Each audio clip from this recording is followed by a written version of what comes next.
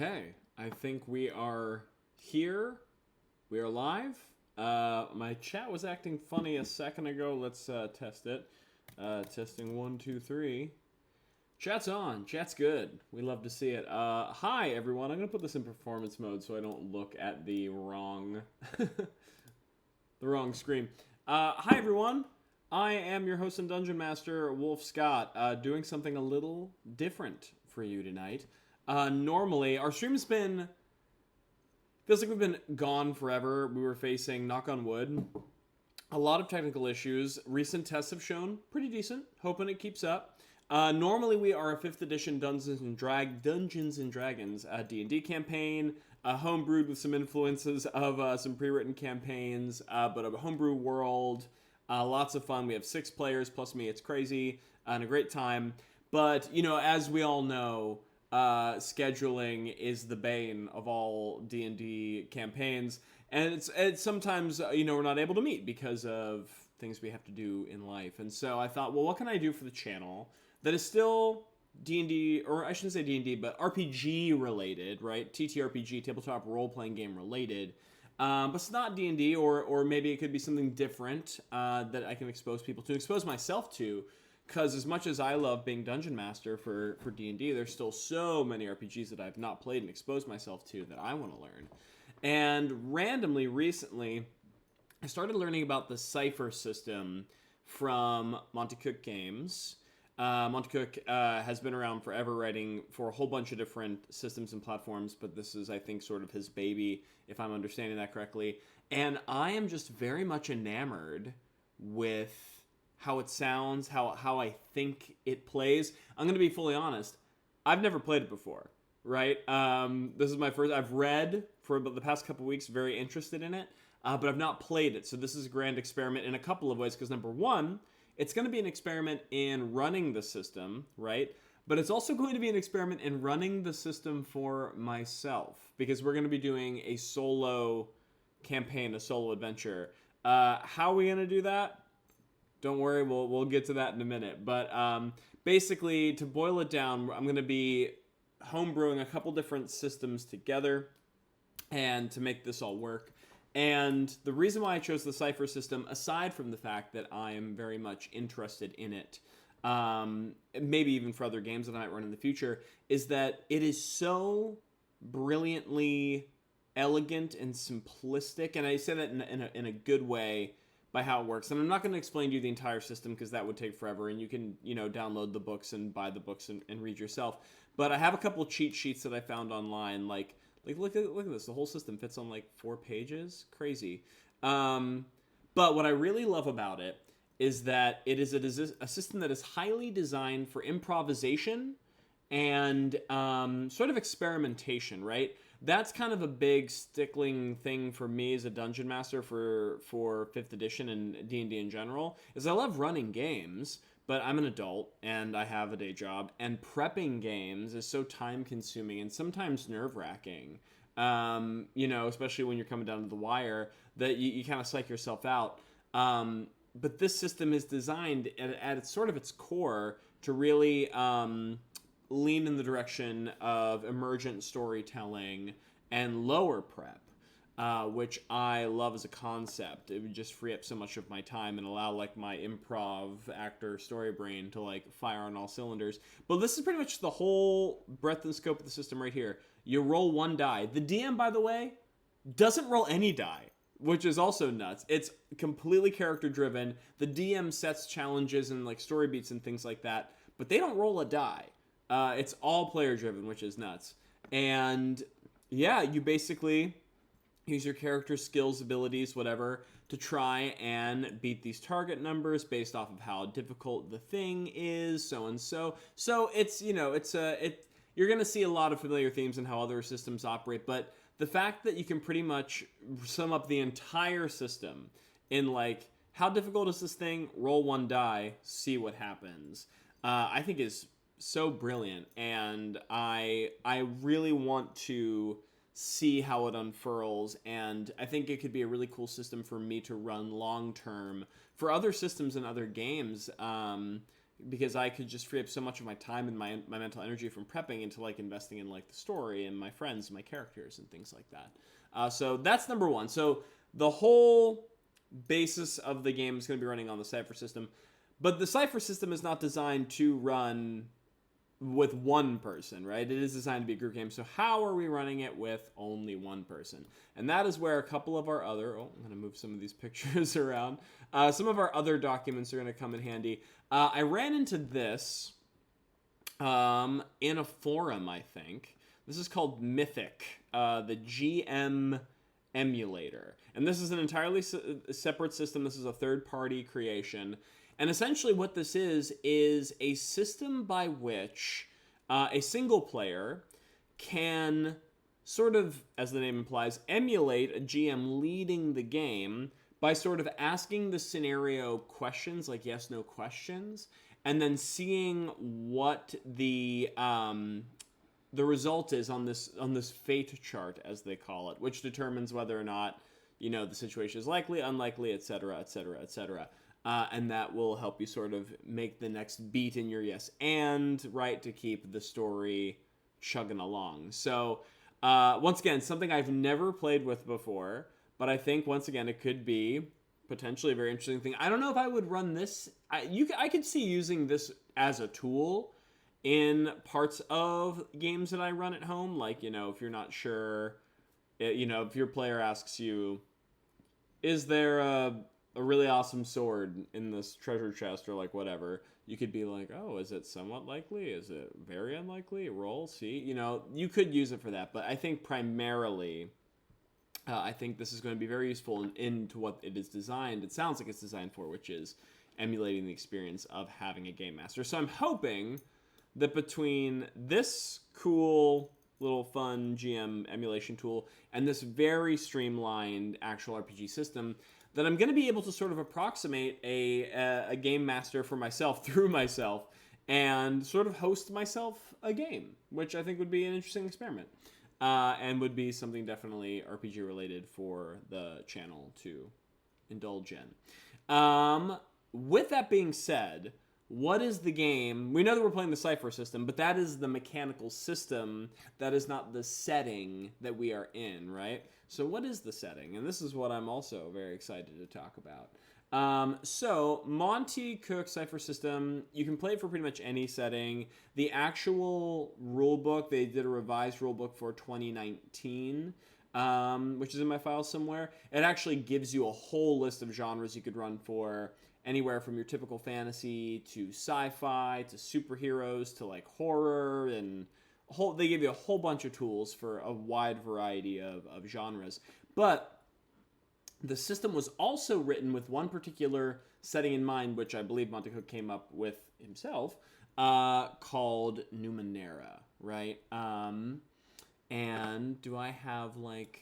I have some pictures I can show, but I'll describe it first. So the idea of Numenera, which I'm very fascinated by as a concept, I think this would be a really fun world to run a game in general, which is why I'm kind of experimenting with it now, is the whole concept is that it is our Earth, but billions and billions and billions of years into the future, like untold amount of time into the future. And Earth, as we know it, is now called the Ninth World. So its original name is sort of like lost to time. And the idea is that the Earth has risen and fallen. Societies have advanced and collapsed upon this so many times. Even societies that aren't entirely human, right? Like there's a plot thread that's sort of seeded throughout Numenera that like maybe, you know, there was sort of alien visitants and that sort of helped spurn certain advancements, but then they too are lost and rebuilt and all these things. So there are like sort of aliens among the inhabitants of the world now, but they're not really aliens anymore. They've lived on Earth for like billions of years. So they're just sort of like another type of person. They're just like their ancestry, but like they do have extraterrestrial origins, right? That's how like far thinking we are in this world. But the whole point is the world has pretty much risen and fallen 9 times over the course of billions of years. Oh, Vinny Vinny Vici came for the RPG, staying for the daddy on the screen. Well, Come here, son. Let me hold you. As I talk very deeply about this this lore. Um, so the whole premise is that we are now existing in the ninth world, the ninth iteration of this planet, which has advanced and fallen, and it is so unrecognizable to us that, like, the very idea, the very foundations of the world as we know it are so mutated and so advanced that they sort of have become fantasy again. It's science fantasy, right? It's not hard sci-fi. So, like, a big idea behind the world is, like, it's that premise that technology, I forget which writer said it, but, like, technology at a certain point becomes so advanced that it is indistinguishable from magic, right? That sums up the game Numenera in a nutshell. Like, there are people in the world who, like, act like spellcasters, but really they're just interacting with technology that maybe they don't even understand. Some people might view it as, like, they might have a better understanding, like maybe the wizards of the world are like, oh, this is like tech, like we can understand how this works. Some people might see it completely supernaturally, like this is a force, an otherworldly force. And either side might not be incorrect. You know, there's a lot of really interesting things in the Numenera system which kind of implies that, like, you know, at what point does a machine intelligence become totally sentient? At what point does machine intelligence that can manipulate the world, reality, become a god, right? Like, the lines are very blurred, and it creates some really interesting storytelling opportunities, which I'm excited to explore and play through. So that's the premise of our setting. And then we're gonna talk a little bit more about our character and, like, our current adventure on hand, if you will. So also I have some. Oh, I should also, while I'm talking about Numenera, let me pull this into view. I have a Pinterest board that I save a whole bunch of pictures for everything, really, for D&D, for monsters and characters and things like that, which I think is linked on our Twitter and all that stuff and Instagram. But I'm working on, like, Numenera images, so I'm just gonna scroll through and let you see this here. So this is the kind of world that we're talking about, right? This is, like, obviously you can see this is influenced by science, but it defies any idea of our technology, and it's definitely advanced to a point where it does seem arcane, you know, and who's to say that it isn't. And you know, that this is sort of the entire premise. So these images are some inspirations that I've drawn, that I'm using as sort of, like, you know, the background chatter of my brain as we are telling the stories that we're going to be telling today. But very cool stuff. I highly recommend you pick up the Cypher System and the Numenera books, because it's just truly wild. And another thing that I really like about this setting, which I really want to employ more in my regular D&D games, is they really lean into the weird. Like, all of the random tables that you'll find are so wild. Like, there was, like, one table that I read where it was like, you know, what's a weird thing about this NPC? And it was like, this NPC is actually the consciousness of 6 former rulers bound in a artificial intelligence cube, or, like, you know, whatever. It's like, excuse me, this NPC is a head, which is mounted on a set of spider legs, that only speaks through telepathic song. Like, it's, like, super weird, and I really love just, like, pushing that envelope, because that is what makes settings. I think, you know, we kind of fall into our very comfortable fantasy land, or generic fantasy land, which is great. I love generic fantasy land. I love D&D. But, you know, we can obviously do weirder stuff, and that's going to create much stranger stories that are maybe more interesting. So this is Numenera, some pictures inspired by Numenera, and that's kind of where we're going to be. So that brings us, I guess, to who are we? Who is the story that we are talking about? And I'm going to share some information with you. So this is our character, image generated with DALL-E, artificial intelligence tool, which you're going to see a lot of. I bought like 15 credits worth of DALL-E because I was just having a good time. And I want to say this ahead of time because I know this is a big point of contention with like the art and RPG community. Do I think that AI, artificial intelligence art, is going to completely replicate or defeat the human artist? No, I do not think that.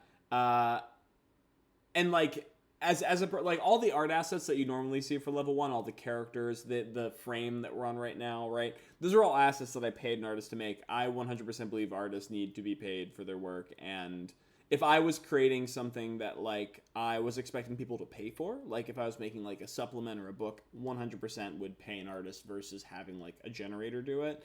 But that being said, this is a weird, totally free stream with like a strange side project that I'm just doing for fun, and I wanted art for it, and it's a lot less time consuming to tell DALL-E this is what I want to see versus like scouring the internet for pictures of it, and not being able to credit all those artists either when you like scan through Pinterest, like I just did, right? But like at least on Pinterest you can see hopefully you see the artist tag. It's hard to do that in a setting like this. So I use DALL-E for a lot of stuff, and I think it's really fun and cool.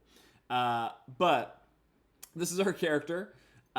His name is Jaizen, not Jason. We had to do a little like sci-fi spin on it. Jaizen Kovi. The thing about Jaizen and a lot of these characters that you'll see, a lot of it was like randomly generated, right? I was using generators found actually in other books. I used the character generation tools from Xanathar's Guide to Everything from D&D to help flesh out this storyline for this character to have our like moment before. And I think those tools are absolutely wonderful. There's amazing things you can make following their prompts, even if you don't use exactly what they're giving you. You can leverage it to kind of create your own ideas, and that's largely how Jaizen was made.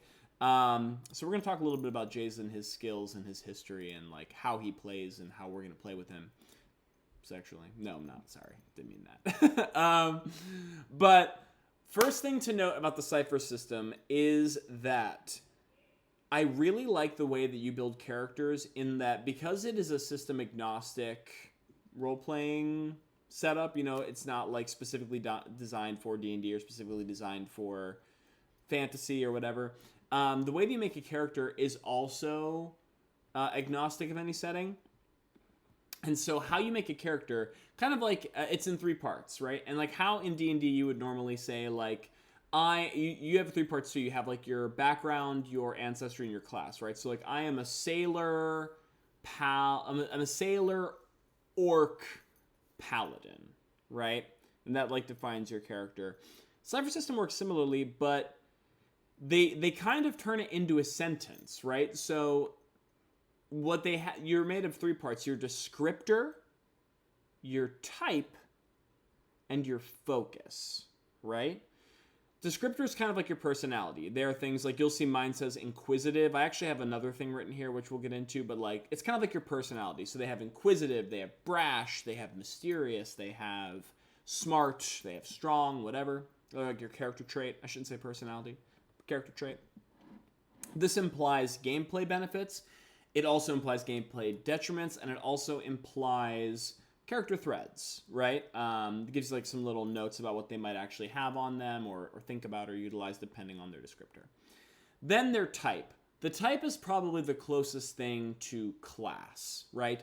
Type are things like warrior, explorer, which is what I am, which I guess would be kind of equivalent to like a rogue or a ranger.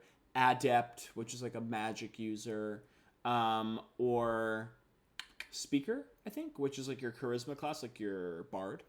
And then you have your foci. Now the foci is really interesting because it's kind of like a subclass, but it's also far more specific than that. So like you'll see mine says, my focus is fuses mind and machine. So I kind of have an entire skill set that lays on top of my explorer, my normal like roguey explorer skill set, which is all about my character's ability to interact with machinery and like the blurred line between like my mind and my machinery with that. And it's like far more focused than a subclass, right?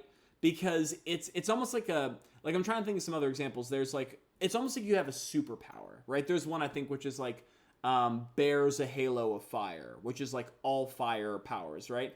And that is agnostic to your type, which makes it interesting because, like, let's say, for example, when we think of a person who can control fire, we're very much, we think wizard or, like, sorcerer, right? So, yeah, you could make a character which was, like, an adept who bears a halo of fire. So I'm a magic caster who shoots fire. Great.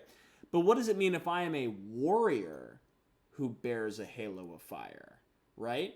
Does that mean I have, like, a cool flaming sword, like a Game of Thrones kind of deal, or maybe, I don't know, think of all the different ways you can interpret that. Maybe I have like a hammer of molten rock or like whatever. The character types and the focus abilities are actually divorced from one another. So when you put them together, it actually like puts the emphasis on you to like figure out what that means and like how that exists together. And it's super interesting. And so when you put all those things together, your character kind of becomes a sentence. So like, as it says here, Jaizen Kovi is an inquisitive explorer who fuses mind and machine, and that is like the premise of your class, right? Your character, which is super cool. I love that. It also is like more evocative. Like you have to say, like, who are you? It's like, I'm not like an orc paladin. Like, I'm an inquisitive explorer, and I fuse my mind with machine. It's like your character's actually saying it. It's like you're saying it. It's very cool. What you'll see, which I mentioned before, is I actually have two descriptors, and this is because of a part of my backstory that we're going to talk about. It's not standard for your character to have two descriptors, but I have seen people in forums about the system talk about how they use it for their games. As long as like everybody has the same amount of descriptors, you know, it's like fair game. So I wanted to try that. Also, it kind of pumps your stats a little higher than normal. So know that going into it, but also I'm playing a solo game. So it's like, kind of balances out, right? Because I'm probably going to be taking a lot more hits and things. So I need, stats only a little bit higher. But also what else should you know? Oh, there's also this thing called flavor, another interesting part of the system. So you can be an explorer or an adept, and you can kind of borrow powers and abilities from other subsets like soldiers or fighters or wizards or whatever. That's called like a flavor, and there's like different types of flavor that you can like mix and match. For me, I'm just like, I'm playing solo. I'm gonna say that I have access to all the flavors depending on how I want to dip, because I'm only one character. I'm only gonna be able to buy them a point at a time anyway, so like it's not like I'm overpowering myself, but it's like I have access to the abilities. And because I'm playing solo, we're just gonna like, you know, wherever the story takes us. Maybe I get more soldier abilities. Maybe I get more magic abilities. Who knows? We're just gonna like have fun with it.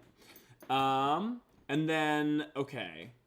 Finally, what's the last thing I want to make mention of here? Oh, you will notice that I'm starting with 1 XP and a pretty extensive piece of equipment. That's not normal. So how the Cypher system kind of works is through the course of gameplay, you're going to gain XP. We're going to talk about gaining XP because I'm actually going to have the audience be able to influence my XP gain. I think that'd be a fun thing to do as like a stream thing. But as the characters gain experience, they can spend them on a couple things. Obviously, you can spend them up here. You can see this is how your character advances. I need 4 experience points to buy one of these boxes. Excuse me. And once I buy 4 of these boxes, I go up a tier, which I guess is like a level, right? There's only 6 tiers, though, so levels and tiers aren't entirely bound. They're like your power level, I guess. But that's all to say, XP doesn't just buy you character stuff, like advancements. It can also buy you rerolls on rolls, kind of like advantage from D&D 5th edition. It can buy you short-term benefits. It can buy you long-term benefits, like artifacts, which we'll get to. And then, like I said, 4 XP helps you towards character advancement. So, it's actually, XP is more of a resource than it is just something, how do I make that character a real boy? I know, right? Like, at first, I was, like, kind of weirded out by how, like, the AI, like, generator made him look, but he is kind of handsome. He's, like, you know, he just has, like, big, creepy blue eyes, which we will talk about. That is a part of the story. Also, by the way, Mochi, thank you for joining us.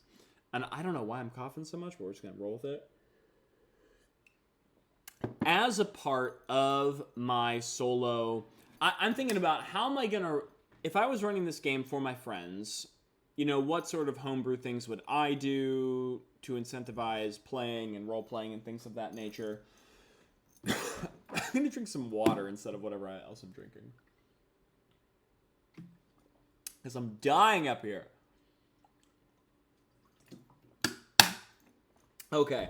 What would I do as a GM if I was running this game for my friends? And one thing, Honey and Ginger, I know I should have. I do think I do have cough drops. Maybe I'll hunt for some in a little bit. But I want to get through this like huge preamble, this half an hour long preamble of like what we're doing. Where was I at? Oh, what would I do if I was GMing this for my friends to kind of get them more invested and involved, right? One thing that you always hear from GMs is like, I want to run games for my friends, but they're giving me nothing when they're creating their characters, and like, I really want to have cool stories for them, but I don't have like interesting narrative hooks or whatever. So I was like, what would I do for my friends, and how would I replicate that in here, right? So one thing that I can guarantee that if you do will get you some investment from your players is actually tie a mechanical benefit to giving you story, right? And what I mean by that is like, say, this depends obviously on your game system, right? Like your mileage will vary. But if you would say, hey, if you supply me with like a decent amount of story, like a decent backstory, I know some characters of your life and like your prior circumstances and all that stuff, you hand me that before the game starts. You can have a cool magic item to start your game. You can have a little extra special ability that's like pertinent to your character background. You could have, whatever your system incentivizes for like character progression and advancement. Because nobody's going to want to start the game with less powers or abilities than their friend, right? Most people who don't give you cool backstory stuff when they start playing are usually kind of like the min-maxy people who are thinking more mechanics than story anyway. So give them a reason, give them a mechanical benefit to giving you story, and they will give you story because they want that mechanical benefit, right? A great sort of hack to get your players more involved and give you some stuff. And so I thought, okay, if I was running the system, how would I loop my friends into giving me more stuff? And so I thought, there's a system that I love, and you can Google it. I'll try and find it for the next stream. I didn't find it. I have so many resources. Where it's called the knife system. I use this for backstories all the time. And the whole premise is like, there's a list of things like, named adversaries, named relatives, objects that are special to you, all that fun stuff. They're all knives. That's the concept. They're little knives that you're handing your GM. You're handing them all these knives because eventually the GM is going to use them to stab you in the back, right? Or like create narrative, dramatic things. And I love handing that to players because it gives them some guardrails. They're like, okay, like, who's the name of my best friend? Who's the name of the merchant lord who I schemed? All that stuff. So I thought to myself, if I'm running this game, what I'm going to say is, for every 2 knives that you give me, I will let you start the game with 1 experience point. And I'm going to say I'm going to cap it at 8 knives because you need 4 XP to advance, right? So there's some math involved. So you give me 8 knives, 8 backstory points, 8 narrative hooks for me to play with as a GM. You can start off with like a free cool thing about your character, or even a free level of advancement. It's yours to spend. It's yours to buy, right? And that I think is a really good way to get people invested in their character and like interacting with the mechanics of the game. So I thought that's what I'm going to do for myself. I'm going to make sure I have like a well thought out backstory. And if I have a well thought out backstory, I will give myself 3 XP. And I will use that 3 XP to buy myself a character advancement, which is exactly what I did, which is why I have this weird item here, which we're going to talk about because because I have 1 extra XP. because 3 XP buys you an artifact, and this is an artifact. And it's a part of my backstory, or I should say Jaizen's backstory. And so now we're going to talk about that. So that's, long story short, that's how I'd get people involved in story. And that is what I did for me, for this solo game. Now let's talk about Jaizen. Jaizen himself. Got this whole thing. And then I should probably pull up some more pictures. I have some pictures of different characters and stuff. Okay, cool. So, who is Jaizen? Who is Jaizen Kovi? Jaizen is a human, as far as we know. A human explorer in the game terms, but in narrative terms, in the world of Numenera, you know, there are titles for different adventuring types. And Jaizen will be known in the lore of the worlds, the ninth world of Numenera, as a delve, right? And what is a delve? A delve is a person, as the name describes, who is sort of like a treasure hunter, an archaeologist, a spelunker. Like, they're the kind of people who go into the deep, dark places of the world to find interesting things, you know, either for selfish gain or for the betterment of the world around them. Jaizen's a pretty good guy, so he's doing it for the benefit of the world around. But that's like his function in the world. He, like, goes into these mysterious places. He's kind of like he's like an Indiana Jones type. He's a researcher, but he's also like an archaeologist. He goes to places and uncovers histories of the ninth world, you know, these 9 other civilizations that have risen and collapsed on this planet, right? There's also, sounds like someone's moving furniture upstairs, so I'm sorry if it's like, there's lots of sounds. I would pay for this Indiana Jones team up. I mean, hey, they would... That belongs in a museum. They would nail it. Those two. So, you know, Jaizen lives. All right, more pictures generated from Dali. Okay. Jaizen lives in a place called the Witherlands, right? So he kind of lives in this like desert landscape. In the ninth world, it is... The continents have pretty much all, whether because of tectonic shifting or active manipulation through technology, right, which is now magic in this world, all land masses have kind of converged into this one supercontinent, and there are some outlying islands and things like that.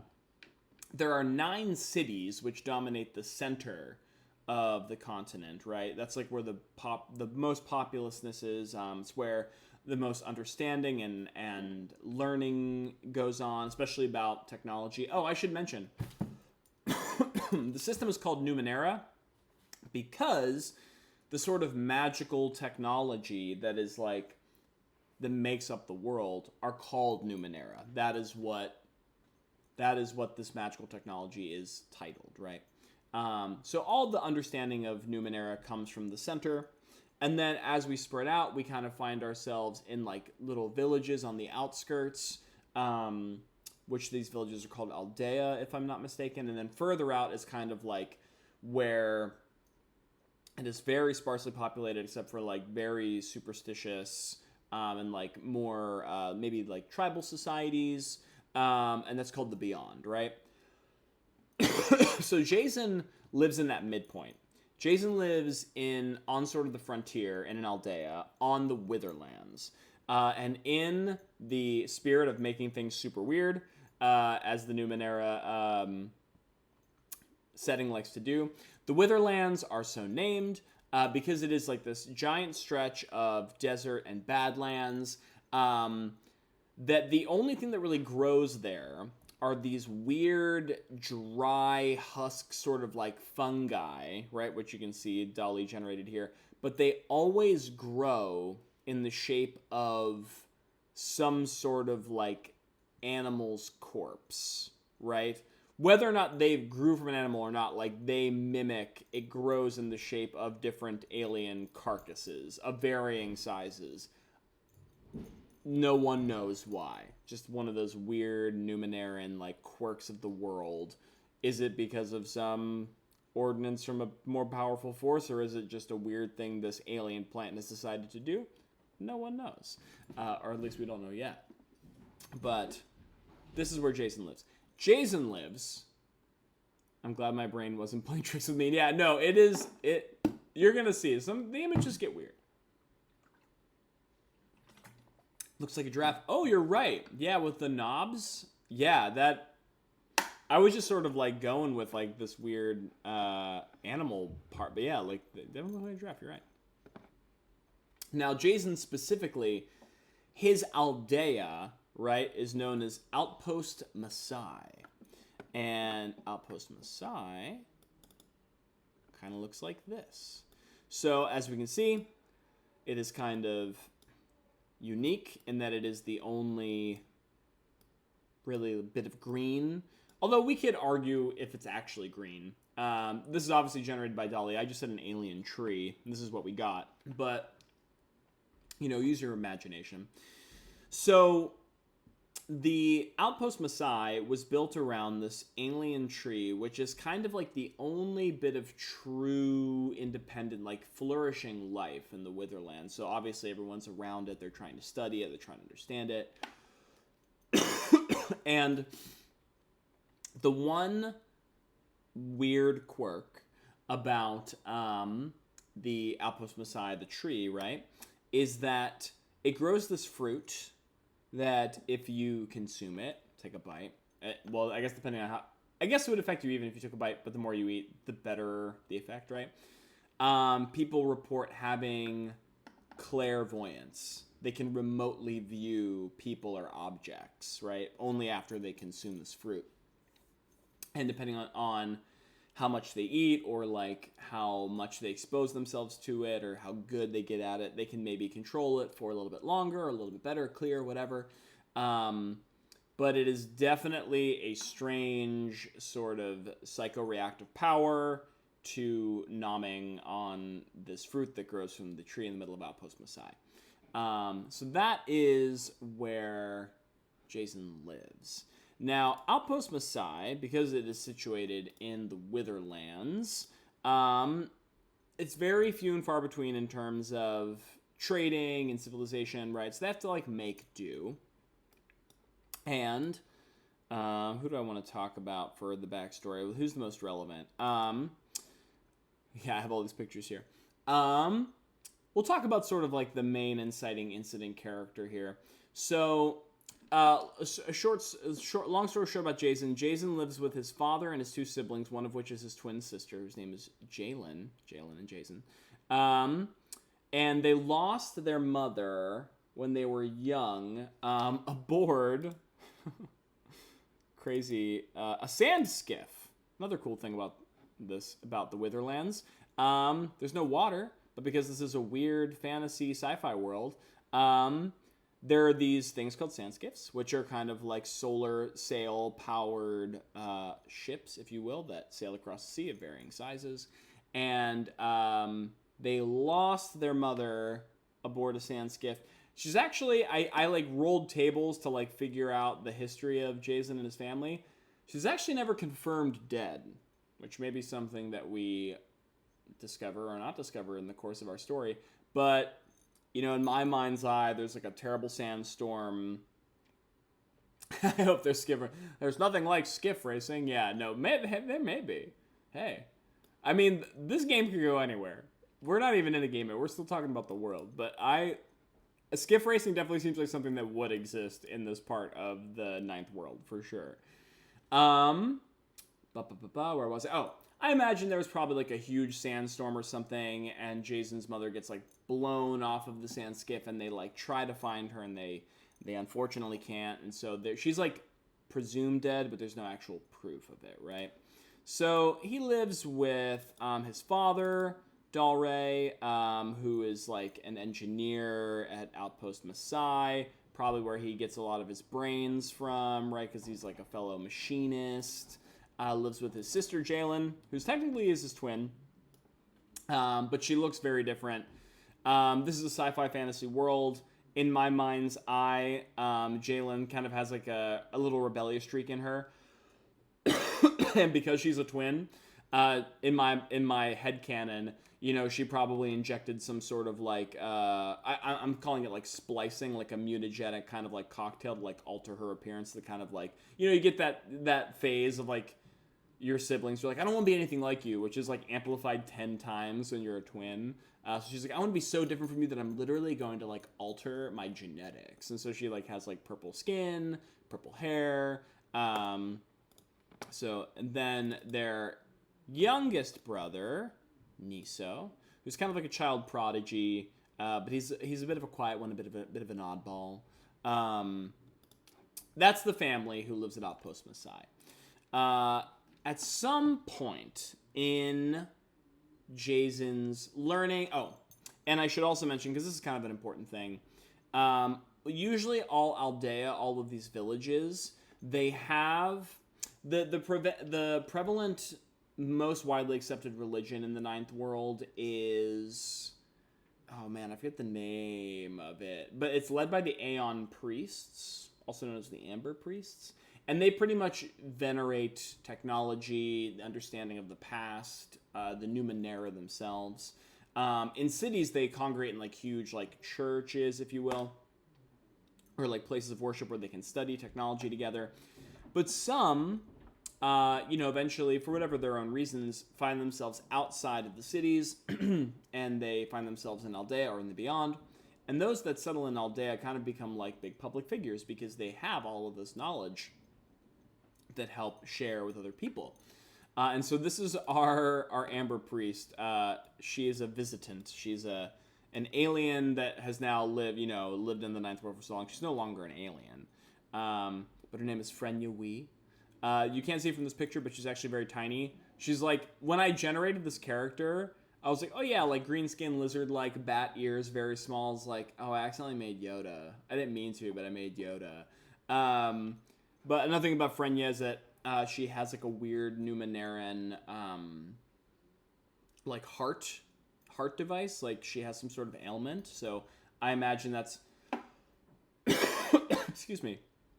Another reason why she kind of lives in the frontier, staying a little slowly.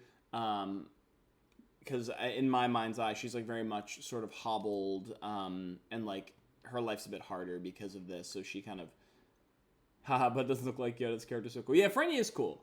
What was I saying? Oh yeah, so she's kind of like, in my mind's eye, Frenya sees Jaizen at a very young age, being very interested in technology, being very interested in Numenera, and expressing like a sort of a talent with it. And so she's like, oh, like, let me train you in the ways of understanding this technology. Like, you have a knack for it. And so he kind of unofficially becomes her protege. I don't see Jaizen as a particularly religious person. I don't think that he has the same sort of faith-based understanding of this technology that Frenya does, but he does, of course, he sees the technology itself as like a huge boon, obviously with Outpost Masai being built around like this technological understanding of this weird alien tree, right? Like, it all makes sense. But, and this is where the drama starts coming in, Jaizen makes friends with a character by the name of Devlin Atlar. This is Devlin. I'm saying his name so ominously already, so you can probably tell where this is going to go. But Devlin is a bit older than Jaizen. Devlin is a little rough around the edges. In my mind, whereas, I mean, Jaizen kind of grew up in like a tough family spot too, like, lost his mom young. Devlin's probably had it worse, like has really never had strong family ties to anyone, and has sort of grown up in what I imagine is sort of like a scaver gang, right? Like, there are a bunch of people who scavenge technology, they hawk it, they sell it, they trade it, across all of the Ninth World, which, some people can obviously do on the up and up, but some people have to do it in a more shady way. And I think that's kind of like how Devlin has gotten on, right, with his life. And I still think, despite that he's like a little rougher and tougher, I think that there is a genuine friendship between Jaizen and Devlin. I think, like, Devlin sees Jaizen's intelligence and his understanding of the technology and is like so... I mean, sees it to his benefit, for sure. but is also kind of envious of it and kind of mystified by it. And so very much respects Jaizen for that. And I think Jaizen sees Devlin as someone who is so self-possessed and is so,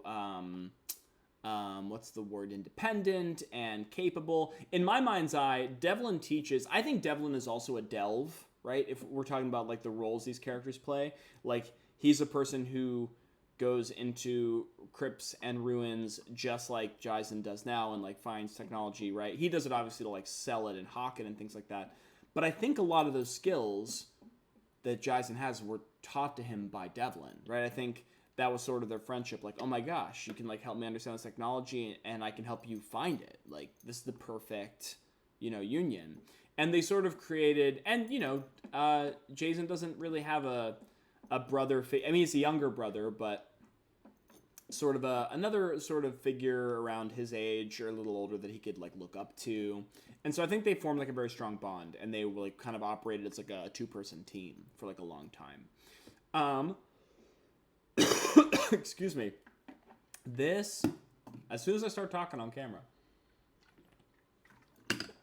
But things get interesting when one day Devlin discovers a new sort of, I don't want to say it's new.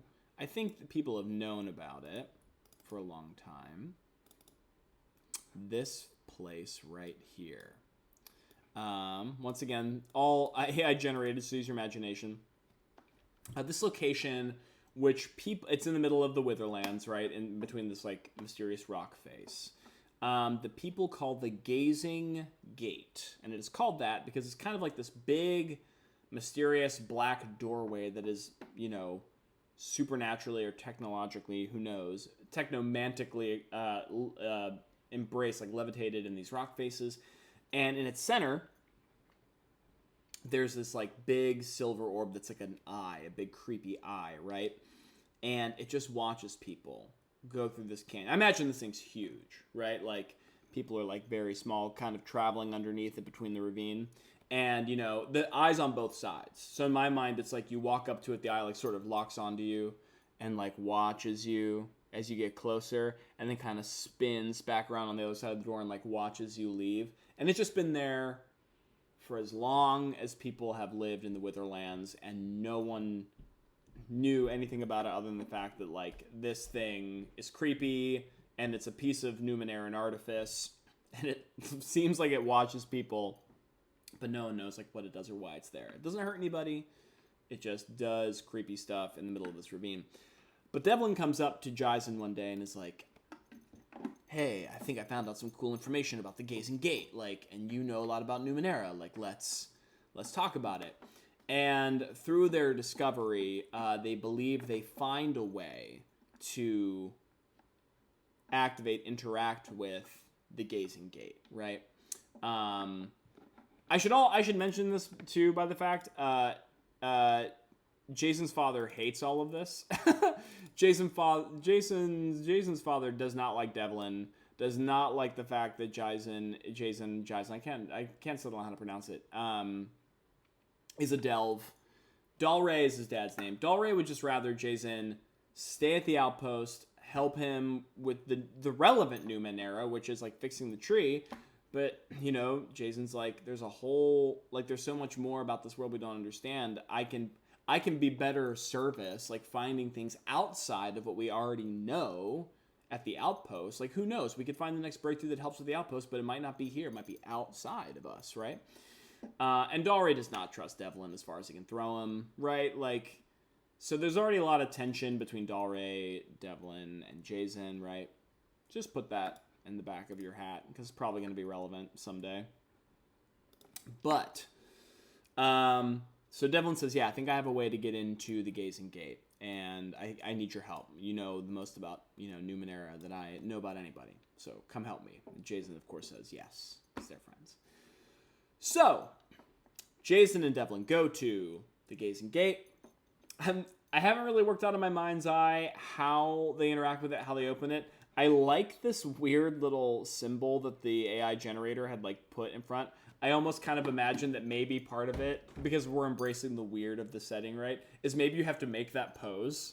Like, maybe you have to, like, do this position and then maybe say something in, like, an ancient, you know, language that has been lost over the billions of years that Jaizen was able to interpret. Jaizen actually has a skill that helps him interpret languages from bygone ages. So that makes sense. But, like, you know, something of that nature, and suddenly the gazing gate, you know, the eye lights up, and this beam of light, you know, focuses on them like a spotlight. And instead of just, like, a door opening or, like, whatever, it's like a straight-up teleport. Like, it just whisks them out of the desert. It, like, looks at them, and minutes later they're gone. And who knows where they end up, but I do know that when they rematerialize, this is what the place looks like, right? Which is like a far cry from where they were. The Witherlands was heat and sand and grit and fungus, and this is like, literally, it's like an icy, it's like a abandoned research laboratory of unknown origin, which exists in, like, ice. And so far as the story goes, we don't know where or why. Once again, I love that Numenera embraces all these weird dichotomies. Like, I literally rolled a table that was like, what's a weird thing about this location? And it said something about how this place is, like, unnaturally cold or something like that. And I was like, yeah, like, let's just run with that. Like, let's really throw some juxtaposition. Like, they live in a desert and now they're whisked away to, like, an ice fortress. Like, let's just lean into the weird, which I'm really trying to embrace with the story. But that's all to say, the gazing gate gazes upon them, teleports them. They appear in a glacial fortress, right? And it's, like, abandoned, and they're scavenging around, and they're doing their delve stuff, and they're inspecting the technology, and ooh, this is so weird, and we're gonna find something amazing. And then they do find something amazing. They find, where is it? Objects. They find this. Which when I was like, I randomly rolled for, like, an item, right? Just like bits of an item to put together, and typed into the AI generator. So it's like if you can imagine a clockwork cube made of, like, that's constantly shifting and, like, changing, made of, like, black metal, right? Which is, like, oozing, like, shadows and, like, a weird sort of purple, like a void energy, right? I imagine in my mind's eye they scavenge around a bit until it's like that scene in Aladdin where, you know, there's, like, this huge treasure room, or, like, you know, room filled with technological wonder, but this cube is, like, at the top pedestal, and it is, like, glowing, and it is, yeah, it does look like a hologram cube. It looks like the Tesseract, right, from, like, from the Marvel universe, which, like, hey, I'm for. Let's do a crossover. Marvel, pay me. I'm joking, but not. But they see this thing on top of the thing, and, you know, Devlin's eyes are just like, that is it. That is what we came here for. And, of course, Jason's like, I don't know, we should, like, just scope it out, like, blah, blah, blah. And Devlin's like, no, like, we are here. It's, like, emanating power. We got to get it. And once again, I haven't thought about all the specifics. We don't really need to. This is just, like, this is literally just the backdrop before the story begins, by the way. We're here for almost an hour. But this just goes to show how much narrative I put into this character and how much I'm hoping it will inform our story moving forward. Devlin grabs the cube, and it is full on, touch nothing but the lamp, right? Like, the whole place starts shaking, breaking. It's bad news bears. You know, Jason's like, I told you. And this is where the main drama point sets in, because there are these kind of like these big, I guess you call them glass, whatever material would be equivalent to glass in this world, that are kind of holding this, like, liquid metal, this quicksilver liquid metal mercury kind of material. And of course they shatter. and they spill out everywhere, and Jaizen and Devlin are running. And there's a moment where Jaizen, there's a rumble, and his foot gets caught, he splatters on the ground, and the liquid metal is on him, but then it starts, like, covering him, right? It starts, like, crawling on him. And there's a moment where, like, Jaizen, like, reaches out and is like, Devlin, and, like, yells and, like, reaches out his hand. And Devlin sees Jaizen, has the cube, looks towards the exit, and keeps running, right? Books it. And leaves Jaizen to his fate. And so, as far as Jaizen is aware in that moment, he gets swallowed up by this quicksilver, this, like, weird metal, and presumably, to both his understanding and Devlin's understanding, that's it. Like, that's curtains, right? Like, I'm dead. I'm, like, swallowed up by this metal. However, so you'll notice that the weird item, the weird artifact that Jaizen starts with is known as Silver Ichor, right? The name of the item. And it pretty much, I kind of truncated the description only to the relevant mechanical bits, but essentially what it boils down to is, like, yeah, it is a Numeneran, like, living metal that is either, like, ingested or injected, and it fundamentally alters your person, right? In a variety of ways. One thing, so you can imagine if I'm full of living metal, I probably now have some weird super-y, power-y kind of things, right? Which you're right. Like, you can see here, I think the strength increases. I can flush out poisons and diseases. That all makes sense. The real thing that I'm interested in here, that I want to develop further on in the story, is because my character's focus, because there are archetypes, there are focuses of the character which, like, play into the fact that, like, I'm part metal and part human or whatever. But I didn't want to play with that so much. I was more interested in this one, fuses mind and machine, because Devlin's a thinker. Jaizen's a thinker, right? One thing that I really liked about the Silver Ichor description, which I cut, because I just kind of know in the back of my mind, is that it is controlled, or it has a connection to, right, this thing called the data sphere, which you can see is under Jaizen's skills.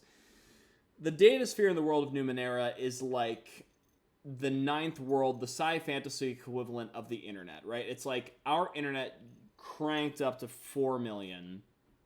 It is like an invisible layer of digital intelligence that exists all around us at all times, like the wealth of the universe's knowledge, right?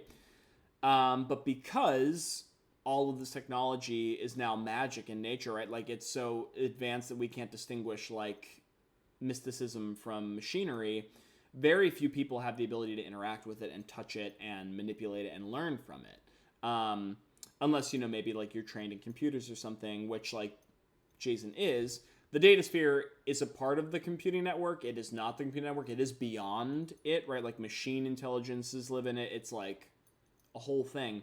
But it's like a portal, right? But so is Silver Ichor, right? Like, once you have this living metal inside of you, like in your brain, it's like you can tune into those radio waves, if you will, those data sphere waves. And that's the aspect that I want to play with. So yes, Jaizen his body is manipulated. It is fundamentally evolved right now, right? But it's more so that his brain is now tapped in, tuned on into this, like, infinite data sphere of knowledge. And that is, like, for good or ill. Like, I don't know, imagine if you just, like, plugged your brain into, like, all of the knowledge ever. Like, there's going to be moments where you're like, oh, this is super useful, and there's going to be moments where, like, this is maddening. Like, this might break my brain. And that's kind of thing that's the thing that I want to play with. So that is to say, yes, he is now kind of part machine and part man. But that is, like, that we thought Jaizen died, but Jaizen did not die. Jaizen was now modified, was mutated, which is why he has these creepy blue eyes. In my mind, one of the things that I picked up, I mentioned earlier that I gave Jaizen 2 descriptors, which is atypical for the Cypher system.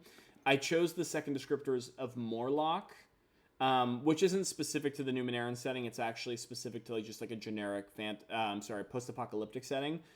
but it does give you direct benefits that speak to like being partially human and partially machine, which is why I chose it. One of the things that it's a penalty, which I think is interesting, is that it like you're unnerving.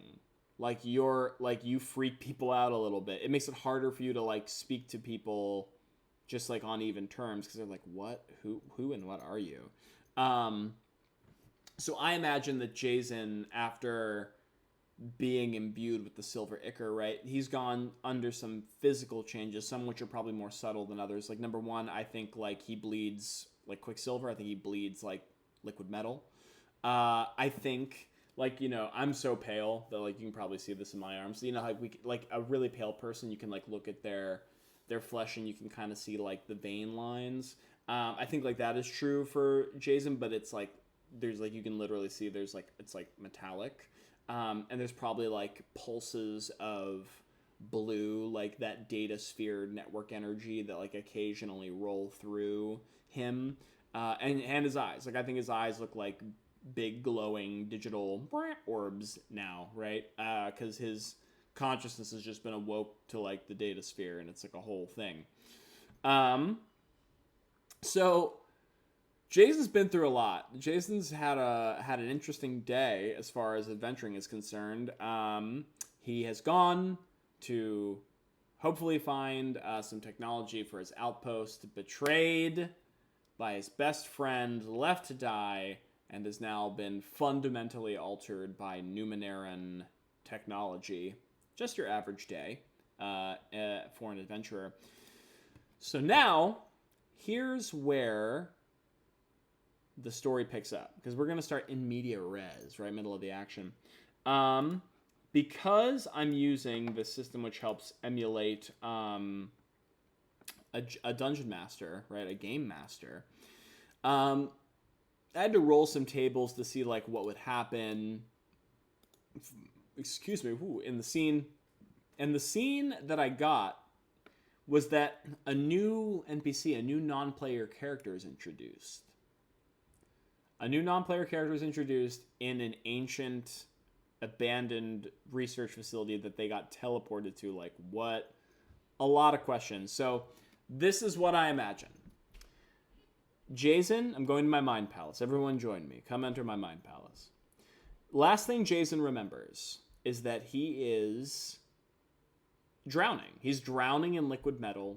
The last thing he sees before the shadows take his vision is his best friend looking at him, looking at their treasure, and booking it. And, you know, just resigned to his fate. Like, I'm dead. Like, I'm dead. This is the worst way to go. I'm dead. But hours later, maybe days later, who knows? We have no concept of time in this moment. Jaizen begins to stir awake. Which must be an interesting experience when you think you've died. And also now when, you know, Jaizen, I am now Jaizen, right? I think I'm sort of hearing like the latent buzz of like voices and information from eons ago, right? Just like a constant static of like the geosprochometer and we've heard of reports of you just sort of like siphoning through all of that. Like, what is happening to me? He realizes two things. Number one, that he cannot move, right? And two, he is not alone, because he is faced with this. Courtesy, once again, of Dolly. So he sort of wakes up, tries to struggle, jostles awake, but is firmly stuck. And upon kind of regaining consciousness, understanding that he's not dead, looking across the room, he sees that he's sort of like in a laboratory, almost like he's like bound to an operating table. And, you know, he can't really turn his head all the way. You can hear like some movement around, but you hear some like mechanical whirring and, you know, like machines chugging slowly but surely. And then finally wheeling in front of his vision is this thing, which I imagine is probably the size of a human, probably a little bit larger. Multiple legs. Has sort of like one like mechanical arm proboscis with like other tentacles, which are like doing other jobs like within the laboratory. And Jaizen knows now that he's like strapped down. He's like strapped down to like some sort of table. His possessions are gone. Jaizen wasn't really wearing much in terms of armor. Although now he naturally has armor because underneath of his body is a layer of liquid metal. Turns out that's pretty cool. It's handy. But everything else he brought with him, he had a wrist computer. He had like night vision goggles, stuff you would take when you're spelunking into like a weird ancient mechanical tomb. All that is gone. His weaponry, he had a multi-purpose knife that's like part weapon, part multi-tool. And he also had a perforator, which in the world of Numenera, like, we don't have guns, right? Like, we have things that act like guns, but, like, once again, society has advanced to the point where, like, what is a gun? No one knows. Like, a traditional firearm, what is that? So, like, in my mind's eye, he had a thing which people called a perforator, which, if anyone's ever played Dead Space... Was it Dead Space, the one where you're like an engineer aboard a haunted like ship of like alien zombie things? I think there's Dead Space. He had a gun. He didn't have a gun. He had a tool that was like a plasma cutter, right? And that's what I liked about it, was that it was actually just his tool, like for his job. Like, I'm Mr. Engineer, but now I have to use this to like kill space zombies, right? That's kind of like what the perforator is to Jaizen. I imagine that the perforator is like a big mechanical device which would kind of shoot these like these high powered like hydraulic like pitons, like spikes into things, because like he helps his dad at the end, like engineering, and helps Frenya Wee at like Outpost Masai, so he's probably like like making like big like stapling, if you will, like sheets of metal and like material together, but it also can just shoot big spikes at people if he needs it to. And I like the idea that he's not really just carrying around a gun to carry around a gun. He's a working man, but it also helps him survive in this strange world that we all live in the ninth world. But regardless, the perforator's gone. The multi-tool's gone. He's probably just wearing like his... Actually, I imagine... He's probably not even, like, strapped down at first. He's probably, like, in a tube, right? Like, in a tube of, like, some sort of, like, cryogenic liquid. Sort of, like, vitals are being monitored. And when he, like, finally starts stirring and tries to, like, move, then this thing sort of, like, turns and looks, and, like, the little antennas start wiggling and jiggling. Maybe there's two of them. Maybe there's two of them. Although one is, like, diligently working at the console, right? Beep, beep, beep, beep, beep. This guy's, like, watching Jaizen. And once Jaizen starts realizing that he's awake and he's not dead, and now he's, like, pretty much, I imagine, probably naked or close to it, maybe just, like, in, like, his skivvies, but he's, like, mounted up to this machine that's, like, monitoring him. That's when this multi-legged robotic attendant, sort of says some words in an unknown language, to like the other one, and it's like, it presses some buttons, and then it starts like emptying out all the liquid in the vat, and Jason's like sort of wrestling with his mortality again, and his mind's filled with static from the ages, and it's like where am I, like, what's going on, who are you? And the thing like looks at him, and the antennas are wiggling. It's like it's talking this weird language, and they're miscommunicating. Eventually, I think after like maybe a few sentences, this thing, there's like a blip of recognition, like in the lights, and it sort of understands that Jaizen is speaking a language that is not what it is speaking. And there's probably like a moment where it's sort of like recalibrating its like vocal understanding until like finally it urges something out like, organic life form, do not fear, do not move. And so Jason's like obviously now very scared and it immediately wants to move, sort of like once again, just sort of repeating, like, who am I? Like, what? Like, who are you? Like, what are we doing here? And, you know, scanning, sort of, like, ignoring him. This thing is definitely, when I rolled for this character, you kind of have to roll for their, like, personality traits and things like that. I have a whole bunch of, like, different tables to roll for, like, how they're supposed to act. And I got mindless steward, right? So this thing is, like, not a true machine intelligence. This is, like, a drone of some kind. And so he's, like, scanning, just sort of, like, doing his job, just, like, what it was programmed to do. And so, you know, Jason's, like, getting upset, and it's like, who are you? Like, who are you? And then finally the thing sort of, like, locks its eyes, you know, its optical sensors back with Jason's, and just, like, in its, like, deadpan robotic timbre, just sort of like, we are what remains. And that is, like, what the name of these NPCs are. These are what remains. From what? From who? We're going to find out. But that just sort of, like, rolls over Jaizen like a cold wave. Like, he's never heard of this, never seen anything like this thing. And just, you know, so sort of once again, blurry-eyed, what remains? What are you doing to me? And, you know, the machine is scanning. And I think this thing doesn't even acknowledge the questions that Jaizen leverages, and instead just impresses questions of its own, because I also got motivations for it. Conquer stories. So it wants to understand Jason's transformation, and what is the bearing? Questioning of the previous scene. So I'm going to pull this off to the side here because I have a secret tab that I don't want anyone to see. Okay. I'm going to pull this back over into here. Great.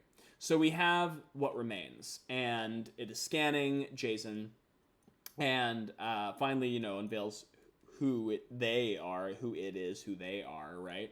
To some degree. But instead of answering, like, what have you done to me? You know, what is going, like, why can't I feel my thoughts? Like, my brain, all this stuff. Naughty secret tab. Yeah, it is the secret tab. Instead, it immediately sort of pivots and is like, sort of scanning, is like, tell me, what has become of the automametrics? And Jaizen is like, the what? Like, he's still trying to understand where he is and, like, wrestle with the ability to not think his own thoughts. And the thing just presses again, where is the automametrics? The automametrics, like, what are you... give me a moment. You know, just scanning. There's just bright lights in his face. What has become of the automametrics? No answer.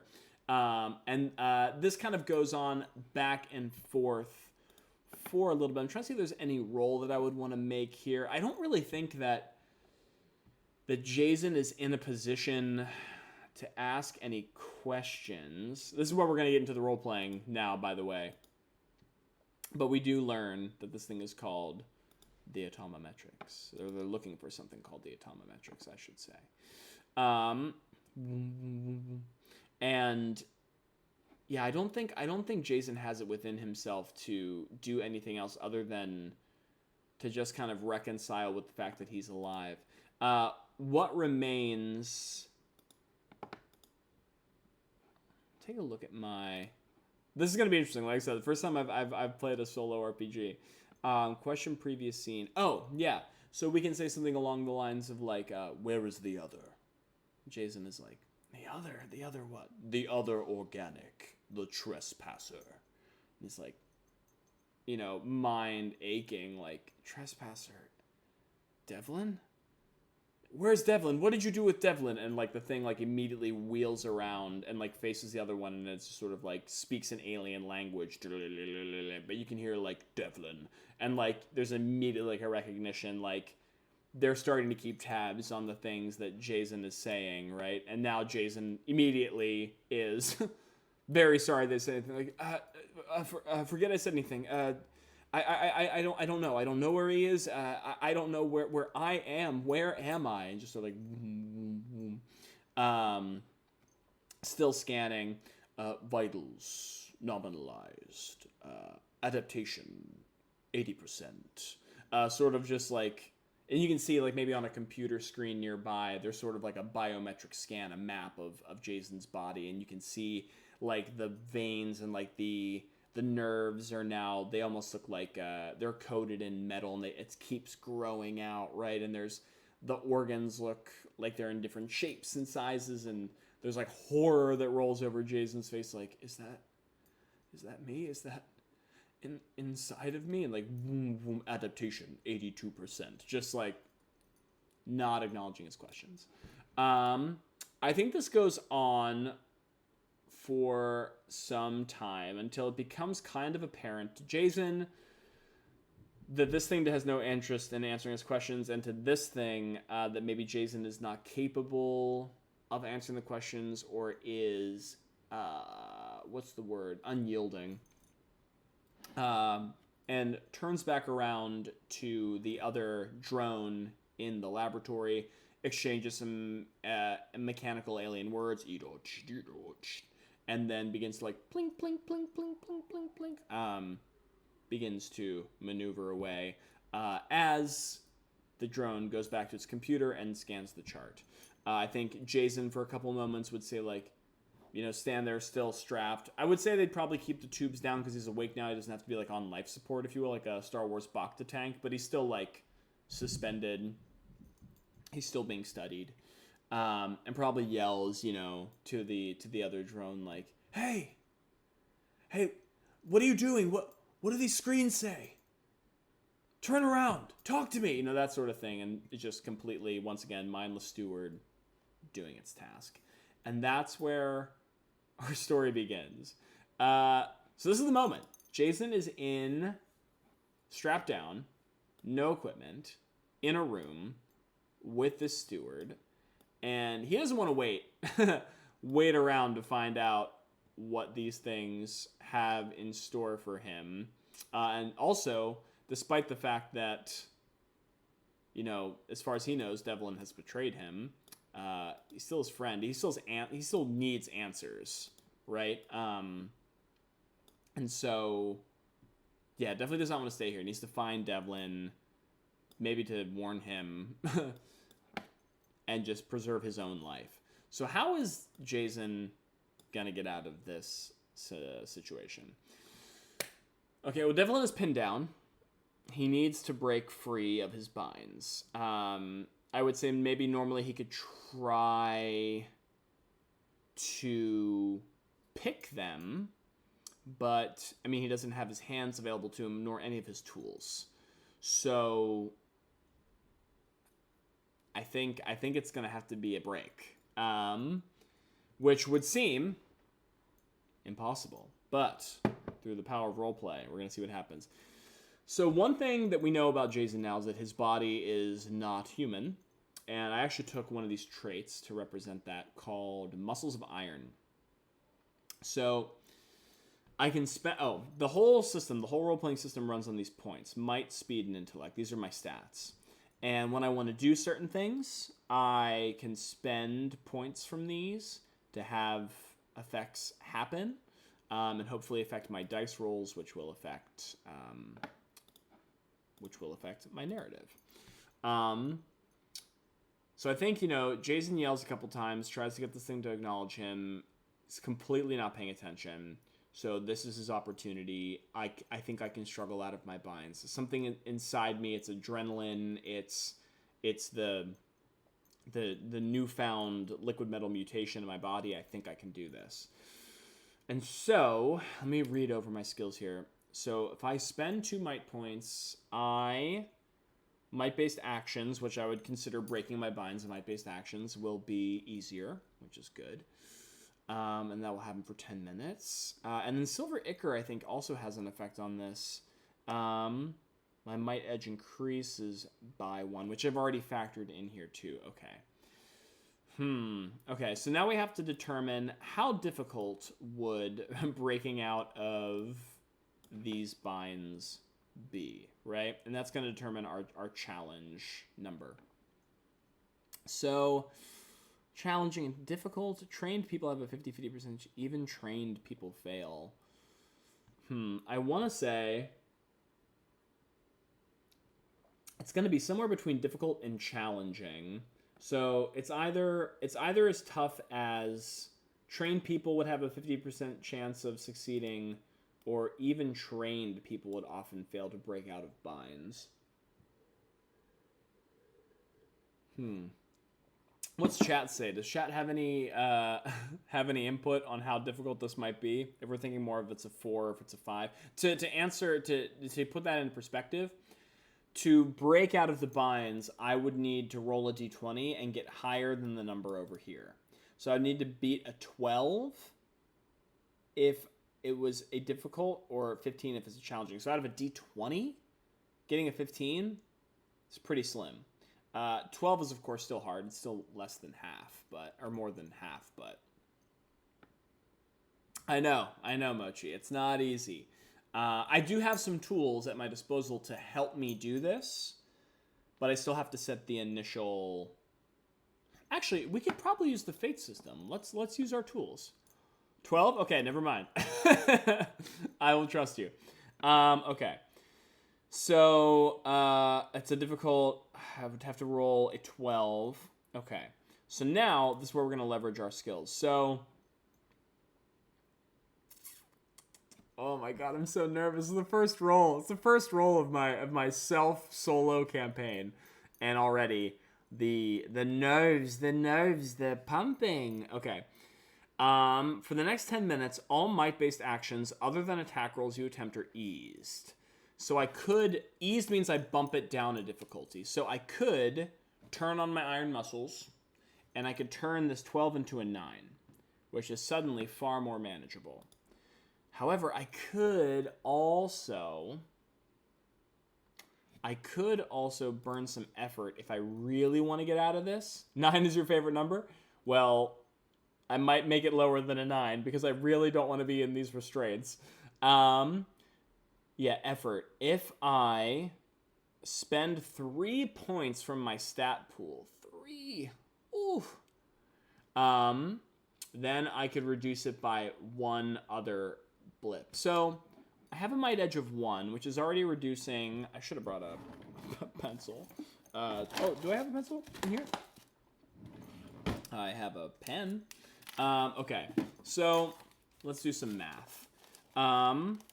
It would cost me 2 points to use my iron muscles, and then it would take me another 3 points to use effort.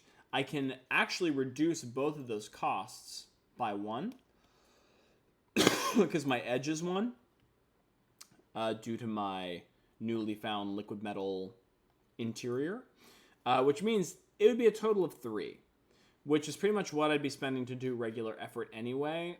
It feels worth it, especially just to get out of the restraints. Like no one knows what's going to happen to Jaizen if those things keep coming back and he is strapped up. So I think it's worth spending the points. So I'm actually going to, so I drop the pen that I just grabbed. Okay. So I'm going to reduce my points now from 12, 11 to 9. So I'm spending 3 points of my might, which means I get to knock this down 2 points. So it's down to a 12 to a 6. And here I go. I don't have a real dice, so I'm going to have to roll a digital dice. But I'm not going to... I'll not look. 3, 2, 1... Whew! Okay, I got an 11, which was good, because, well, I mean, I have real dice, but I'm already sitting in front of a computer with 2 monitors and like 20 tabs open. I might as well just use the technology that I have at my disposal, right? Excuse me. So, Jason's eyes flare open wide, mortality spinning, as he can see his body being like atomized and like dissected on the screen. Like they're studying all the different parts of him and like what the ramifications for his mutation means. And he definitely doesn't want to stick around to find out what they're going to do to him. I'd say like the blue lights behind his like now digital eyes like glow with like a newfound strength, and there's like pulsing of blue energy like running through his like silvered veins as his body, his muscles tighten and tense and activate like a newfound level of strength with him, and there's and he manages to pull free from his binds. So he's no longer bound, which is great, but now we have to figure out if the other thing heard him. That's in the room with him. Okay, so, God, I'm gonna get him in so much trouble just starting. We're just starting. So, once again, I have to beat a challenge to see if I remain undetected. Now, the detection of an enemy is usually equivalent to their level. This thing, I kind of ran some numbers before when I was prepping. I think it's a level 4. I would equate it to be a level 4 enemy, which once again puts us at a level 12 task. I think that, of course, once again, Jaizen does not want to be found. So I think he would burn some effort to ensure that he can sneak. Oh, but he does not have an edge in the stat, which means he has to pay the full cost of what he wants to do, which means I have to go down to 11 in speed. Speed is your stealth and your accuracy-based skill, right? So yeah, so same thing. So that means I bump it down to a 9. All right, we're going to roll. I'm not going to look. 3, 2, 1. Oh no. Oh no. Okay. So I failed. There is a way, there's a chance I could save this. I do have a point of experience, which I could... Oh, by the way, for anyone who is just joined us in chat, thank you so much, by the way. We're playing a solo game of Numenera. One thing about me gaining experience in this game, I got an 8. Mochi, 1 under what I needed, which is very frustrating. One thing I should mention is that if you have channel points for level 1, is I added a couple new chat redeeming features. But one thing that you can do is there's one thing called a GM intrusion, right? And this is where I want to put some of the audience participation in the game. So in Cypher System, as it is written, one of the tools that the game master has is called a GM intrusion, which means at any point, use your best judgment. They can sort of interrupt the story, add like a new plot twist, do something crazy, and they can choose to impose that upon the characters. If the characters accept that challenge or that new scenario, then they actually gain 2 experience points. Great. I can also choose to refute a GM intrusion with 1 experience point, which is another reason why experience is like a currency. So that's all to say, if y'all are watching right now and you have channel points and you want to spend some, you can choose to spice up my game whenever you choose, but you will be giving me experience for it, and I do have the right to veto. But right now, speaking of experience, I do have that 1 experience point, and it may be worth it. It honestly may be. I mean, I'm going to have to start a fight, like, naked, pretty much, if I don't. So... yeah. Okay, I'm going to do it. Alright, I'm not going to look. 3, 2, 1. Oh my god. It was worse. It was somehow worse. Okay. So this thing, like, wheels around, starts speaking in an alien dialect to me, that sort of thing, and sees that I am, out of my bounds, out of my restraints, and immediately, by the way, if anyone hasn't seen what this thing looks like, that's Jaizen. That's our character, by the way. That's our hero boy. For anybody who haven't seen this thing, one of these is in a room with me. Wheels around. The big crane arm like reaches forward towards me. The tentacles start slithering over towards me, and I need to get out of here. So I think Jason's not gonna fight or flight response. There's no fighting. I don't have my weapons. I don't have anything going on. I'm going to run like the wind. So in order to run, there's a chase mechanic. Must succeed on a number of speed tasks equal to the NPC's level. PC has more. Okay. So with the Cypher system, you can manipulate NPC stats.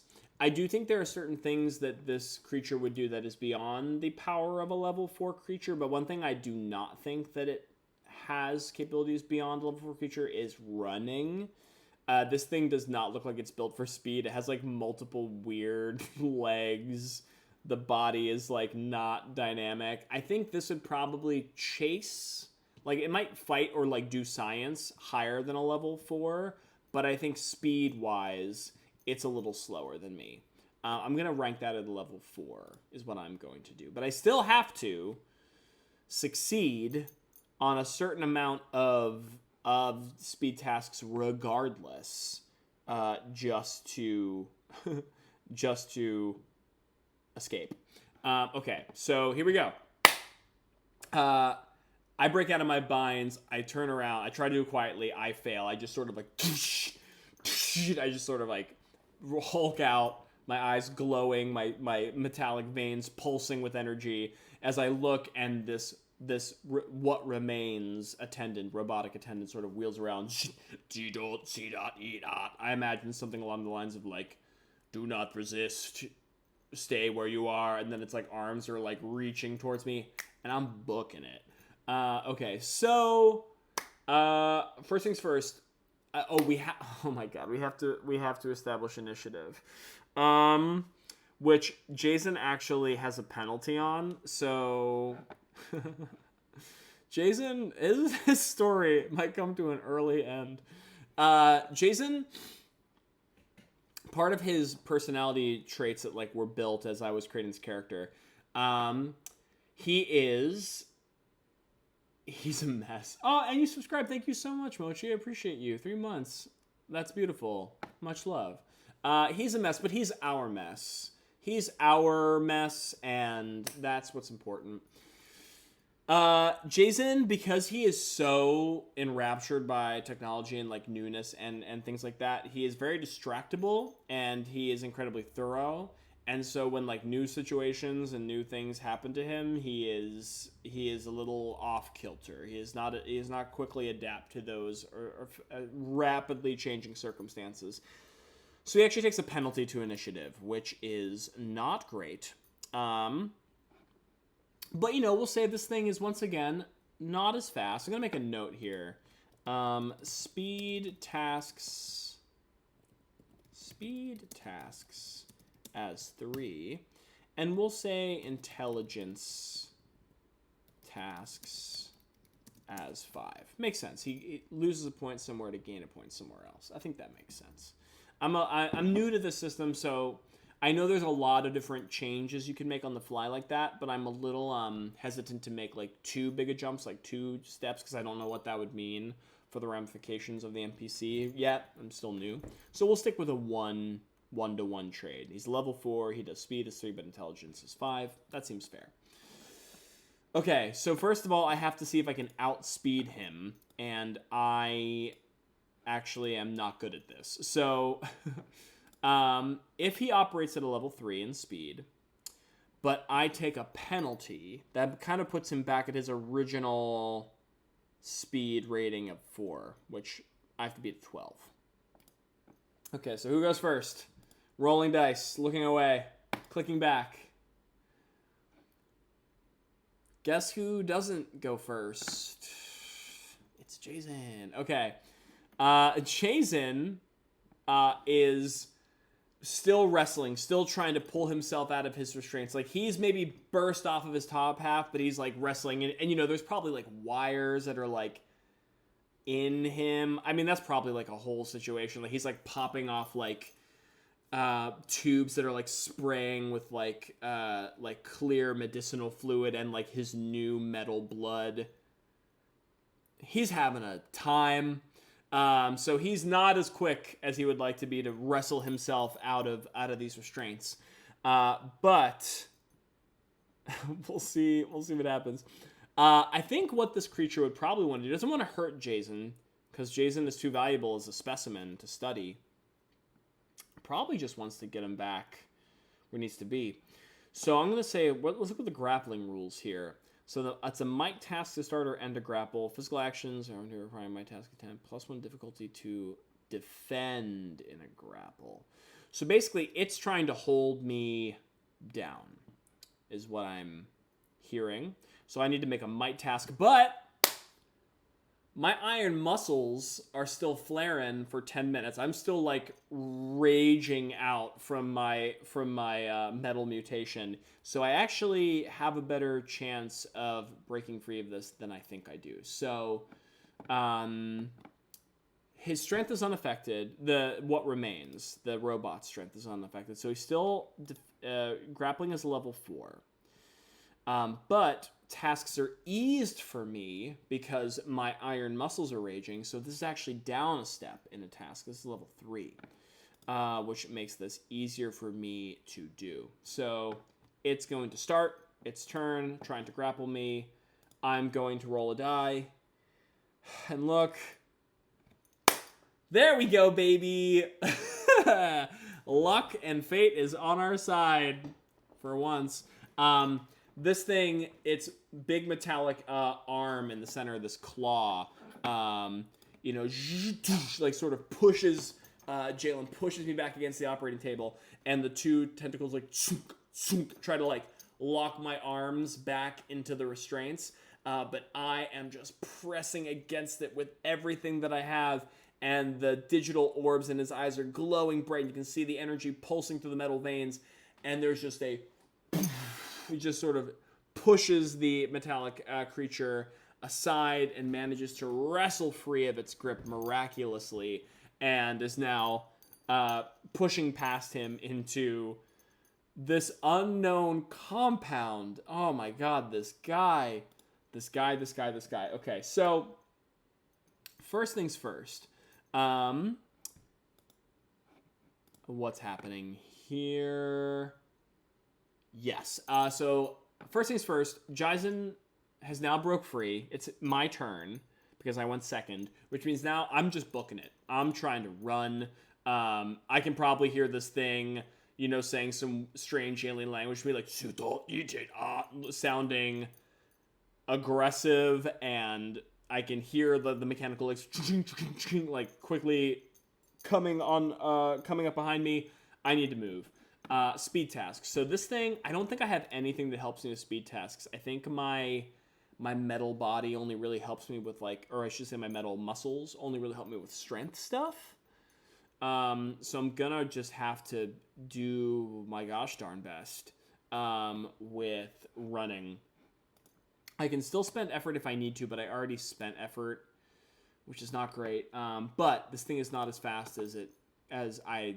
It's, once again, a speed 9. It's reduced. So I'm going to roll the die. I'm going to look back. Okay. That is 1 success. So I need 3 successes. Retreat. Run away. I need 3. Okay. Perfect. Which I just got 1. So I wheel myself out of the hallway, and I think as I burst out onto the scene, which by the way looks like this for anyone who is just joined us, I just awoke in a glacial complex. I was teleported here after drowning in liquid metal. I have no idea where I am. I have no sense of scale or direction or anything.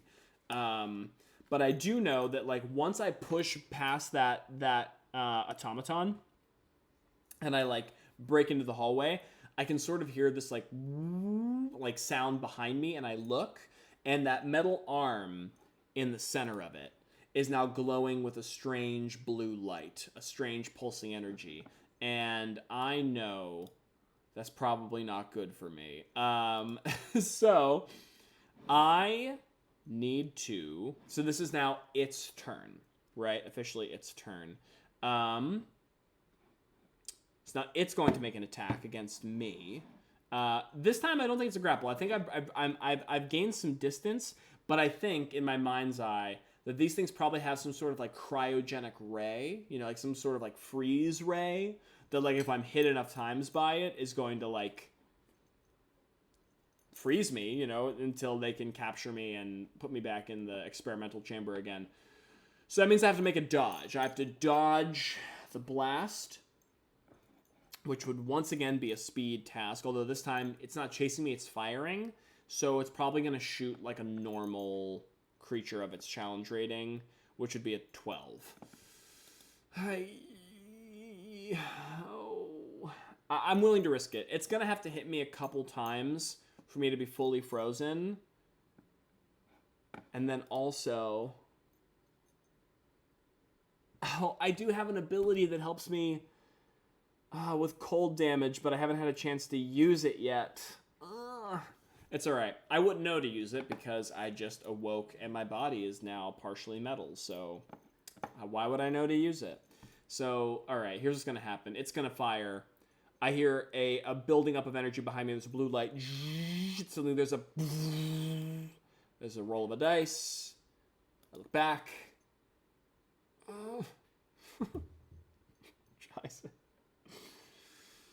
Jaizen. Okay, or Jason, I haven't decided yet. I turn around, and there is suddenly a beam of frosty blue energy, which releases from this claw. It sort of rakes against my back, and immediately I can feel a chill just go straight to my bones. An intense cold overtakes me. And I can feel like a layer of ice, like a sheen of frost building against my flesh on my back. As I suffer 4 points of cold damage. Now, how damage works in this game is it is tracked from first pool, second pool, third pool, and then if it hits all the way to third pool, then you are KO'd or dead or whatever the story dictates. I don't think these things are trying to kill me, but I do think that they are trying to freeze me. So I take 4 points of damage. 8, 7, 6, 5. I have 5 points left in my might pool from 12. This is the first scene. Wild stuff. Okay, which takes us back to my turn. And Jaizen needs to get out of range. He needs to get out of sight from this thing because he can't take more hits like that. He can't keep taking hits like that. And he just can't be captured. So I am once again going to be spending effort. It sounds so dangerous to do so early on, but like this is survival, baby. This is fight or flight. We gotta figure it out. So I'm gonna reduce my pool by 3.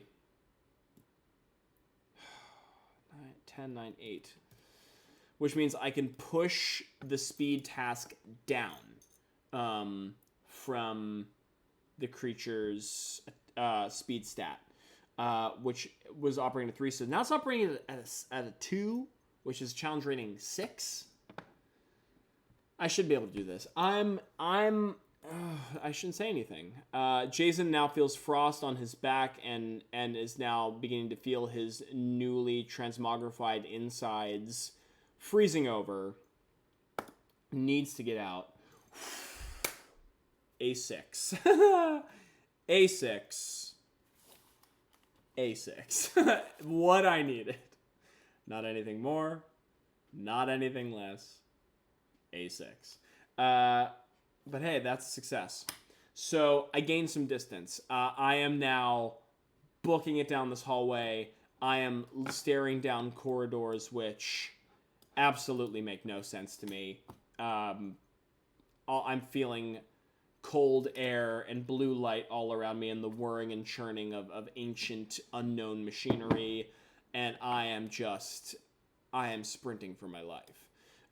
Which takes us back to this creature. which once again, I think all it can really do is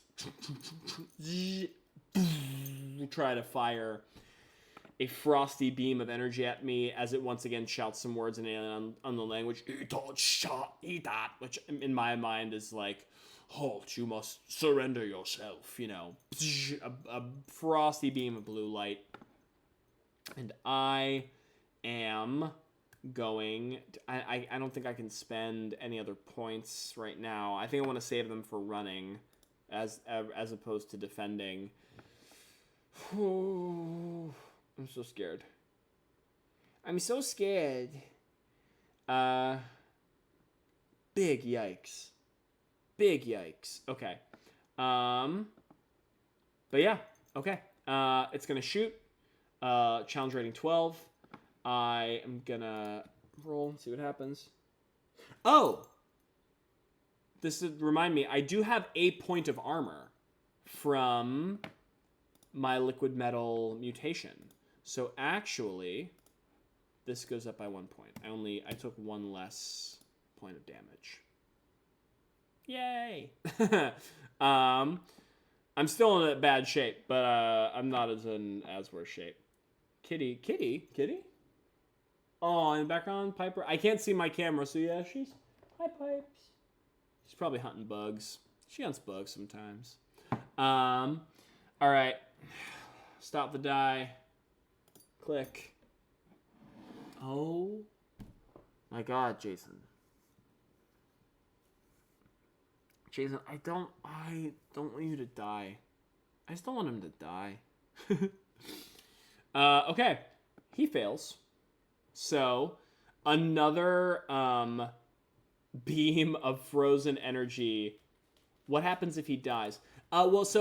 Because it is a self-led narrative game, Mochi, it's a great question. It's largely up to me. Now, in my fiction, in my brain, right? Like, it depends on... everything's about context, right? I'm looking at this screen. I should be looking at this screen. Everything's about context. So, like, if, let's say, for example, I was fighting a monster that, like, wanted to eat me, or, like, bandits who wanted to kill me and take my stuff, then, like, yeah, I would say I'm dead. I'm, like, dead. And then I don't know. I guess I would just have to start a new character or just say this was a fun experiment. But I think in this scenario, the motivations of these creatures are not to kill me. I don't really know what their motivations are, but in my mind's eye... I mean, they want to study me, right? Like, I'm some weird organic outsider which somehow bonded with technology they were tasked with watching over. And so I'm a bit of an anomaly. Also, apparently, I have the knowledge of another trespasser, Devlin, who made away with one of their artifacts. So I don't think these things would kill me, but I do think they would put me on ice and, like, thaw me out and, like, do some terrible experiments on me. And would probably, like, you know, restart this cycle of, like, bad things. You know, I think narratively speaking, Jaizen can only take so much of that before, you know, his body actually just gives out and dies because of stress. But I don't think that is their intention. So I think if I'm KO'd by them, like, once, I think I'm recaptured in my fiction. And then from there, depending on what happens, it might get worse. I might die. But... at least for the first time, things will just get really bad for me. But that is all to say. That is not now. Now I'm just in a bad situation, but still alive. And so this thing hits me for 4 damage, but as we established, I have a point of armor, which means I actually take 3 points of damage, which puts me at a Might 3. Pow. Not looking good. But it is now my turn again, and I imagine too that, like, each blast kind of, like, slows me down. You know, like, my body is, like, feeling weaker and heavier and colder, and there's, you know, frost coming off my back, and there's more ice, you know, growing along my form. You know, this is just not looking good. But oh boy. I think Jaizen uses more effort to run away. I think that's what it has to be. Jaizen cannot be captured. Just brain is firing on all cylinders. Just get out of here. 765. I'm going to spend 3 points of effort. or yeah, 3 points of pool to spend 1 point of effort, which bumps down the difficulty by 1. So there should be, don't say it. I'm not going to jinx myself. God, nice. So Jaizen had to beat a 6, got a 7. He's not killing it in the roll department, but he's doing it. Which means that he has successfully completed his chase, or I should say won his chase, which means he, the thing is yelling in a strange alien language. There's like beams of frost shooting out the hallway, and all you can hear is the pitter-patter, which are like strangely now denser, because like, underneath my flesh is now a layer of living metal, so my footsteps probably don't sound as like flat and soft as they once did. But I am just booking it, and I wheel around a dark corner in a hallway, and I successfully evade this remnant, this what remains. So, holy heck, that's a start to this game. I'm gonna go back to our campaign sessions. So, how the Mythic GM self-led GM modulator kind of works is like you track things in like scenes, right? So, and then depending on what happened in that scene, we determine if the chaos factor, like the randomness factor, gets like better or worse, right? So scene 1. What are some things that happened? So I'm gonna make some quick notes. So like I woke up on an operating table. I was interrogated by a machine. Found out, like, realized I'm the subject of study and experiment. None of this is great. None of this is good. Eventually, so no one answers my questions. Also, I'm a Numeneran hybrid now. I have living metal inside of my body. That's new. No one answers my questions. I'm left alone with an attendant. I break free of my binds, but I am discovered. And what happens? We get into a wrestling match. I break free. Run into the hallway. I get blasted with cryogenic rays a few times, but ultimately, I escape. Is the end of this particular scene. Now, what we do as the dungeon masters for our own game is we now review the scene itself. And now this is closing. We're gonna start a new scene, but we have to determine how this scene went. How'd it go, gang? in your words, I'm gonna say pretty rough. So let me take a look at my notes. There we go. And we're gonna go to GM Emulator. So, chaos factor. That's what we want to play. At the end of each scene, evaluate how out of control the scene was.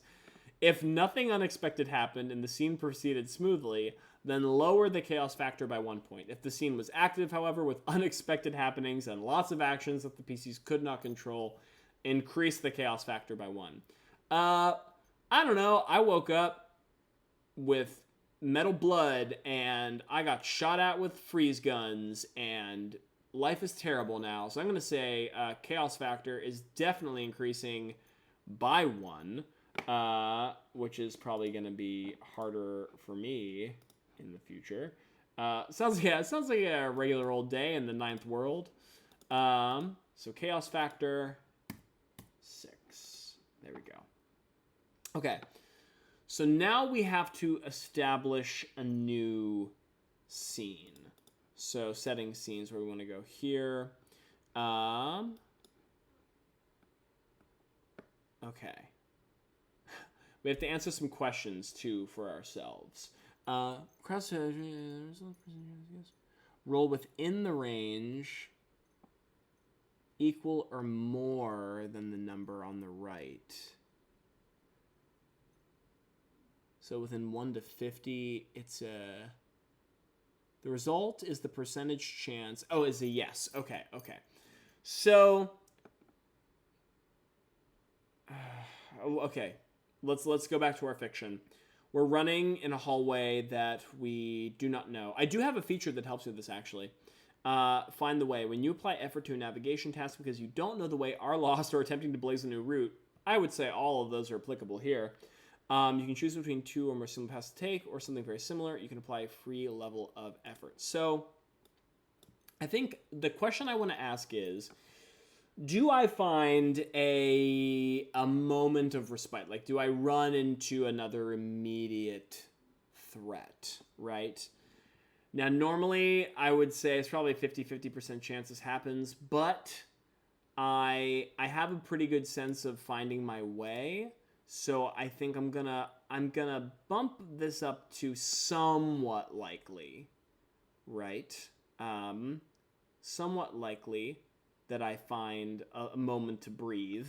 And I have to, but we're also at Chaos rank 6, so I have to roll.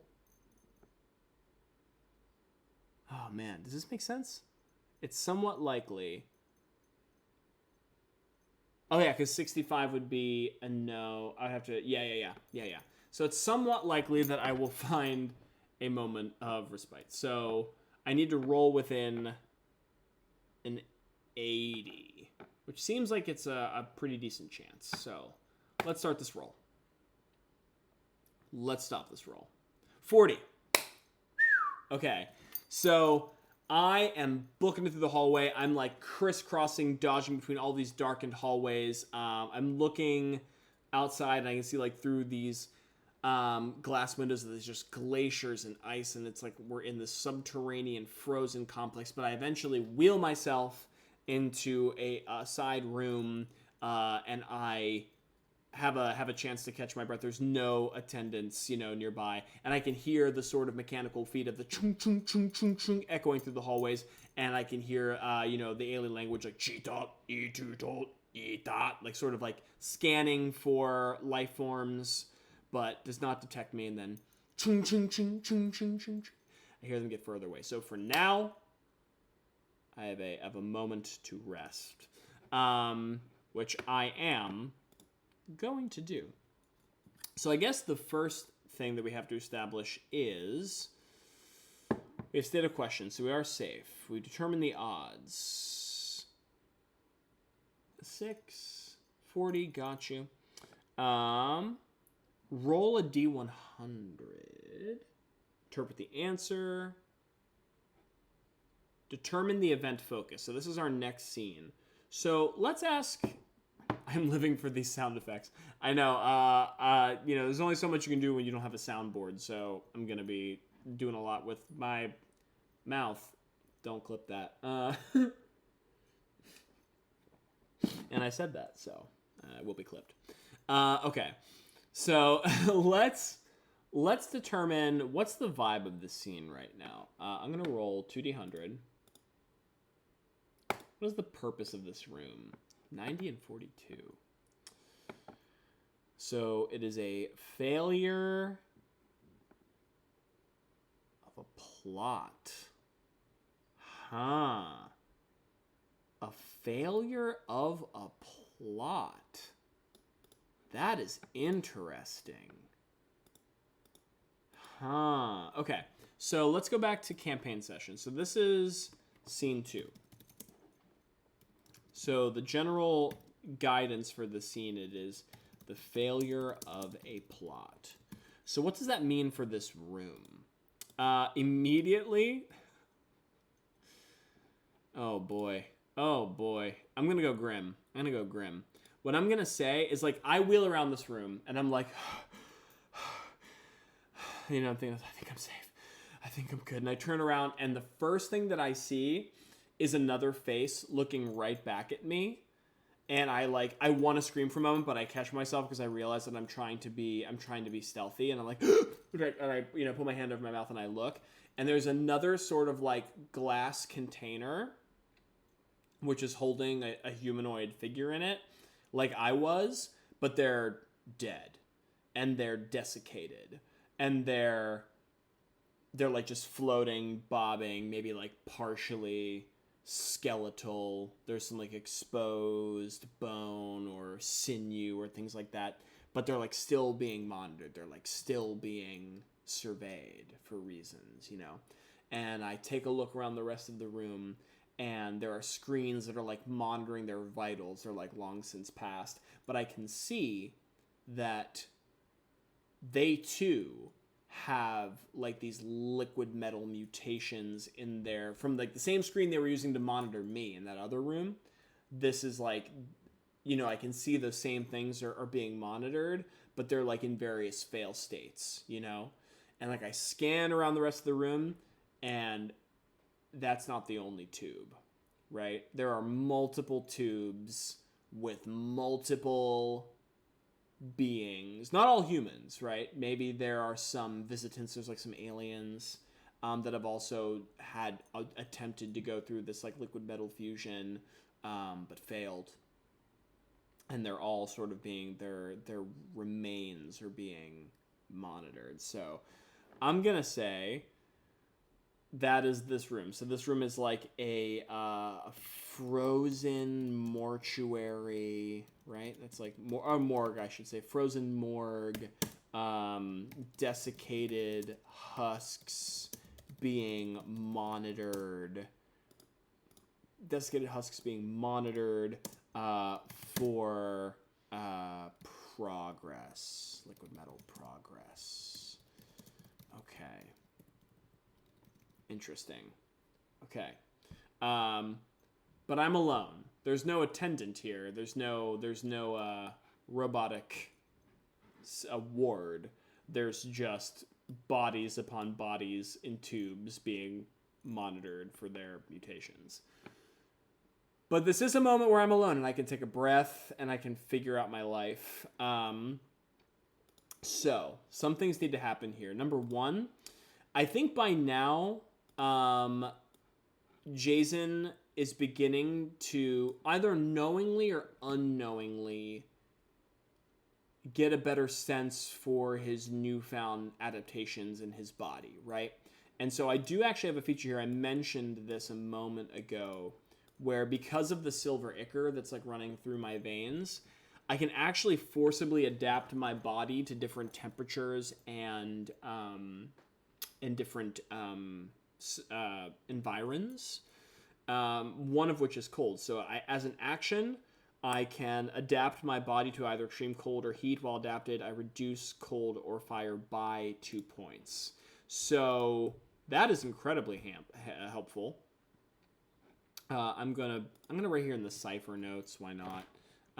Ciphers, we'll get into what ciphers are later. It's part of the system, so it is important. But for now, I'm gonna write cold resistance 2. Resistance 2. And I actually have armor 1, so this is actually a great moment for me, because before, those things were doing 4 damage to me a pop. Now it's going to be reduced to 1 damage, so long as they use their freeze rays. If they use like their tentacles or their legs or whatever, like that's not cold damage anymore, so I won't be as resistant. But at least for now, a large chunk of that damage will be mitigated, which will help my survivability out immensely. And so I think like Jaizen will sort of slump in between like 2 of those massive pillars, which are like holding these tubes of bodies, and like slump into the corner and just like huddle himself, and like, he's like shaking. And actually at this point, I'll say to narratively sell this in the fiction, because I am going to try to take a moment to heal myself. So it's like I'm taking a moment to heal myself. My body is also naturally adapting to the environment at the same time.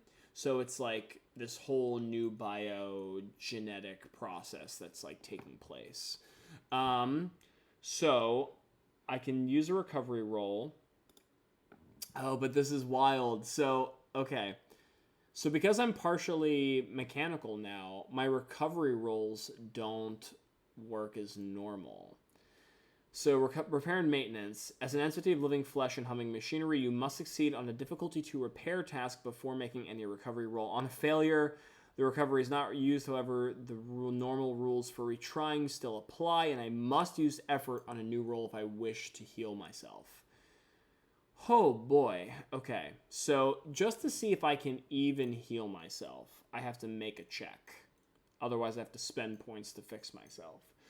Luckily, it's a difficulty task 2, which is standard, which is pretty low. And I'm going to give myself the benefit of the doubt here in that one of my skills that I have is machinery, is Numenera. That is something that Jaizen is learned on, right? So I think, like, as I'm, like, looking at the wounds on the frozen, blast marks on my body, and I can see, like, the Numeneran liquid metal underneath my flesh, like, patching itself together, I think there's a part of Jaizen which knows, like, sort of naturally how to sort of use his knowledge of Numeneran technology to help leverage his, like, self-aid, like, his first aid attempts, which will knock this down a step. So I should be able to do this unless I roll like ass. I don't roll like ass. Okay.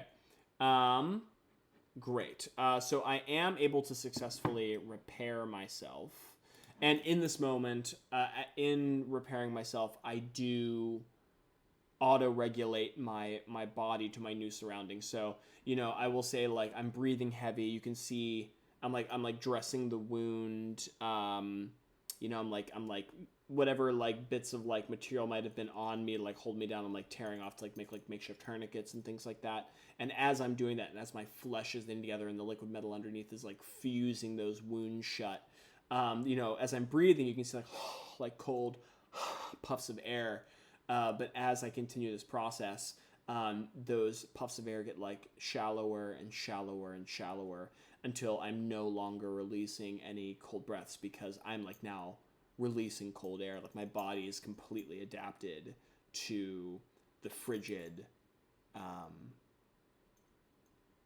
land around me. So, whew, double whammy. Now I have to figure out healing. So it's an intellect task. It's a difficulty equal to the number of points that I want to heal. Okay. How many points did I lose? I'm not good at math, I said. No, sir. No, sir.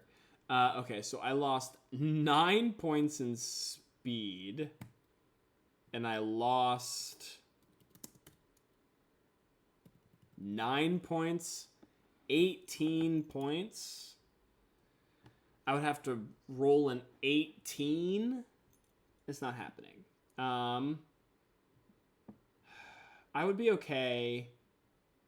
I would be okay with 12 points, I think. That's the lion's share of the points, which would be a difficulty 12. Oh, wait. Yeah, is that how that works? Sorry, my first time running the system, so I'm learning. It says difficulty to the number of points healed. Yeah, okay, so it's not the number of the challenge, it's the number of points. Right? Yeah. I still think you should roll a dice.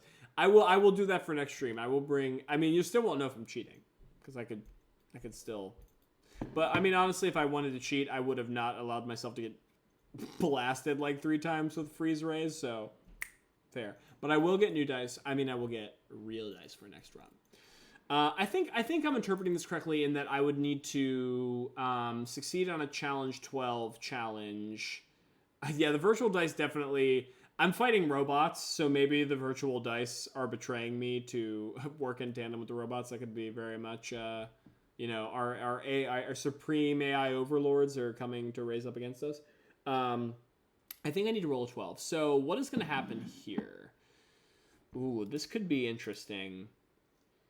I think what I'm going to do, so I'm going to give myself a point off because I'm a Numenera expert and I am healing myself through Numeneran, or like with a Numeneran wound, right? So I'm going to give myself that advantage. But do I want to spend...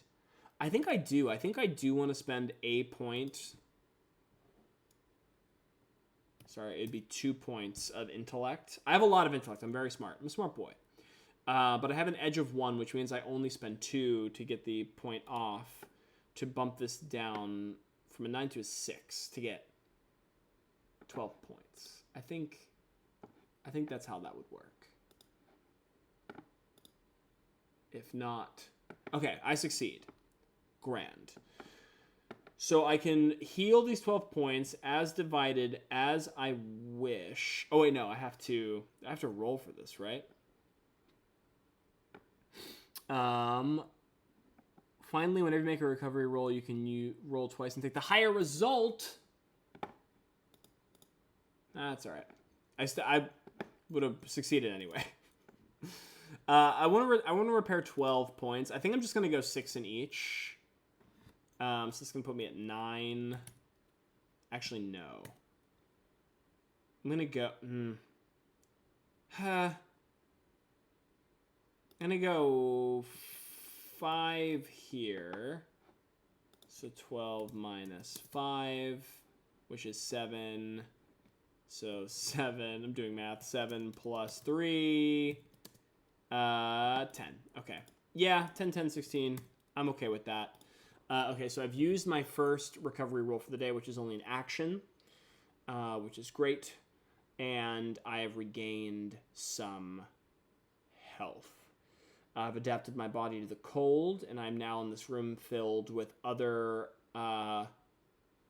tortured, failed experiments that were having their flesh and innards fused with liquid metal. Now I gotta figure out a lot. I gotta figure out where my stuff is. I need to get my perforator. I need to get my gear. I need to figure out how to get out of here. Maybe learning some information about where I am and like why would also be useful. Okay, so first things first, I'm going to assume I could roll on the table here, but I've already narrated that there are screens that are monitoring the vitals of the various other creatures that are in these holding tanks. So I'm going to say there is a computer here that I can interface with as a given. Yeah, look at Jaizen. Look at his big glowy, spooky eyes. And so I know there's a computer in here, which means I can use it to help me gain information. I'm going to approach the computer after I know that, like, I'm not being followed and I've had a moment to, like, breathe and heal. First of all, the computers are all probably written in a language that I cannot understand. However, I can understand it because I have the ability to decipher. If I spend 1 minute examining a piece of writing in language I do not understand, I can make an intellect roll of difficulty 3 or higher. Okay, to get the gist of the message. I have to spend an intellect point, but I have 1 point of intellect edge, which essentially means I can do this for free. Okay. And I'm trained in history. So I'm going to say I probably have a bonus to understanding this weird ancient language. Okay, so that's going to knock this down a peg. So, okay, roll my dice. Oh, and I have knowledge in the data sphere. So that probably knocked me down 2 pegs. All right, so I am successful. So I take a look at the language for a second, and I start putting it together in my mind's eye, and I start to understand now that the language, although when it is spoken, it is absolute just like garbage to me. It is just like the mechanical whirrings of what remains. I've seen the symbols before. I've seen the ciphers. I've seen the digits in studying other bits of Numenera, and even if some characters are unfamiliar to me, I can get through the majority of what is being relayed. So I can access the computer. Okay. First things first. Ooh, okay. I also have an ability here called Machine Interface, which I think is probably born out of my newfound Numeneran mutation, right? Where it says for 1 minute, as long as I touch a piece of machinery, I can spend some intellect points. And I can understand the level, the function, and activation of any technological devices that I touch. So I think, because I'm connected now to the data sphere, I can leverage that to sort of like pierce the veil, like sort of like sink my mind into the computer and begin to unravel some mysteries. I still have to spend a point of intellect to do that, but I think it is worth it to get that interface going. So I look at the language on the screen, on the terminal. It begins to make sense to me, and as I place my hands on the screen, there's like a shockwave in the back of my mind, like and they're static and like, and I start hearing sounds. I start hearing. It's like I'm a radio picking up signals from messages that are being broadcast, like not only now but throughout time in other languages. I'm hearing formula. I'm hearing reports of deliveries. I'm hearing something as mundane as a call home from mom to the calling for full out radioactive warfare. I'm just like downloading all this knowledge. And like as I do that, I can begin to feel my consciousness not only merge with the data sphere, but like through my fingertips, like through the liquid metal that is bubbling underneath my skin, and like into the computer. And there's a symbiotic relationship now happening with my native intelligence and the intelligence of the computer. So I'm sort of like in a trance, wide eyes. My eyes are like doing that strange glowing blue. It's probably like digital glyphs that are like like the Matrix, right? But like blue, like across my eyes as like I put my hands on the keyboard and or the keyboard, whatever terminal these things would use to interact with the machine. And I'm beginning to crack the code, if you will, and get inside there. Okay, so information that we have to learn. Where is my stuff? Number one, I need to get that. Let's see. I have to determine the difficulty for cracking the computer first. I would say trained people have a 50-50% chance of failing or not. And also, these computers are designed by the creatures which are challenge rating 4, so 4 makes sense. I do have a bonus for knowing the data sphere. I have a bonus for being attached to the machine intelligence right now. So I have a pretty good chance of answering this.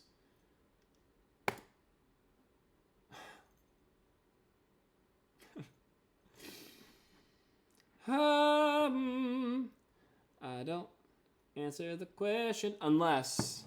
No, I can't. Unless I burnt some knowledge, I burnt some intelligence. I think I have to. I don't know if in the actual system, if you were playing in real time, you could burn it after the fact, but like I'm new and also I'm a solo player, so I'm going to allow myself the luxury of doing that because I still have to pay for it. I still have to reduce my health, if you will, to do it. So my hands are on the keyboard or the terminal. My mind is piercing the veil. I'm like, I can see there's sort of like a map. I'm getting like a map of the complex being like downloaded in my mind. Yeah, that's a pretty cool way to think about it. And I'm like learning where like certain rooms are and like what the purpose of certain rooms are, and I'm trying to find like a holding bay where like they would confiscate my things. And I find where it would be. I guess if I've mapped the location, I'd probably know where a likely exit is. So, but I still have to get there. Whoa, not Grammarly. Okay, so information I've learned. So I sort of have like a complex map. I know roughly where my stuff is. I roughly know how to exit, which are pretty much the primary things. Oh. Okay. I'm going to...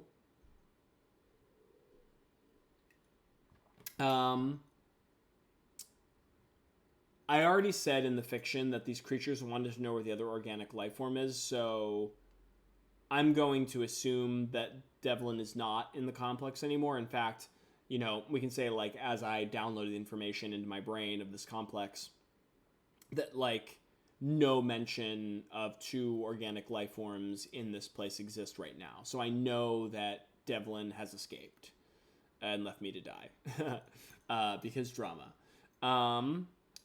But I guess the other question is, like,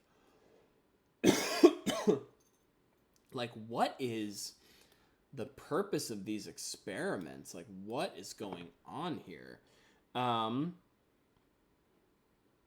so, yeah, let me see. Knowledge. I think they actually have a great, yeah, something a scholar probably knows, something even a scholar might not know. Knowledge very few people possess would be a level 7 challenge. Which, why not? Let's take a risk, right? I don't think I'd spend points to know this, but, like, I would definitely try to figure it out. Author the Wild, no way. Oh, Alex Noble, what is going on? Yes, it is I, Author the Wild, or for this adventure known as Jaizen Kovi. Thank you so much for joining us. I should be looking here. I should train myself. Camera's here. Chat is here. We're still learning.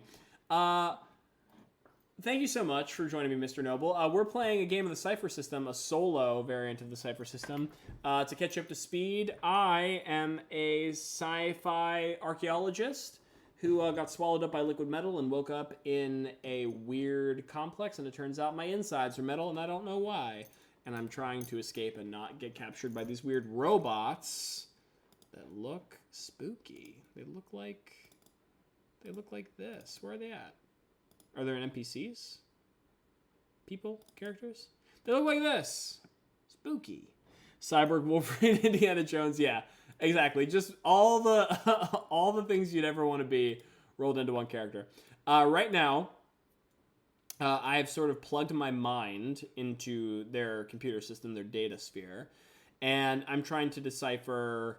Because I've just found myself in a room which is full of other failed experiments, and I don't know why I'm here. I don't really know why these people are bubbling around in their tubes filled with liquid metal. So I'm going to try to figure it out.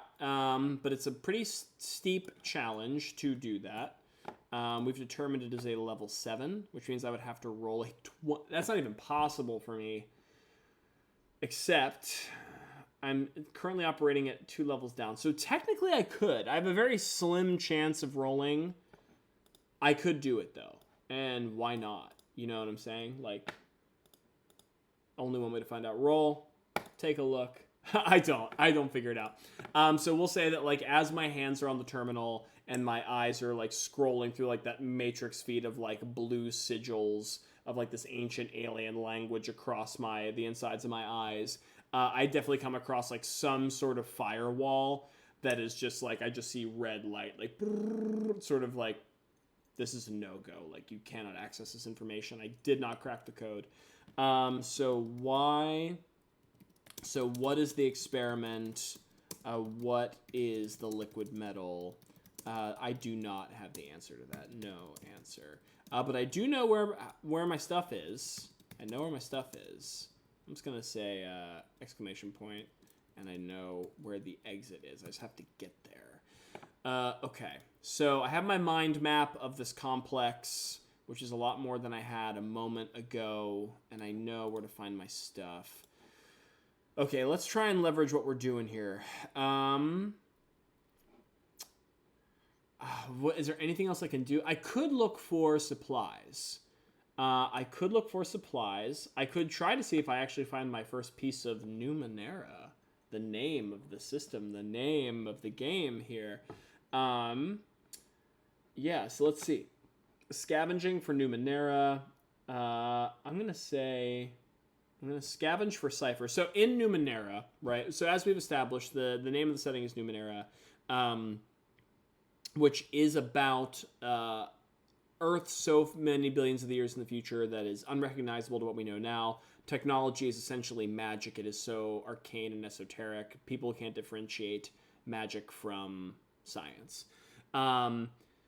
Where ciphers and artifacts come into play is these are kind of like technological wonders, which in a fantasy game would be the equivalent of like a magic item, like a artifact, like a relic.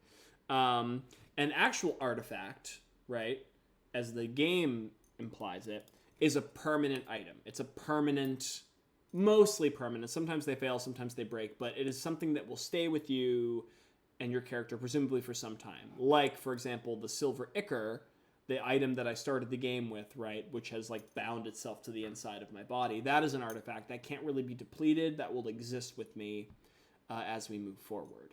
However,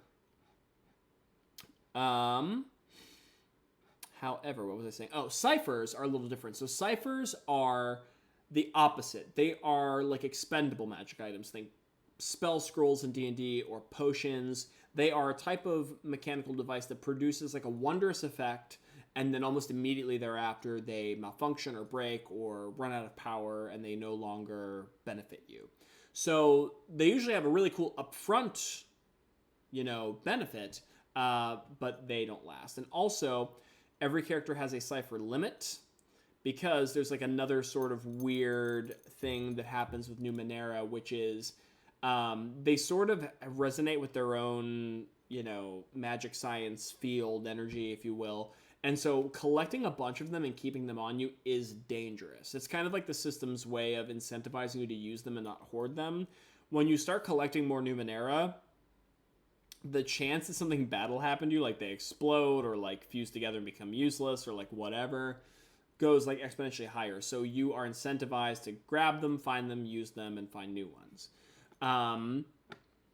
Yeah, that's Numenera in a nutshell. Those are ciphers and artifacts. Now, I don't think I have time to spend an hour searching, and I think it would take me an hour to find like a permanent object. I think that seems fair. I'm DMing for myself, so I have to like, punish myself a little bit.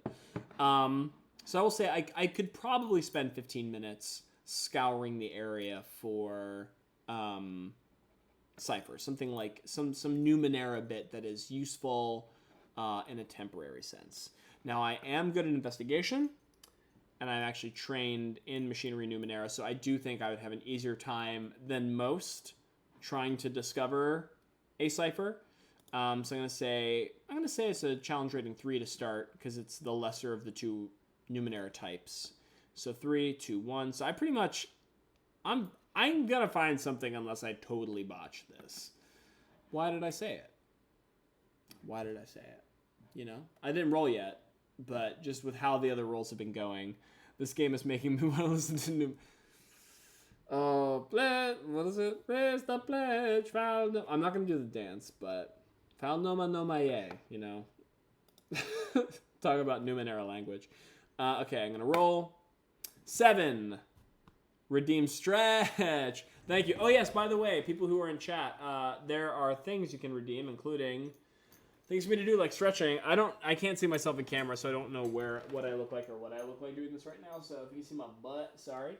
But thank you for making me stretch. One thing that you can do, which J. Alex Noble is probably going to be very excited to hear, is the system actually has a method by which the GM can interrupt the story, and as the players, the watchers in the story, you are kind of like my unofficial extension GM. So you'll see there is a channel point reward called GM Intrusion, and at your option, you can choose to spend your points to do that. If you do, you can kind of have a say in a plot twist in the moment, right, of what's happening to Jaizen and his escape. Now, when you do that, I gain XP, which allows me to spend that, for later benefit. Or if I have XP, I can refuse. Oh, thank you for the stretch, by the way. I can refuse the intrusion. If I have XP and I think I can't handle this intrusion right now, I can refuse it. I don't gain the XP. I spend it, but I don't have to deal with that plot twist. So that's just something to keep on the back of your radar, friends, if you want to mess with me later on, but also benefit me and make some drama happen.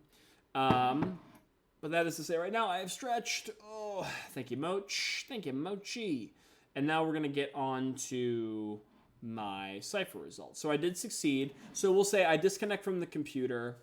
I look around the rest of the lab. There's a whole bunch of like strange alien machinery and bits and baubles and you know, things that like medical equipment, like whatever they're using to infuse these various humans and aliens with like liquid metal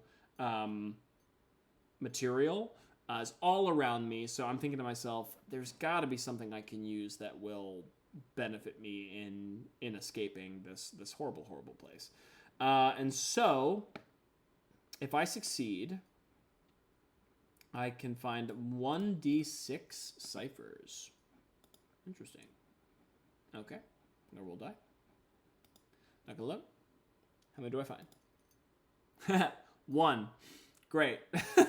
As many as I needed to find was 1. Okay, so I find a cipher. I actually have a little note here. I sort of prepared a list of ciphers ahead of time that I might find. I'm still gonna have to look up their use.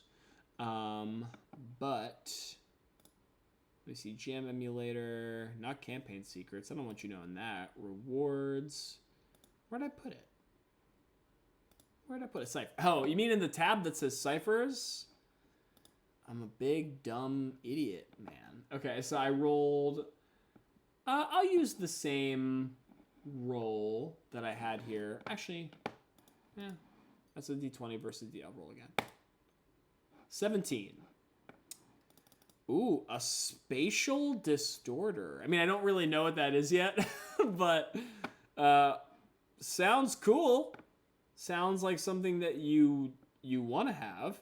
All right, so I have to do a couple things to find out what this is. I have to go here. I have to go to the technology compendium. I'm going to open it in a side window here to not, like, flood my screen with, like, too many things. Or it's just going to pop right in front, but there it is. Okay, so I found a cipher. I found a spatial distorter. A spatial distorter lives on table E. Okay, great.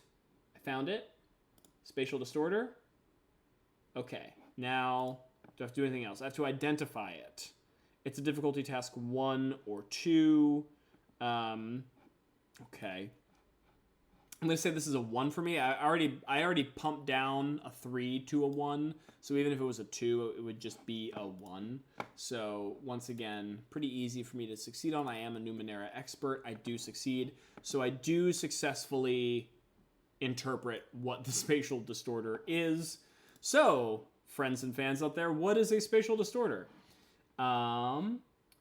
Emits a field around the user that lasts for 1 minute. Okay, good to know. The field makes her appear far away to creatures that are more than an immediate distance.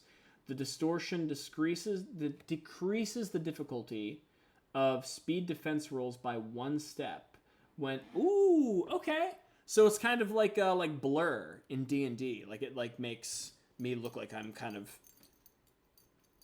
It spatially distorts their vision, right? It makes me look like Agent Smith in The Matrix, where it's like doing the dodging.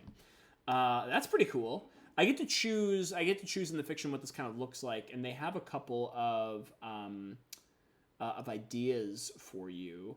Harness, necklace. I like the idea of a harness because I feel like if I'm in this like I'm in this room of like bodies that are being experimented on. Oh, it's gross, but like I mean, we're here, right? We're doing the fiction.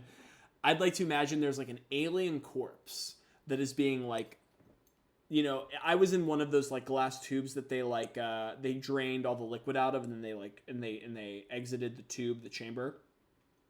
And that's like where I was suspended when I broke free. It's like one of those, but it's, you know, the glass has already been brought down, and so the thing that would have been dangling within like the Bacta tank, right, like the medicinal fluid, is just like this totally like just dried, frozen alien husk of like a humanoid creature, which is like dangling. Probably like the bottom of it has like completely like sloughed off, and like all you can see are like the remains of its like liquid metal skeleton that have like that, you know, persist beyond like its flesh. But it's mounted in this like weird harness that's like it's dangling from the ceiling, and I see it and I recognize that it is a Numenera device, and it is a Numenera device that I could make use of myself. And so I go through the grim task of like undoing the straps, and like the alien flesh is like cracking because it's like frozen for how many years, like underneath my touch, and I'm like retching, trying to hold it together. But I finally managed to pull the harness off and like shake off any like frozen alien flecks that remain on the harness. And then I put it over my head, and I can almost immediately feel inside of my body, you know, the data sphere connection that I now have, the liquid metal coursing through my veins. It's like my body recognizes that there's like another piece of Numeneran technology near me, and they almost begin to resonate with one another. You know, they begin to sing to one another. I can feel like the pulsing energy through my veins, which is like like going, almost like permeating my flesh and like touching the harness, which is on the outside of me. And then it gets to a point where they finally commune. You know, they kind of sing the same song, and I now am attuned, if you will, to use a D&D term, to the spatial distorter. So I do have a spatial distorter as one of my ciphers. I'm gonna... Can I copy and paste this into my notes? Oh my god. Thank you, whoever makes... Was I gonna say that big? No. Thank you to whoever makes their PDFs able to be like scanned and like copied and pasted. Ugh. You deserve the world. You deserve the world, PDF makers. Okay, so... Okay, I have a spatial distorter on. I have figured out where I need to go first. I need to find my stuff and then get out. Okay. I think this ends the scene. I'm trying to think of anything else that I want to do. I can't learn anything from the experiments. I have no idea why they're testing and they're injecting people with metal. I know my friend has escaped. I don't think there's, and I found ciphers here. I don't think there's and I've healed. I've done quite a bit here, and I don't really know if there's any other information that I could gain. So I think it's time to end this scene, in my mind. So I'm gonna go to GM. Where am I gonna go? Oh, I click campaign secrets. No one pause it. No, actually, I'm gonna pull that all the way to the bottom. Do we know if the spatial distorter is a one-time use? Yes, it is, because it is a cipher. It is not an artifact, so we know that how long, but it does last a decent amount of time.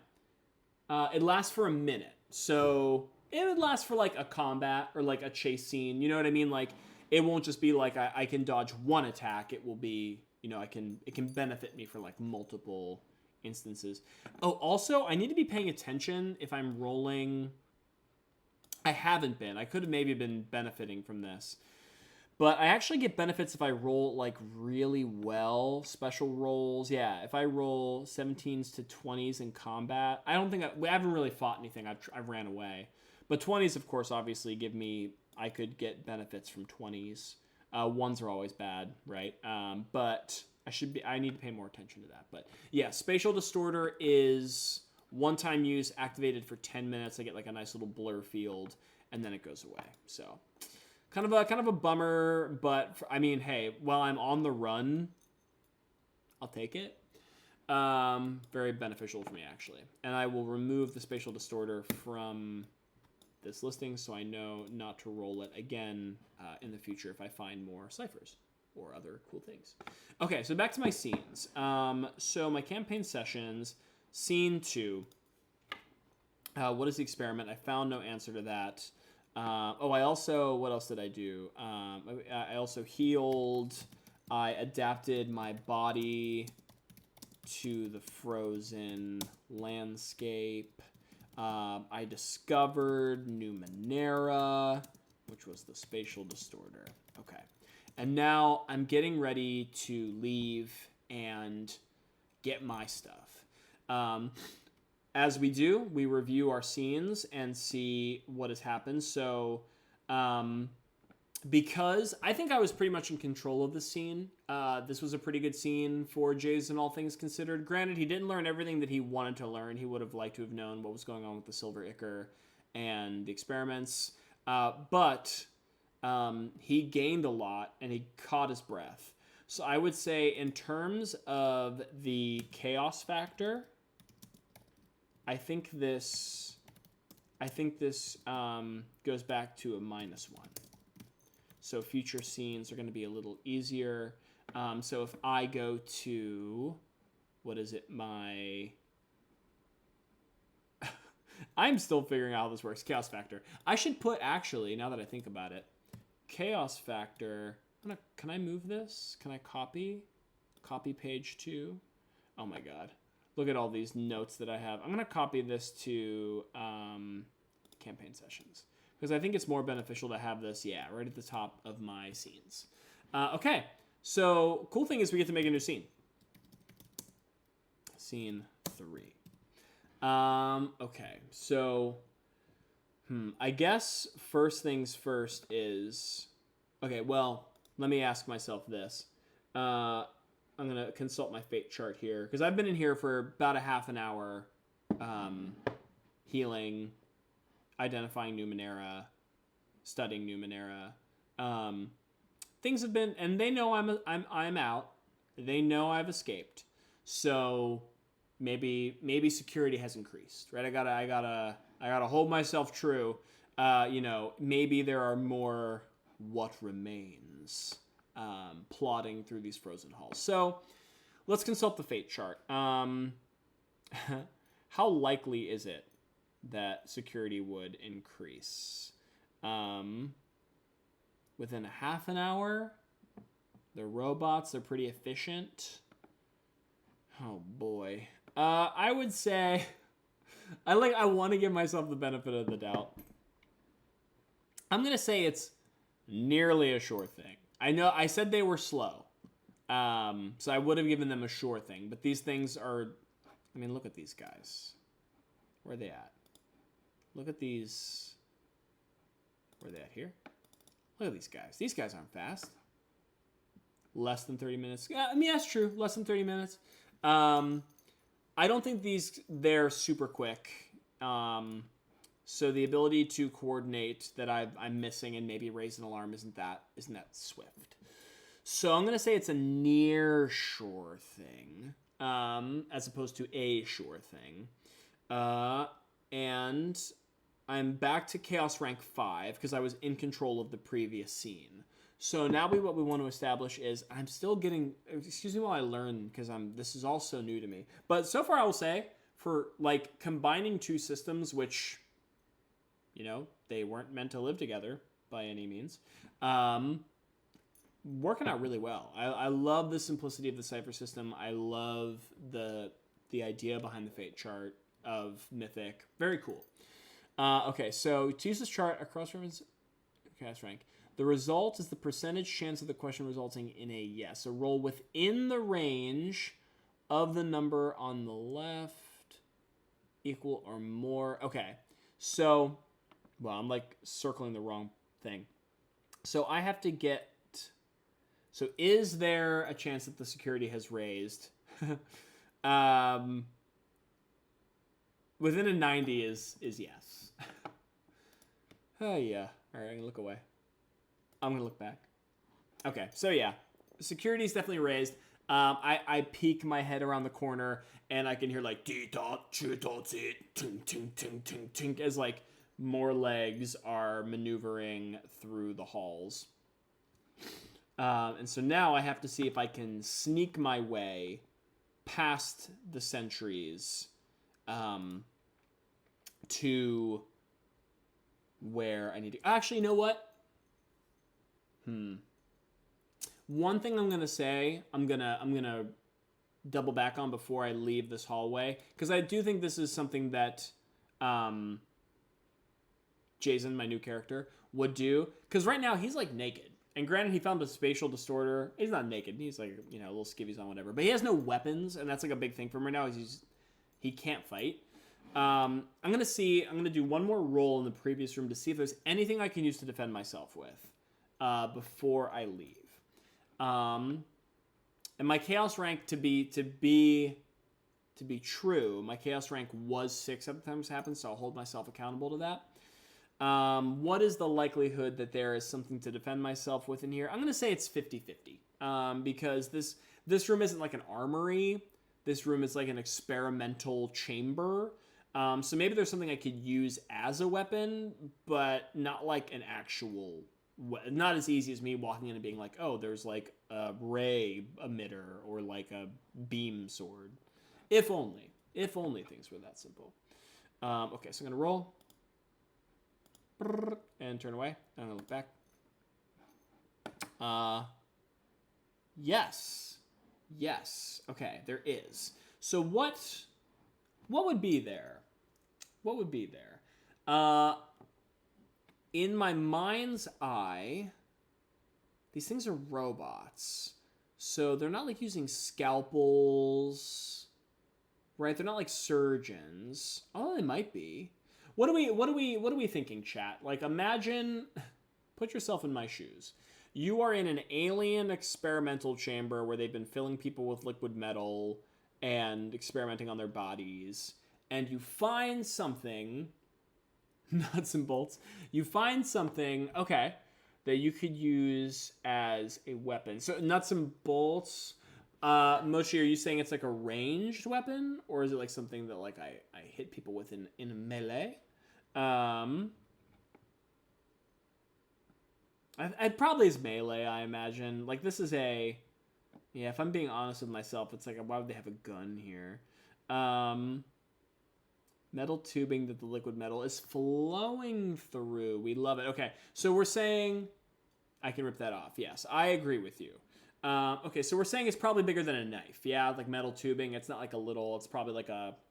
I'm imagining maybe like a crowbar-sized thing.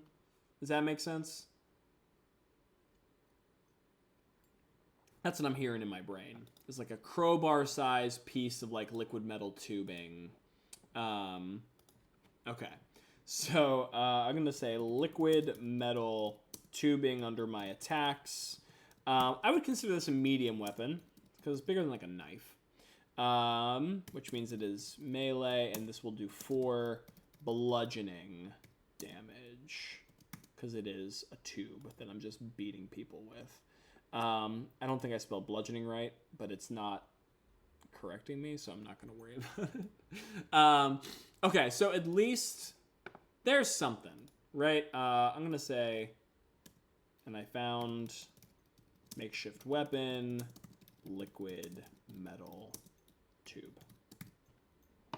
Great. Metal trays, yeah, that would also be like a medium bludgeoning weapon. So I think no matter what I find, it's safe to assume that it's a medium weapon and I'm going to beat someone over the head with it. So medium bludgeoning sounds fair. Okay, so now we're back on the case. We are back in the hallway. I have my liquid metal tube. I have my spatial harness. And a dream is what I have. And I need to get to my stuff. I need to find my equipment. So... Okay, here we go. And I know that I have a layout in my mind now, roughly, of what this place looks like, because I've gained it from the computer. And I naturally have a pretty good way of finding my way around. I have Find the Way, which means I can push down navigational problems down a peg. And so I think I have a pretty good chance of finding this. The creatures we have established detected a 4.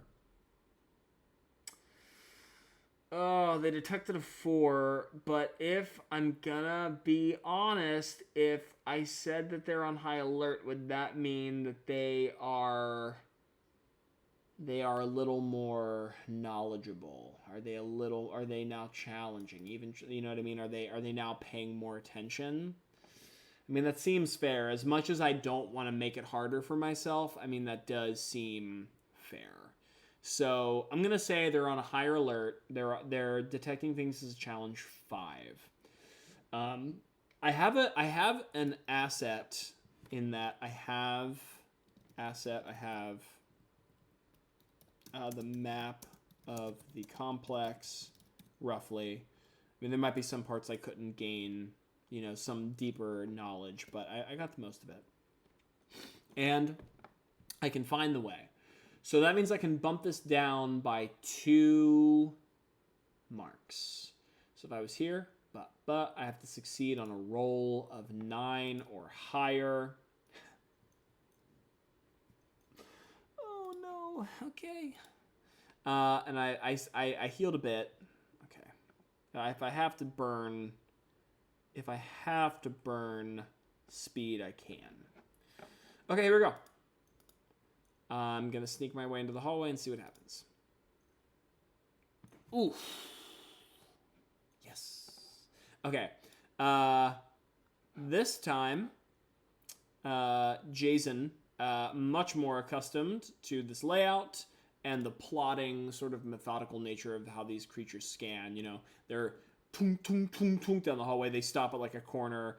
They're long metallic arms, sort of like, I imagine there's like a bright blue light, like when it was shooting the frost beams, but instead there's just like a blue light that's like scanning the area. The little tentacles are like going off in different directions and like wiggling slightly, like they're trying to detect information.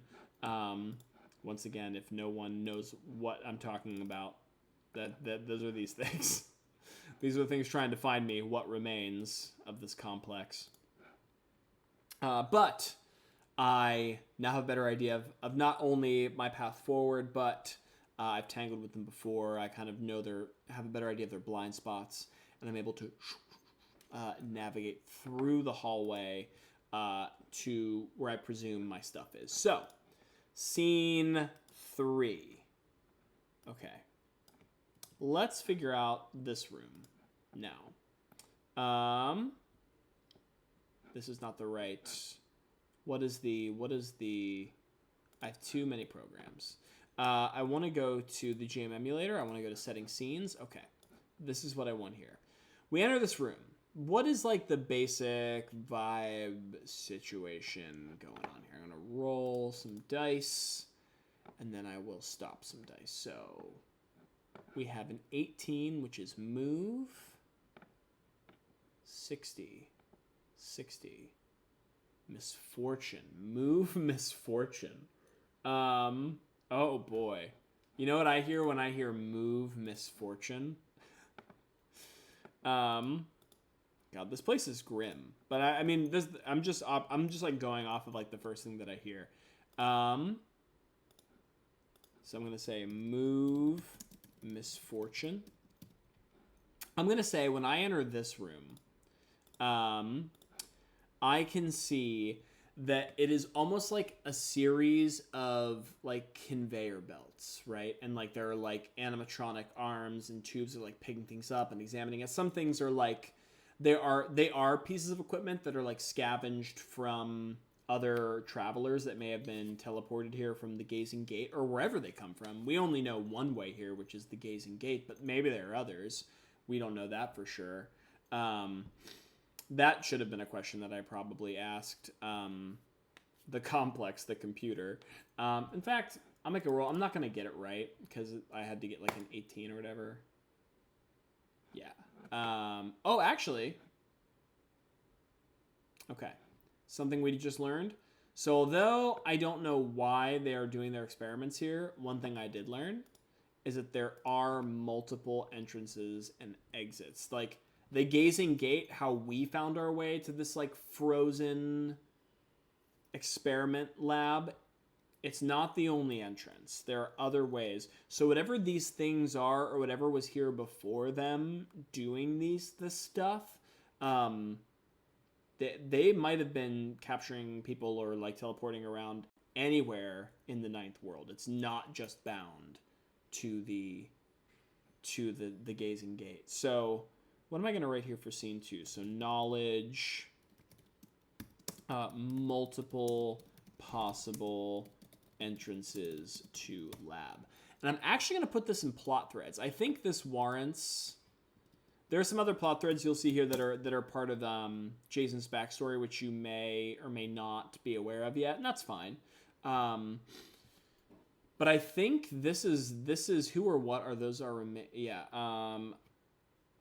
which we still don't know about that plot thread. That's still kind of a big question mark. But the one I'm going to add to this list is where are the other teleporter entrances to the frozen laboratory? That's what I'm going to call this place for now. So that's a cool thread. I like that as like a plot thread to follow for like future scenes.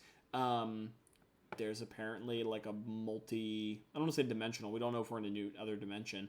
Ooh. Okay. One other thing I'll ask. Okay, I don't know that. I don't really know where we are. I asked in my mind's eye, like, where are we? Like, do I know where we are in the 9th world from this computer? I don't. I don't know if we've been teleported to, like, another part of the 9th world. I don't know if we've been teleported to, like, an extra-dimensional space. I don't know. You know, there's so many possibilities. But I do know that I don't know any of them. So we do know that these robots are the remnants of something that came before. We do know they are continuing their mindless experiments, and we know there are multiple ways in and out of the lab, but we don't know where it is or why. Cool. Spooky and cool. All right.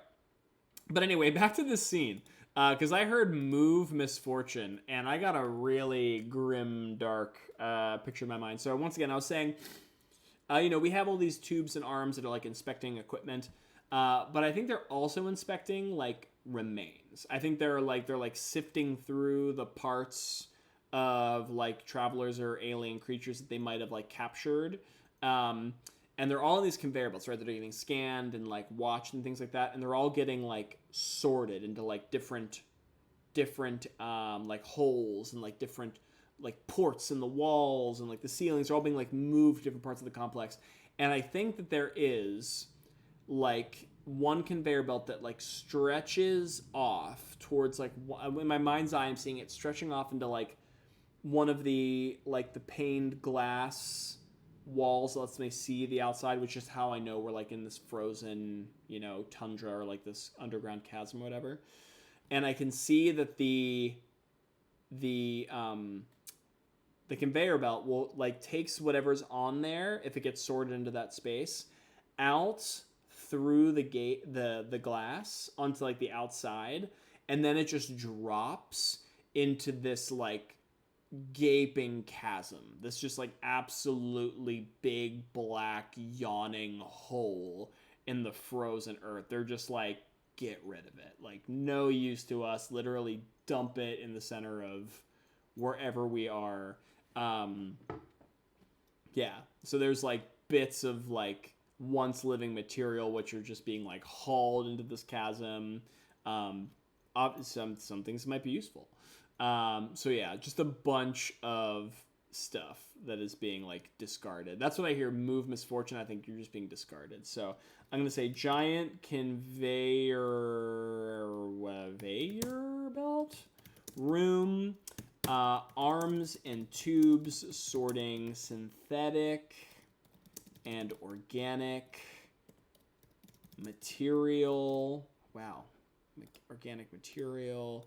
And then some material is being jettisoned into a gaping hole in the earth. Well, I shouldn't say earth because we don't know if we're in the earth. In the frozen waste, because that's more evocative. Okay, that's the room that we're in. Sounds like it sucks, but hey, we are where we are. And let me do this. I'm going to bold this up. Okay. Now, So because I've painted the scene for myself, because I'm an idiot, I should have just said it was something super easy. Well, I mean, I couldn't say anything. Fate told me. Now I'm worried that my stuff is being sorted, and like with the possibility of it being discarded, which is not great. So I need to find it. Okay. First of all, I've only been here... Well, actually, I don't know how long I've been in the complex. I've been knocked out cold and being experimented on and being scanned. So I could have been here for a while. So there's a chance that they have gone through my stuff and have prepared it for sorting, and there's a chance that maybe they have not. So I'm going to say it's about a 50-50% chance that... So I guess I have to ask the fate chart, is my stuff on a conveyor belt? 1 to 50, yes. 51 and over, no. Yeah.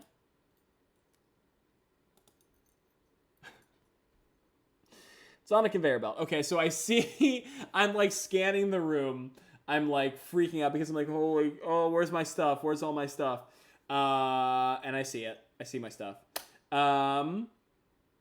And it is being like investigated and sorted, and it is wheeling around towards, all these different holes in the wall. I can't lose this stuff. This is like my weaponry. I have a wrist computer, which would be super handy. I can't let this disappear further into the complex. So my head snaps up. I can see my belongings like in a little pile being scanned and being prodded and carted around, and I have to intercept them. So what would be this is a speed task because I have to be faster than this conveyor belt to move away from me. So what would be the difficulty of moving this? Conveyor belts aren't typically very fast. Excuse me. I'm going to say... requires my full attention. Most people have a 50% chance to succeed. I think that sounds fair. I think that... sorry, my brain just like completely shut off. I think they're slow because they're thorough, right? Like they have to scan things and like detect them, so they wouldn't be like shooting them out at a rapid pace. And this still requires my full attention, but most people would still be able to, I think, run up to a slow conveyor belt and snatch it before something bad happens. Okay. The real question is, do I... I don't want to burn speed early. I might if I fail.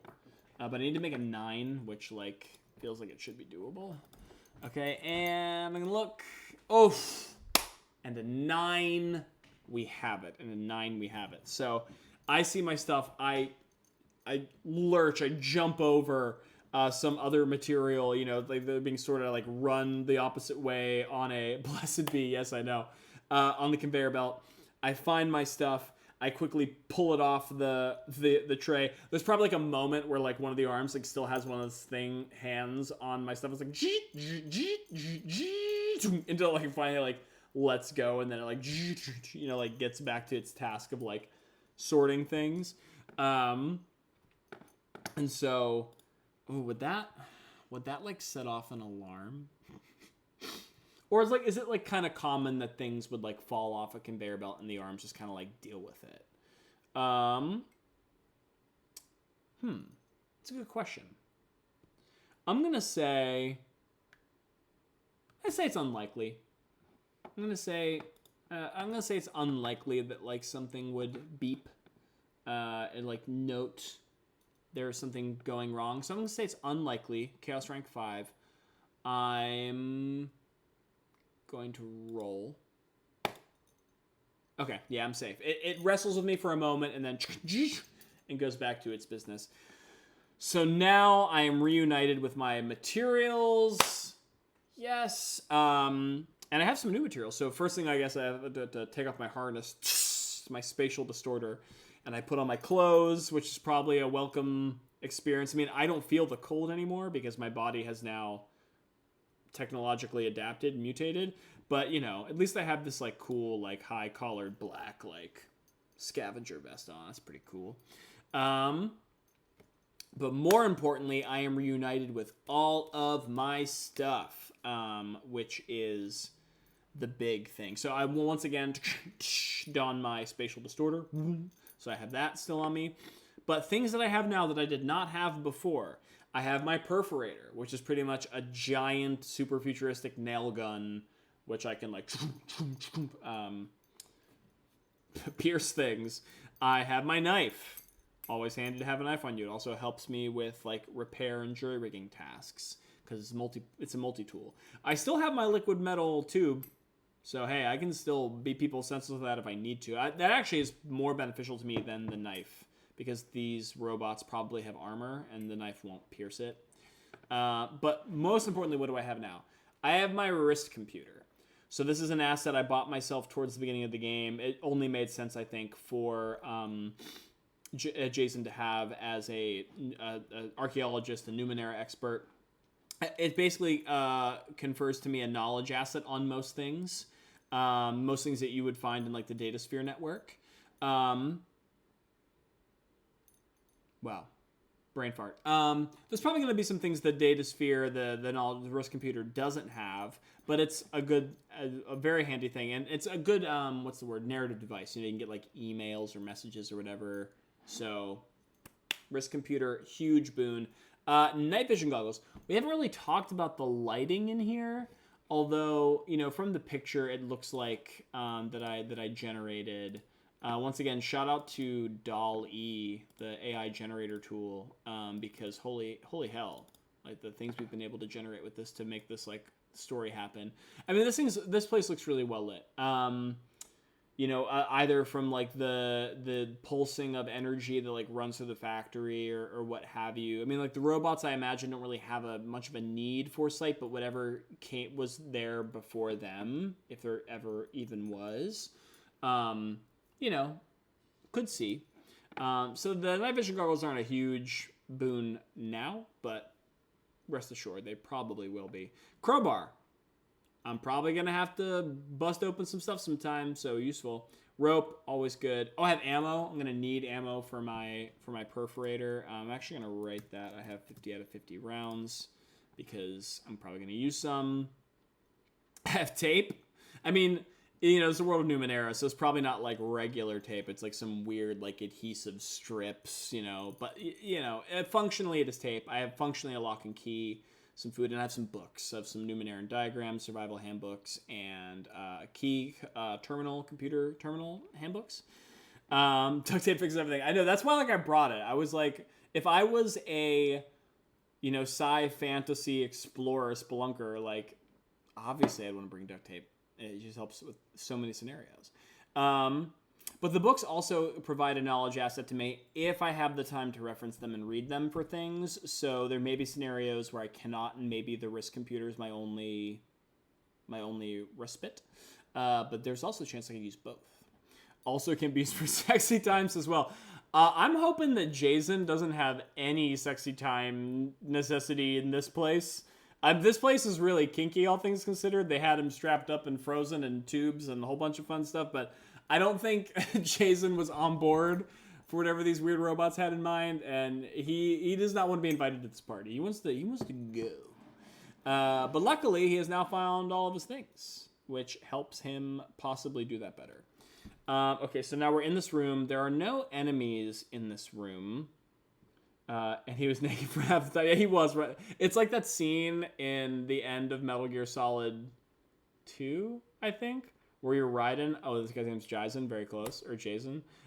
Where, like, you were doing cartwheels naked, like dodging all of the Spetsnaz guards. You know what I'm talking about? Yeah. Okay. Yeah, it's very much like that. That scene. Okay. Okay. So what do we need to do from here? I thought I was going to say. No, I mean, not to do a whole tangent on Metal Gear Solid 2, but, like, that whole ending, and no spoilers, but that whole sequence where you're, like, naked and you're getting the weird radio phone calls, brilliant. I mean, and batshit, but brilliant. What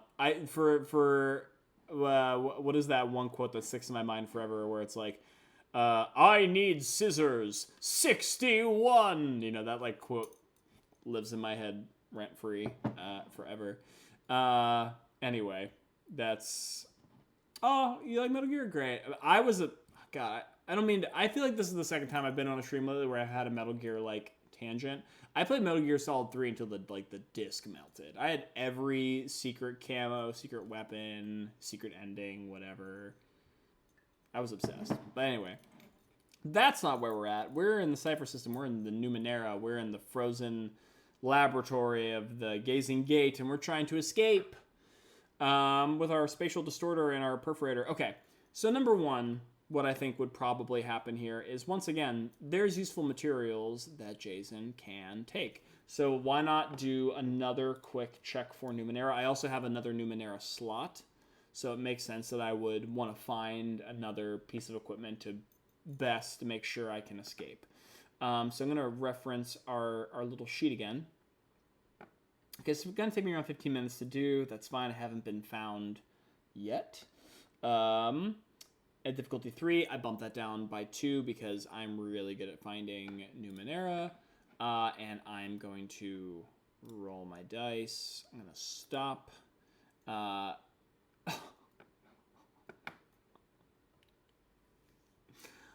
failed. I needed to get a 3. I needed to roll a 3 on a D20. And I'm going to let you guess what number I rolled. I'll let you guess what number I rolled. Because it's less than 3.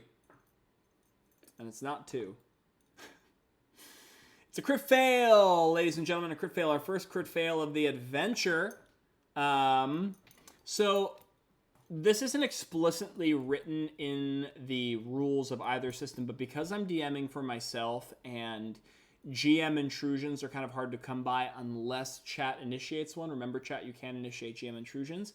I think I'm going to make Nat 1s trigger GM intrusions because it feels like, you know, it's a Nat 1. It should probably trigger some sort of interesting story, circumstance.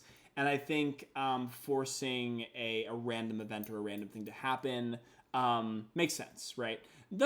Sometimes the events aren't spicy. Sometimes they're just normal. But like, I think to amp up 1s, right? I think makes sense. So number 1, I don't find any Numenera. Everything that they're sorting through, which I guess makes sense if they're sorting through all of this like material and some of it is being dumped in a frozen chasm at like the edge of the world, then yeah, they're probably not throwing anything away that's useful or good. They're probably just getting rid of what they deem as unnecessary. So I find nothing cool. I'll chill with my spatial distorter, but a plot twist does happen. Also, it doesn't explicitly state in the rules that getting a GM intrusion from, like, because there's no rule that states that Nat 1 triggers a GM intrusion, but I'm making that happen to spice things up. There's nothing saying that I would gain XP from a GM intrusion, but because you normally would, I'm going to give myself XP for it, and we'll like feel that out as we play. Like if it feels like I'm gaining too much XP too fast, we can like take away that ruling. But I'm also worried that if I don't add that rule, I'm going to like severely hamper the amount of XP that I get, right? Oh, and I also, because you gain experience points for discoveries, I will say that I'm going to give myself a discovery point for figuring out that the, that the Gazing Gate is not the only teleportation circle center into the lab. I think that is a significant enough discovery. That caused me to write a whole new thread.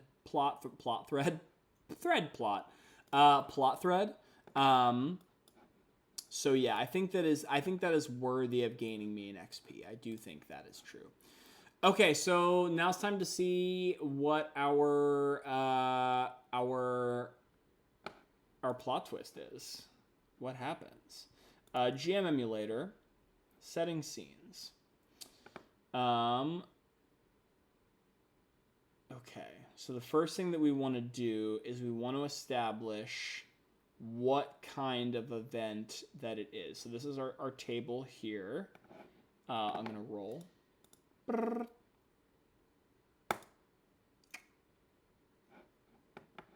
16. It is an NPC action. Okay.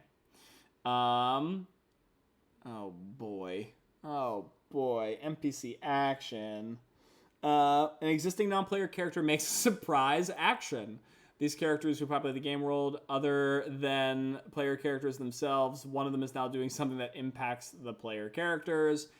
I mean, I don't want to say that I think I turn around and there's a robot staring at me in the face, but I think I turn around and there's a robot staring at me. Like, that's just like the most, I could like roll a bunch of charts and tables and be like, what really happens? But I mean, like, they're on high alert. They're looking for me. This table literally just said, you're surprised by an NPC. I think, you know, I'm like putting on my, I'm rummaging around for Numenera, and like I pull up, you know, a piece of artificery that I think is useful, and it's like nothing. And then as I'm like standing up, you know, from behind me, I hear like, cheat, and like I turn around, there's like, and there's like a robot staring at me, and like pointing its mechanical arm in my direction, which once again, I keep clicking on the wrong thing. Character picks here. This. Okay. Which looks like that. Okay. So, bad news for me. I'm probably going to get into a fight. But the real question is there multiple? Are there multiple robots in front of me right now? I would say as a challenge rating 4, they would operate in pairs of 2. I think adding anything more than that would be just, Mochi says just 1. I think we should leave it up to the fate chart. I literally may be shooting myself in the foot, but I mean, this is what adventure's all about. And I just got my perforator. I mean, we'll see. This could all go terribly. I was going to say terribly well, but then I just kept saying terribly because it's not going to go well. Okay, so what am I looking for? I'm looking for like a lone Dalek. They do kind of look like Daleks. Like when the AI generated me that image, I was like, oh, they definitely like there's a seed of a Dalek planted in this creature. GM Emulator is what I want. I'm at a challenge rating 5. I'm gonna say 50 or less. It's alone. Okay, it's alone. It's alone. It's alone. It just sees me. It's on patrol. And it blue light shines on me like a spotlight. My eyes are wide, and it notices me. Which means it's probably going to want to try and freeze me and kill me. So, a couple things to note here for myself and for the audience at home. Number 1, I have luckily adapted my body to the freezing temperatures, so their cold damage is not going to do a lot of damage to me. They don't know that yet. They may change their tune once they know. But at least for a little bit, I will be fine. And I have my guns, my weapons now. Okay. And also, I'm bad at initiative. My character is always, because he's so enraptured and like looking through things and like finding these everything. He's always has his guard down, even when he's like half naked in a facility of robots. Everyone has their character flaw, I guess. But he's not quick to action. So I will be taking a penalty to this initiative roll. So normally it'd be a 12. I have to beat a 15. I'm going to roll and see what happens. Right? Yeah. Ooh! But somebody got a nat 20. We got a 1 to trigger this and then got a nat 20. It is the cosmic scales balancing themselves in front of us. So I take the initiative, and also I get a major effect. Yeah. I get, well, I'm not attacking, so I can't get any damage. Knockdown, stun, impair. For 1 so it actually gets. Ooh, okay, cool. So I'm gonna say I turn around. I see that this what remains, this drone has noticed me. That like whips around, it's like she turn, and instinctively, even though I'm usually like caught unawares, I see that there's like a big load of material that's being like wheeled around across the conveyor belt between us. I can say there's like a conveyor belt between us because like it had to enter the room. I jumped to get to my stuff, right? I see that. I run up with my perforator, which is like a giant sci-fi nail gun. I run up and I like butt the back of the stuff off the conveyor belt, and it batters the drone. And, you know, it has tentacles, it has legs, it has a weird arm in front of its face. It's, like, designed very oddly. So all of this junk, these cables and these, like, synthetic materials and stuff, just, like, falls on it and starts, like, tangling it up as it's trying to, like, climb over the conveyor belt to me, which is going to impede a lot of its actions in the upcoming fight, because I got a major effect which affects the creature for the entire encounter. So I go bam, all the stuff falls over it. You can hear like trying to like pull itself free, but it's just all wrapped up in like gunk and cabling and mess, and it is going to have a hard time wrestling itself out of that. I also have the initiative, which means I get to go first. And baby, I got a perforator on me. Before I was just running away. No, we are mad. We are ready to fight.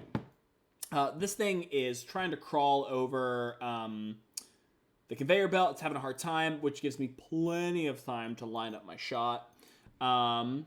Its defense is lowered a stage, which is... Oh, I should also... What is this armor, if I'm guessing here? They give you an example of what the armor would equivalent be. Why do they say that? I feel like it would be under combat, but maybe I'm just a dummy. Attacking objects. Yeah, very hard objects, which is metal. This thing is made of metal. So it too has armor, which is unfortunate. But this is just how these things go. So it has an armor rating of 2. It's a 4, but I'm firing at it as if it's a 3 because it is all tangled up. Okay, yeah. Oh, the perforator has an interesting ability in that it is a piercing weapon. So it actually has a chance of doing slightly higher damage or slightly lower damage depending on my roll. It's kind of like, you know, whether or not the perforator sinks like dead center and like really pierces something, or if it kind of like hits the side and just gives like a glancing blow.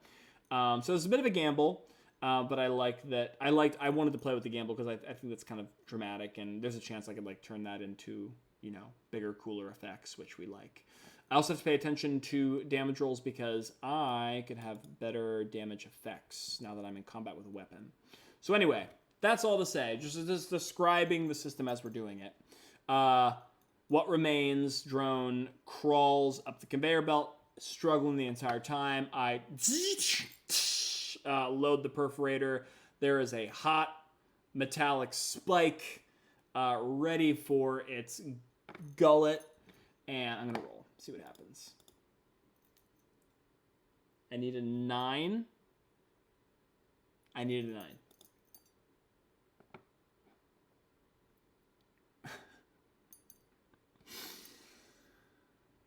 Oh, I needed a 9. I needed a 9.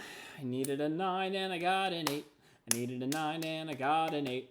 That is what we call a miss in the business of fighting robots. Okay. So, yeah, aim it. This thing is tangled up on a conveyor belt. I feel like what happens is like it's on the conveyor belt. I'm going to shoot it. I pull the trigger when it's like perfectly down my sights, and the conveyor belt actually like kind of like skips it. You know what I mean? Like it's like on the conveyor belt, so it actually moves it as I'm firing. So you just hear like as like, you know, steam shoots out of the perforator and it launches this like massive metal spike just as the robot is like moved right out of frame, right out of my vision. And so just a massive spike just pierces a wall behind it, and just absolutely nothing happens. So that sucks. That's a waste of a shot, too. That's a shot of my perforator ammo.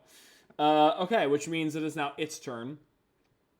I don't think it could get closer to me because A, it's slow, and B, the conveyor belt is now giving it away. So it's probably going to be the same distance to me, or perhaps a little bit further. But one thing that I wanted to see, because I think there are benefits for cover. Yeah. Advantage target. Yeah. I would say that now that we're not like in a tight, cramped little corridor, like we're in like this conveyor belt room with like wires and cables and arms, I probably have some benefit of cover, or at least I can say that I take advantage of cover here, especially for range combat. So it's probably gonna be a little harder for him to hit me. It to hit me, I should say. Okay, so it's also slower to fire now because it is tangled up. So we're gonna roll. I have to beat a speed task of 9. I do. So once again, I fire. It gets sunk in a wall. This thing, its arm sort of like opens up. There's a blue light. A beam of frozen energy streaks across the junk room, and you can see like it. I'm like hiding behind one of the belts, so like the ice like hits the conveyor belt, and you can see like kind of slows down for a second. You see like ching, ching, ching, ching, ching, ching, ching, and then the ice breaks because the ice is not going to beat the machine in that battle, and the conveyor belt continues to churn forward, but it doesn't hit me, which is what's important. Okay, what is happening here now? And it hasn't really learned yet that I'm resistant to cold, so it's probably still going to attempt that, which is good for me. Back to me. I'm just going to keep trying to shoot it. But hopefully the conveyor belt does not betray me again. I need to hit a 9. I need to hit a 9. Okay. I do hit a 9. Not only do I hit a 9, but I hit a 17. Which, according to this, confers to me a +1 damage bonus. So I must hit a good chunk. And then the piercing damage, I don't think I get a bonus from the piercing shot. I don't think it's the secondary roll that I had was not high enough. Where are we looking at that? There's a section that says like bludgeoning, piercing damage. There it is. Weapon distinctions. Stabbing, I'm going to say 17. Oh, wait. Extra +1 on 17? Oh, but it's a secondary roll, which was not. Okay, so just the +1. Just the +1. I'll take it. All right, so, which means I'm going to keep track of his health. I'll keep track of it I should probably keep track of it in my adventure notes. So, this is going to be an interesting scene, by the way, to keep track of. An NPC has health equal to its challenge. So, it would normally... Well, I'm going to say its health remains the same. I don't see why its health would go down if it's tangled up. Its actions that it's performing, yes. But its actual health, I think, would remain the same. And that's probably going to come to bite me in my butt. So max HP is 12. Now, I rolled a 17. It's a medium weapon, which means I would hit it for 5. But it has 2 points of armor, which means I hit it for 3. So 11, 10, 9. So that's 9 HP remaining. Okay, it is now its turn. I'm going to say that it's, at this point, probably maneuvered itself off of the conveyor belt. That only makes sense. It's not going to sit there and let itself get carted away into nothingness. Although I could make it a PC contest. That might be interesting. NPC contest. Just like, that would be funny if it got carted all the way to the shoot. Like, I don't know why it would, but it would be like fun storytelling. Well, make it an option. So yeah, what is it? NPC versus NPC. Roll for one of the NPCs, whichever NPC is allied with the PCs. So yeah, the conveyor belt. The conveyor belt is allied with me in this moment. So I would have to beat a 9 for it to get a little further to get a little further away. I don't. It jumps off. Darn it. That would have been cool. Okay, so it's off the conveyor belt. Fine enough. And now it's still tangled up in stuff, but it's at least not being carted away from me at like a rapid pace. Once again, its arm sort of in my mind's eye was the same thing he was like translating into like, halt, surrender yourself. A streak of blue light as another cryogenic beam cuts across the trash room. I don't say trash room, but the sorting room. And then I'm going to roll again. So I have... Can I use my RISC computer to hack computers and machines? Huh. That's an interesting question. I know that there is... there are abilities and items that allow you to remote hack. I think I could modify the RISC computer to do that. I think as the item that I bought as the game... I keep looking at the wrong screen. Chat here. Screen here. I think the item that I bought specifically states that it only is an informational kiosk, if you will. But if in the story I unlock new abilities or find ways of remote interfacing, then I could upgrade it. I could do that. So that's a good call out. And I will keep that in the back of my brain. Okay, so what happened to me here? I botched it, baby. I didn't botch it. I didn't nat fail it, which is good. But I still did not roll well, which means I'm getting hit with a cryo beam. Luckily, however, cryo beam. I mean, ha ha ha. What does that mean, Moch? You mean what? I didn't fail it. I rolled a 5, which is not a nat 1. It's not winning. But, yeah, I mean, Jaizen has really I mean, was he ever going to have a good day? His best friend betrayed him, left him to die in a pool of liquid metal, and he woke up naked in a robot surgery room. Like, no. Life is bad. Life is bad. Poor guy. He is having a rough go of it, but you know what? He will survive. As long as he knows how to love, I know he will survive. He's got all his life to live. He's got all his love to give, and he will survive. He will survive. Hey, hey. Anyway. Okay, so I get hit with a cryo beam. However, what this robot does not know now is that I have cold resistance dose, and I have armor 1, which means its normal attack that would hit me for 4 just gets reduced all the way down to 1, which I will gladly take, because that is far better than taking 9 points of damage, or sorry, 4 points of damage.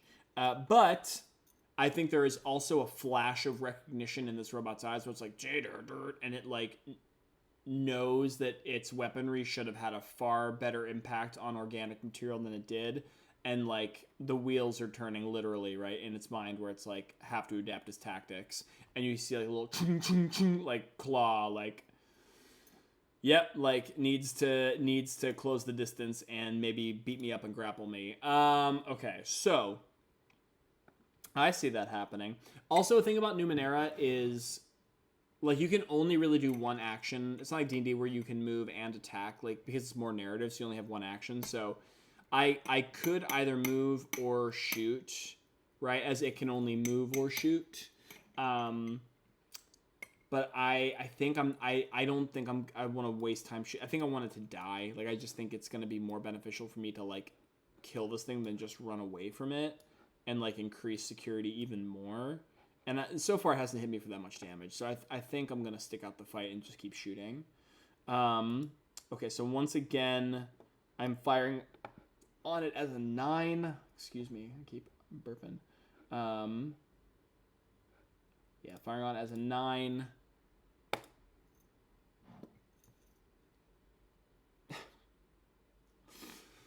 Jason! Jason, please. Jason, please. I just want you to hit. I just want you to kill this thing.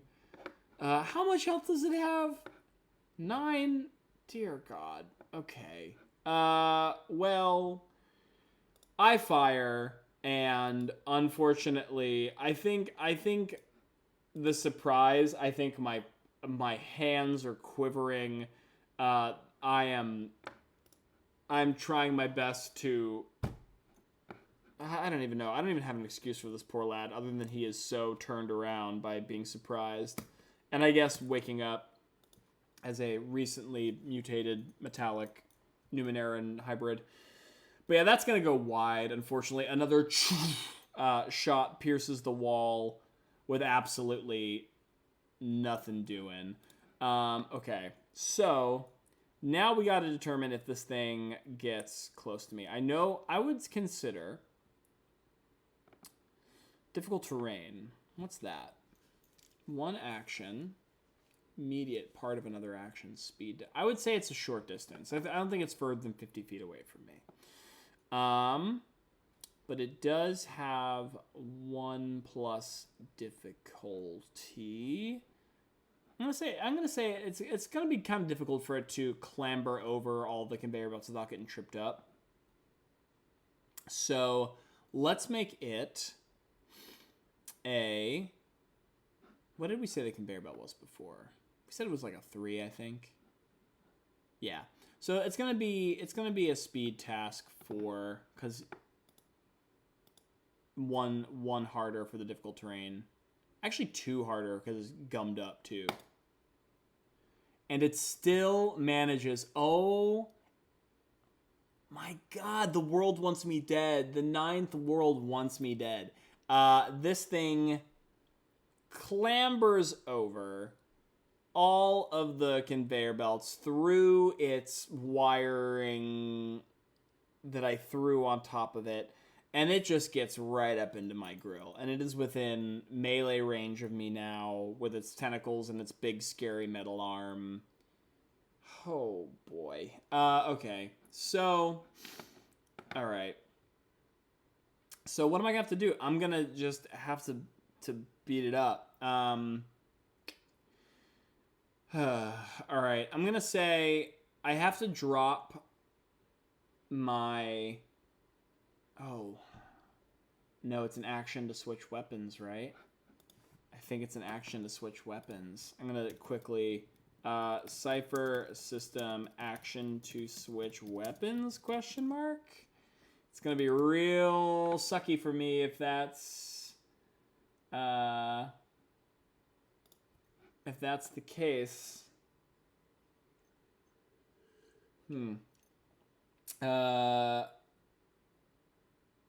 What did I miss? Mochi, this thing clambered on top of me. It's within melee range, and I'm trying to determine... Actually, you know, I'm going to ask the Fate System because I don't want to waste time. That's another reason why the Fate System is here. I have to determine if... Because normally we only get, like, an action in the Cypher System, and I'm trying to determine if switching my weapon would be an action, or if I could just, like, drop my perforator and grab my, my big old tube that I picked up, and just use and not have to waste time and, you know, it being right in my face. I'm going to Fate System it because, I mean, that's part of the reason why we're using it is to help settle quick disputes like this. So I'm going to go to GM Emulator, Fate System, we're at a Chaos Rank 5. I'm going to say 50 or lower. It won't cost me an action. 55, it will. Oh my God. God, oh my God. Okay, all right, okay. This is just how it is. It's just how it is. So I have to spend my action to swing my perforator on my back, because I'm going to take a penalty if I try to fire my gun in melee range, and I don't want to waste... Or maybe I do want to waste time? No. The pipe is going to be better against it anyway, because it's wearing armor, and bludgeoning does better There's still liquid metal. Yeah. Oh, it's gonna discover there's still liquid metal in there for sure, one way or another. Bludgeoning damage will be better against it anyway because it has armor. It just sucks that I have to spend an action to do it. Okay, it's fair enough. I swing the perforator around and I brandish the tube, which is still rigid and stiff with like the metal coursing inside of it. And I'm ready to bludgeon this thing, but I don't yet have the opportunity because it has to attack me. Once again, I think it's gonna try and grapple me first because I think what these things want to do is capture me, not outright kill me. So if they can capture me and then just sort of like bludgeon me while I'm caught, that way they can keep me still while they're knocking me unconscious. Oh, don't you just love DMing against yourself and murdering yourself? It's a great time. All right, so what am I trying to do here? I'm trying to grapple myself. Might task. It's a might of 4, but it's bound up, so it's taking a penalty, which means it'll be a 9. I can do this. I can do this. I can do this. I can do this. I can do this. I can do this. I can't do it. Oh no, no, no. Okay, so I'm grappled. I can't move. I can still fight, but if I can't run away unless I break free. I'm gonna get free! Please don't copyright strike me. Oh my god. Okay, so this thing just like grabs me by the chest and like with the big metal middle arm, which is this thing, right? I'm just like grabbed by the harness, right? My spatial distortion harness, which I'm not going to turn on. It's only good against ranged attacks, and the frost beam I'm not afraid of. But what I am afraid of is the fact that now that I'm caught in its clutches, it can just wail on me with these big old tentacles. Because on top of me, helping find a brief point. I surely hope so, Moch. I'm hoping. I'm praying. Okay, so I can't move. I have to fight my way. I either have to break my grip to run away or just try to fight him. I am going to take a penalty for fighting him while grappled, but that's okay because I'm already... There's a penalty being applied to him, so it's kind of washes out. Okay, what am I going to do? I'm going to beat it. I'm going to beat it with this pipe. This oversized pipe. Okay, so my target number that I want to hit is back to 4, I think. It would have been easier because he's tangled up, but now I'm grappled, so it's back to standard. And I start. There's nothing I can do except burn might points to force a hit, which is pretty much the same as taking damage almost. We'll see. It may be beneficial to burn the might damage. Okay. I just rolled a nat 1. I don't think I can take an intrusion or a... Oh my god, this guy's luck is so bad. I can't take extra damage and I can't take the intrusion. So what I'm going to do is I'm going to burn that XP that I earned from this plot twist right now to reroll.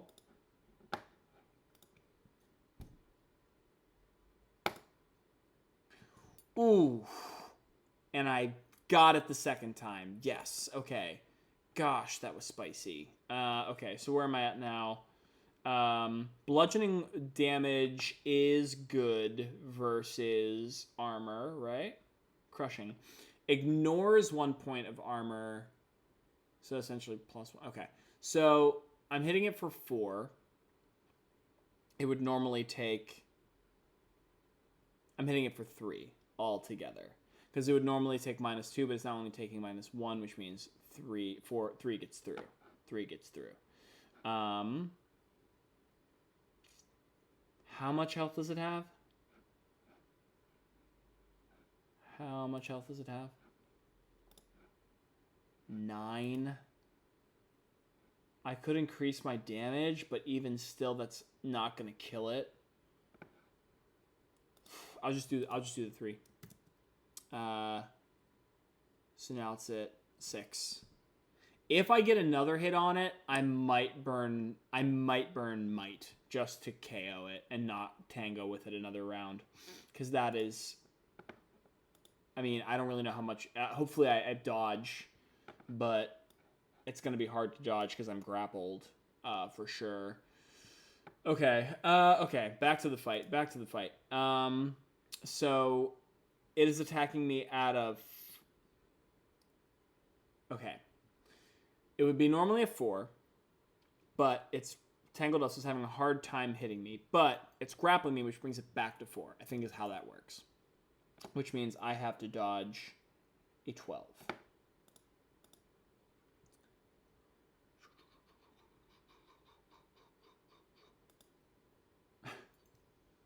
How much speed do I have? Oh, it wouldn't even matter, because even if I burnt it, it wouldn't. I would still take the hit. Oh, this thing.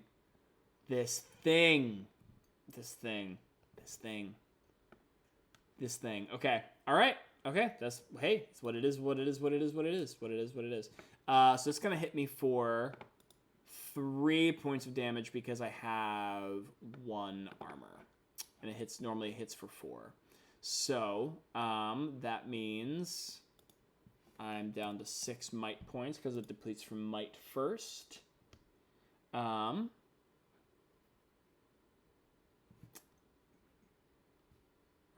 rolls 1d6 plus 1.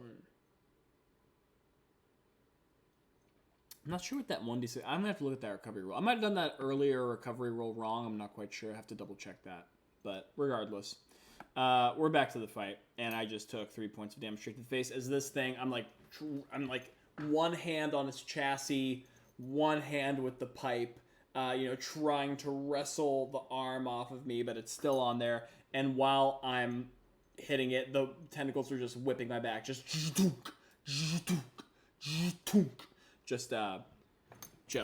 whomping me. But actually, no, we're not going to worry about that. I'm not going to make it harder for myself yet. Just whomping on my back. Anyway, back to me, just really trying to kill this thing. Oof.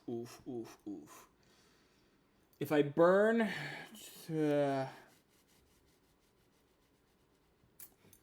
burning might just to hit it won't kill it. And if I do... I think I just... Ugh. I'm like sick. I don't know what to do. I'm feeling nervous. Okay. I'd have to hit a 12. I have to hit a 12 to hit this thing. Where's the thing I want? It's right here. Okay. Here we go. 13, baby. That's what we call a hit in the biz. So what's going to happen here? Because I just want this fight to be over, honey. I'm over it. I'm going to burn a... Where's it at? I can burn 3 points to get effort, and I can deal 3 extra damage, right? So if I'm doing this math correctly, it's at 6 health. I would do 3 damage to it from the pipe, and then if I apply the effort, I'm doing an extra 3 damage, which is 6, which would destroy it. It's going to cost me 3 might, which sucks because it's pretty much just like taking a hit. But I think the gamble pays off because if I keep trading blows with it, there's a chance that it'll just keep accruing damage on me versus me taking it out before it gets another swing, and I think it's worth it. Woof, though. Woof. Okay, so let's take a look at my character sheet. I'm going to burn the 3 might. Jesus. And yeah, I'm getting I'm getting just pummeled over and over. As it is leaning back to get a really both of its tentacles way back to just sort of completely crack me over the skull. To Mochi's point, I see that there is a a moment where it's like leaning back and like the face part, this like glowing like visor is like exposed, and I just hold one arm, my newfound strength, my like mechanical strength.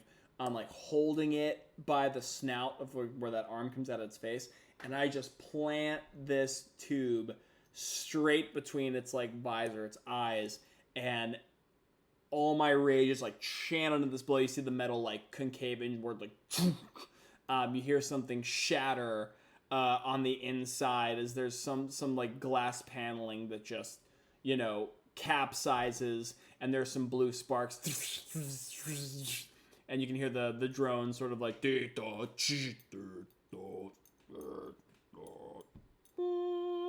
know, flatline. And then the little cage of spider legs gives out underneath it. It collapses. And it falls over dead, you know, decommissioned. Jabba drone. Yeah, they do kind of sound like Jabba the Hutt unintentionally. Jabba the Hutt.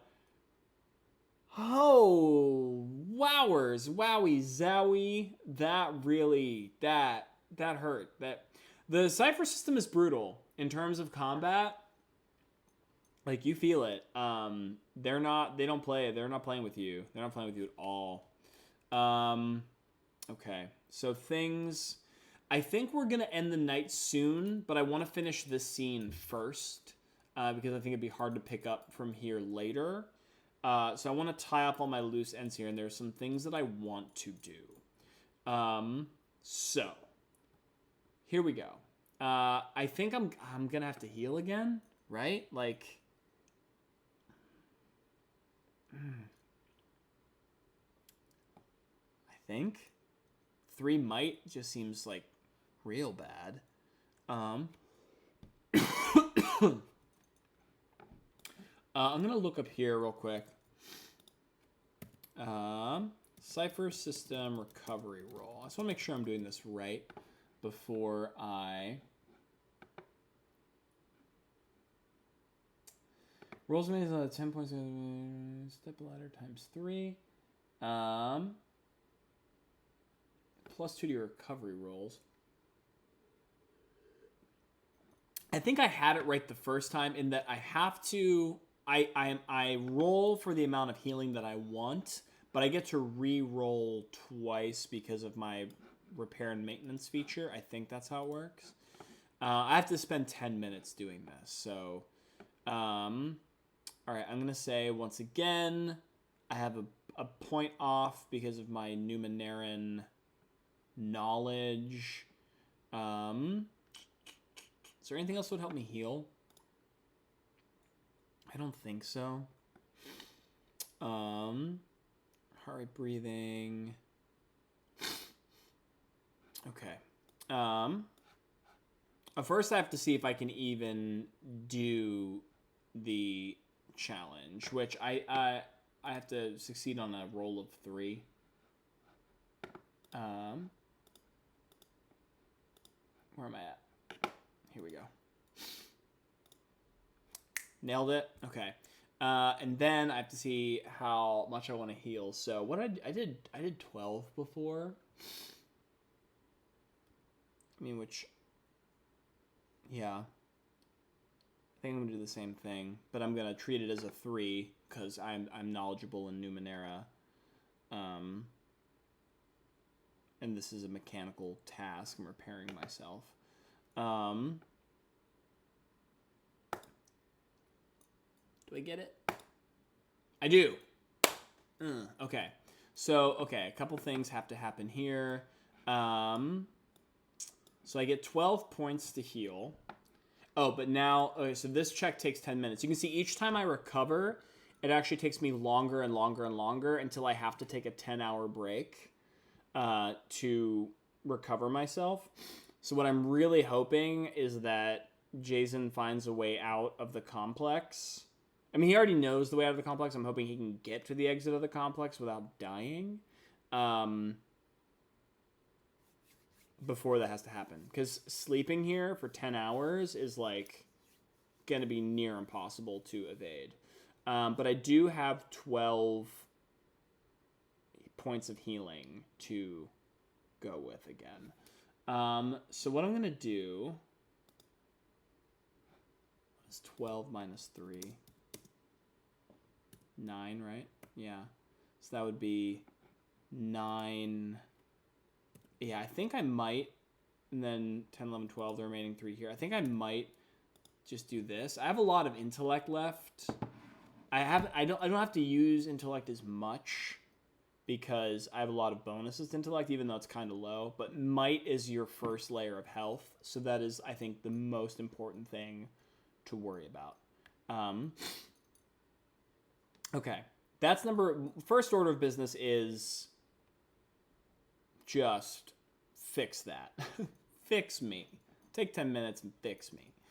Couple other things I want to do. I am thinking here. All right. I'm thinking, this may be a bit of a gamble. This may be a waste of XP. I don't know. But I can spend 2 XP to get a short-term benefit, which means I get a bonus to a local or limited area or ability. I think what I want to do is I want to spend 2 XP to kind of say, because I can interface with machinery now, right?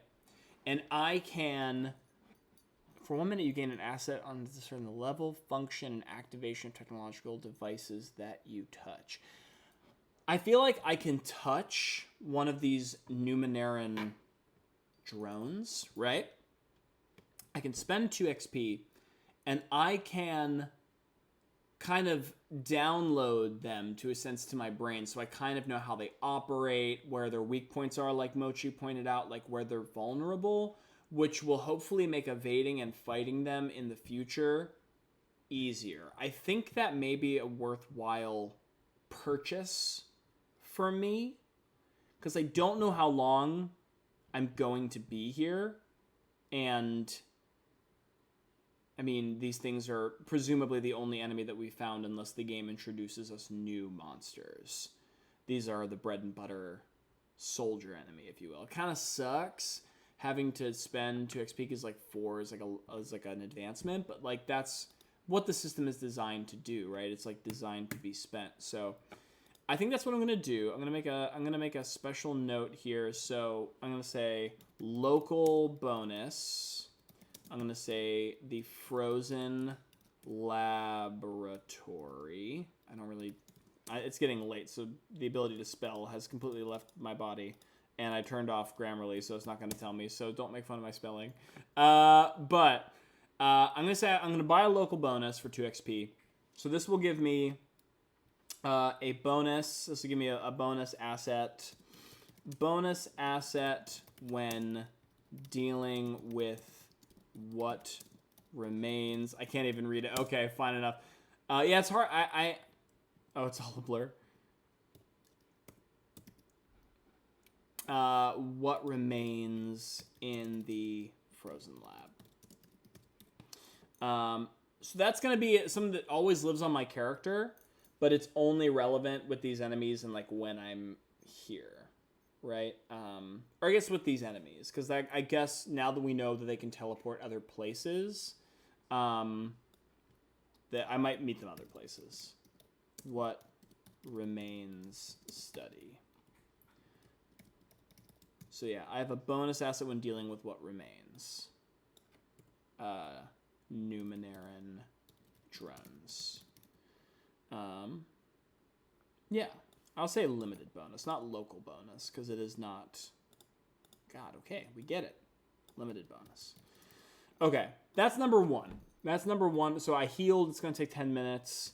Let's say it's going to take probably 10 minutes to interface with this thing and sort of download the schematics of its like vulnerabilities into my mind, my mind's eye.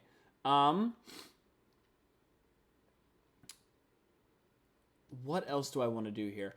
I think normally I would say that like, I've already searched this area for Numenera, so I wouldn't be able to search it again, but this thing is made of Numenera. So I think there's a possibility that maybe I could scavenge something off of its body that is useful, that may benefit me in the future. Plus, I mean, I think that just sounds fun. Like, that's what the point of the system is, right? Is to have fun and put the fiction first. So yeah, I want to scavenge parts off of an alien robot. That sounds awesome. What I'm going to do... Oh, and I have a bonus now because I studied them. Okay. So this would be 3, 2, 1. Yeah, so I pretty much just can't botch it.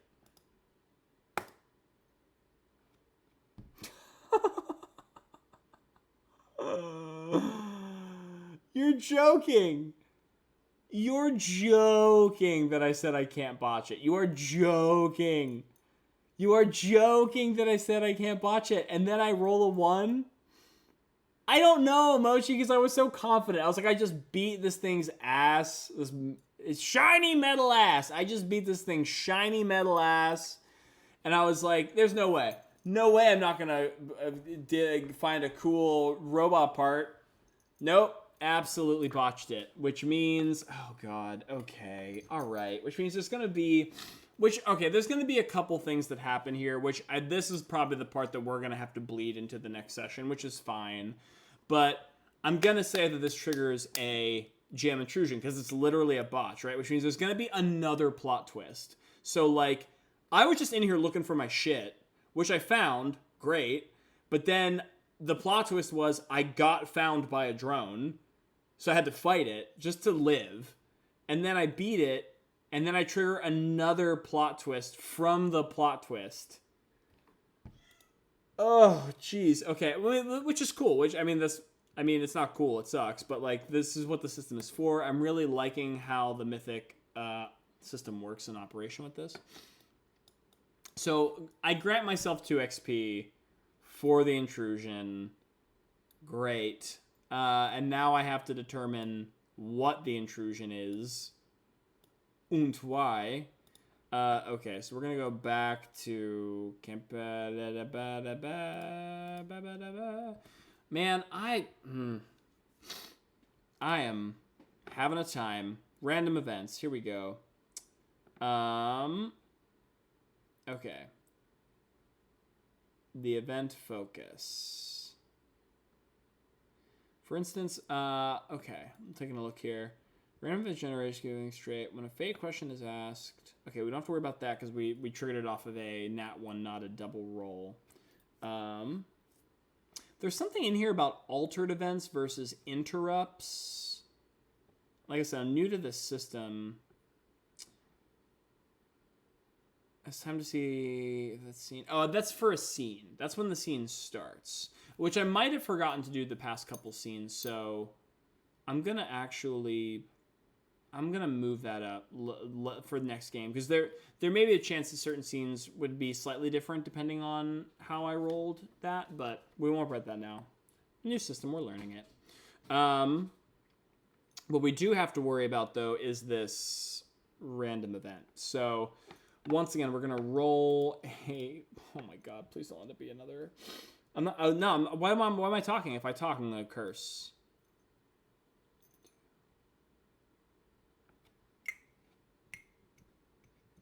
It's an NPC action, is what it is. It's an NPC action. Okay, so what I'm going to say... I'm going to give myself the benefit of the doubt and say, you know, I'm not going to have myself ambush twice. We'll roll it. Because of the fiction, I said I'm ambushed, right? It made sense that I was ambushed. I don't want to make the same thing happen twice because that's not as interesting. There's a chance it could be the same thing twice. And if it is, I'll deal with it. But, you know, let's give ourselves the benefit of the doubt and see if a more interesting thing happens within the fiction.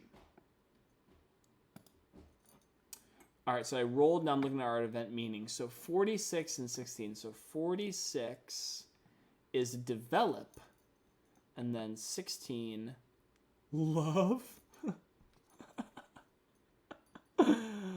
I've learned to love you. No, these things... Develop love. Develop love. Well, also it says NPC action. It doesn't mean that it has to be these things. Maybe I'll roll on my known NPC duct tape. Yeah, stuck together forever. Maybe I'll roll on my NPC table. It doesn't really make a lot of sense though. Develop love. What would that, if I were to determine that in the fiction? Develop love. This is such a funny. That's just a funny. After what just happened, I just beat this thing's head in with a pipe. And then another one is like, you did a real good job of killing my friend with a pipe. Trying to give you the pipe. No, I'm sorry. That was. I shouldn't have said that. We're going to be put on some kind of watch list. Develop love. Actually, what if I invert? Let's try that. What if I invert the numbers and see if that gives us a more actionable... 16 is inquire. Okay. 46. Food. Inquire food. Oh. Interesting. Oh, I have an idea. Here. I'm going to go with this because it gives me an idea. But, oh, man. I'm like... Oh. I'm like... Oh, man. Yeah, it's bad for me. It's a bad idea for me as a character, but it is the immediate thing that's coming to my head for fiction. So it's an NPC action, inquire food. NPC does not, like, it could be an existing NPC, or I could introduce a new NPC. I think I'm going to introduce a new NPC. There's actually a trigger here that triggers a new one right here, but I think I've kind of introduced an NPC low-key without realizing it until this moment. So I'm fighting. I pull this thing out of the robot's head. And, I can see that at this point our tussle, our fight, has caused all of the stuff in the room, all the sorting bins, to kind of go crazy, right? We're shooting spikes and frost beams, and we're fighting over all of the piles and things. So we've kind of messed up the sorters, right? The conveyor belts are all askew, and they're piling things into the wrong direction. And there's like materials that are being loaded into the train that leads into the gaping hole that like should not be there, right? And so there's a couple, and you can kind of see it, like there's like a couple lights that are like boop, boop, boop, like just like every time like something that is improperly scanned goes onto that table that gets like thrown into the pit, and it's increasing because there's more like debris and nonsensical material that is being funneled into this hole. And it gets to a point where it's like boop, boop, boop, boop, boop, boop, and like I like look over my shoulder to see like what's going on, and there's like a threshold of like some sort of danger reading, right? And then the whole complex rumbles and shakes, and little flecks of ice, skitter down from the ceiling. And there is a deep, echoing, guttural groan that erupts from outside of the barrier, outside of the divider, the little glass window. I shouldn't say the little glass window, that plain glass window, to where the gaping hole of they were shoveling all this junk is going into. And there is something on the other side of that hole that maybe they were feeding. And maybe it is now being given the wrong food. Yeah, I think there's absolutely some other creature here at the station on the outside. And I'm interested to see what it is. I'm gonna use a tool called Chaotic Shinies Monster Generator. I'm using a lot of random generators because that's what this game's all about. And I'm just gonna have them randomly generate me the description of a creature. Oh my god, the opening description. This enormous furred creature lairs in colder regions. Okay, so it was meant to be.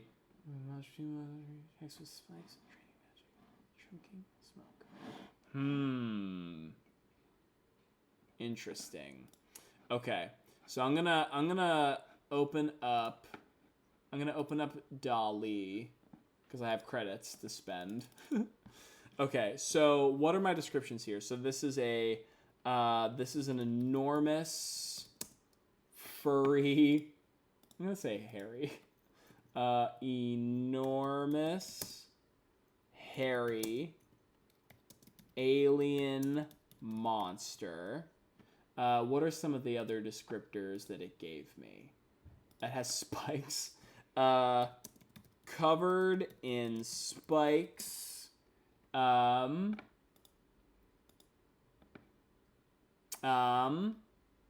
else? Colder region stalks its prey. So I'm gonna say it's an enormous subterranean. We do know that it is subterranean. An enormous subterranean hairy alien monster covered in spikes. I'm gonna say it has a gaping maw.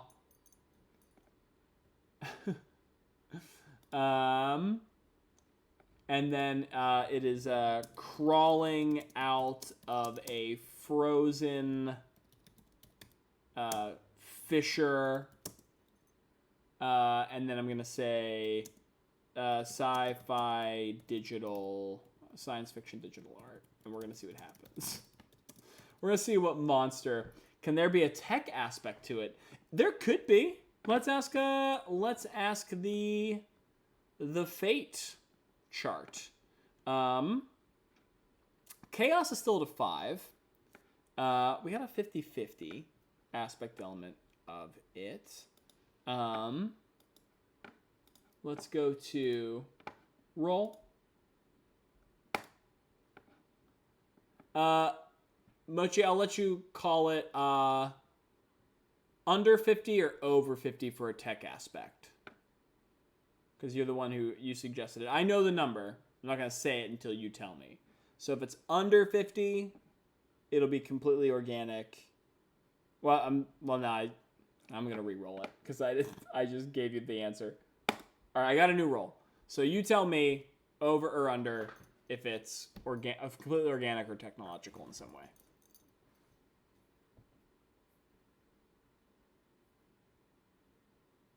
Or want over 50. It is under 50. I am sorry. But it'll be interesting because we had robots before. So now it at least gives us something entirely different to work with. It was 35 to answer you. Big sad. Oh, Moch. Now you're making me sad that you're big sad. Should I change? Well, we want to roll with the random. But hey, you do have GM intrusions. If you have channel points, spend them and tell me what to do with them. Make your will known. Actually, I'll give you an opportunity to do that if you have the points before. Our fate has been chosen. Okay. Enormous subterranean, hairy alien monster, covered in spikes, gaping maw, crawling out of a frozen fissure. All right, we're going to generate it and see what happens, what kind of monster they give us. So the reason why Dolly's cool for things like this, because, like, I don't know, made-up monster. Saving them for a t-shirt. Oh. Oh. Oh, no. Oh, no, I hate it. I hate it. It didn't really give us fur, but it gave us, like, all the worst other stuff. Let me see if I can pull this up. There you go. we pretty much found the ice tundra sarlacc is essentially what happened. Yeah. This thing, like, I can just see this massive tower of, like, armored flesh and gaping teeth beginning to rise up from the bowels of that cavern. And I know that I need to get out fast.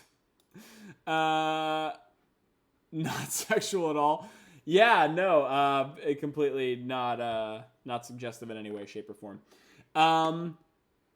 So yeah, I think that is where we end the session, right? Because I wanted to heal, I wanted to interact with the robot to like learn more about it and have advantage on it, which I do now, which is great. Oh my god, this thing. What is going to happen with this thing, I wonder? Okay, and I know now that I healed, and this triggered the event. So, okay, here's what's going to happen. Here's what I'm going to write for next session, because we're going to go to our scenes. So let's recap what happened with our last session. All right, so conveyor belt room, arms and tubes sorting synthetic and organic material. Some material is being... Mochi, well, so in terms of the story, I'm planning on only running the solo nights when the actual level 1 crew can't get together for a full night, or maybe on a random off night if I have like a night free and I'm feeling up to just doing this by myself. Because, you know, time is money and time is hard to come by in our adult lives. But yeah, so if you're at a concert next week, which by the way, which concert are you going to? I just was at the Yeah Yeah Yeahs and Japanese Breakfast, and the week before I was at Turnstile and Snail Mail, both great shows. Oh, you're invested in the story? I'm glad. I'm happy that you are. This was a completely random experiment.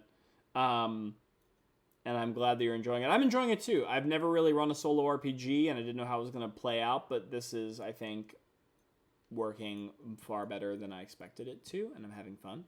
But regardless, yeah, so there might be a chance that I'm running level 1 next Wednesday, or I might just do another night of this randomly, because this was fun and we had a good time. But yeah, so it'll be less frequent than the full level 1 story. I'll definitely... Temple. Oh, perfect. Can't see Flight of the Conchords. One of my favorite Flight of the Conchords bits. I mean, there's so many, but it's such a small line, but it makes me laugh every time. Where like that girl is flirting with Brett because of his accent, and like Jermaine just leans in. He's like, "I'll have the same." it's just so dumb. I'll have the same, but it's a great bit. So. What was I saying? So don't worry, you'll have plenty of opportunities to see the story unfold more and more. Because I am enjoying myself. Anyway, recapping this scene. We found a conveyor belt room. The arms and tubes are sorting a whole bunch of synthetic and organic material. I think we know now they were jettisoning all the synthetic material into like the basin of this hole. Because it was feeding this creature, probably to keep it at bay. So what did we do? We healed ourselves. Oh, no, we didn't heal ourselves. We found our stuff. That was so important. We found all of our equipment. We saved it from being sorted deeper into the complex. We suited up and got our gear, including the perforator, baby. But unfortunately, as I was searching for Numenera, we got discovered by what remains. And then we had a surprise fight. Battle ended in me skull cracking, if they have skulls, the drone to death. I then use this opportunity to heal again. And then we use this opportunity to... Oh, study the drones. We studied the drones for a limited bonus against them, which is going to be useful, I feel. And then finally, as I was trying to scavenge Numenera from the drone.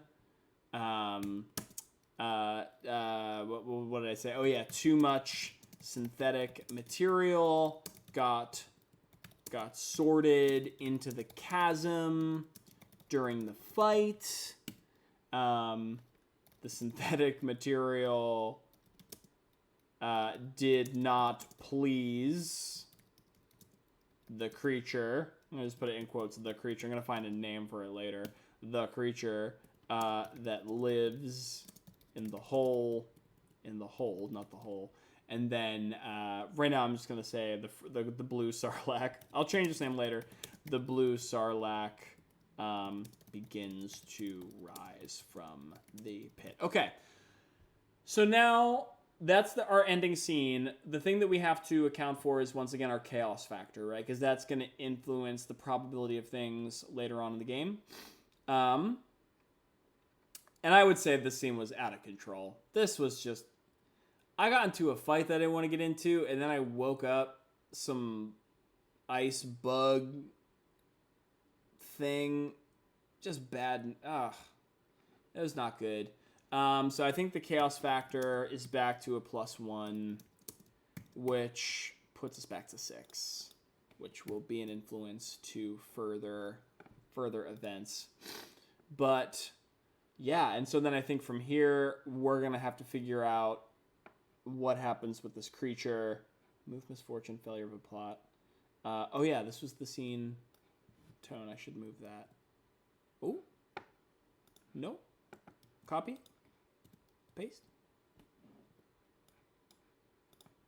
There we go. There we go. There we go. Yeah. So I think from here, for the next adventure, we're going to start with just the shadow of this creature beginning to loom out of... Oh my god. This sucks. And then we'll just have to figure it out from there.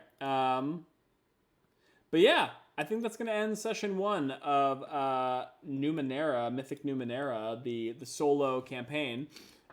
Thank you so much for those who tuned in and joined throughout the night. It was really fun. Mochi, you're always down to watch the whole session, which is so cool. Also, Mochi, I owe you a character for your birthday. I said I would name a character after you. So if you would want a character in this campaign to eventually meet, let me know. You could let me know some details. I'm pretty sure you follow the level 1 adventure. Oh, hey everyone, follow us on all the socials. Level 1 Instagram, level 1 Twitter, level 1 Twitch channel here. YouTube. This will be uploaded to YouTube. Follow us everywhere at Level 1 Adventuring. And please help us spread all of our cool creations and campaigns. Usually Wednesdays, it is a 5th edition homebrew campaign with 6 other players. Tonight was an experiment where I was playing all by myself and having a really good time doing it, so there will be more of this for sure. But yeah, follow us on all the things. Please tune in for the full D&D campaign. I have such wonderful players, such inventive people. Can't wait for us to get all back together again. Our stream had been off for a little bit, though I'm terrified of my luck. Well, you'll be...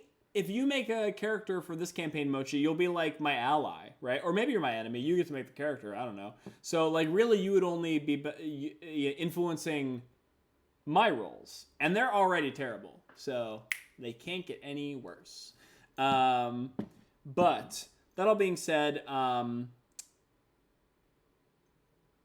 you can tell it's getting late because my brain is like... Please follow all the things.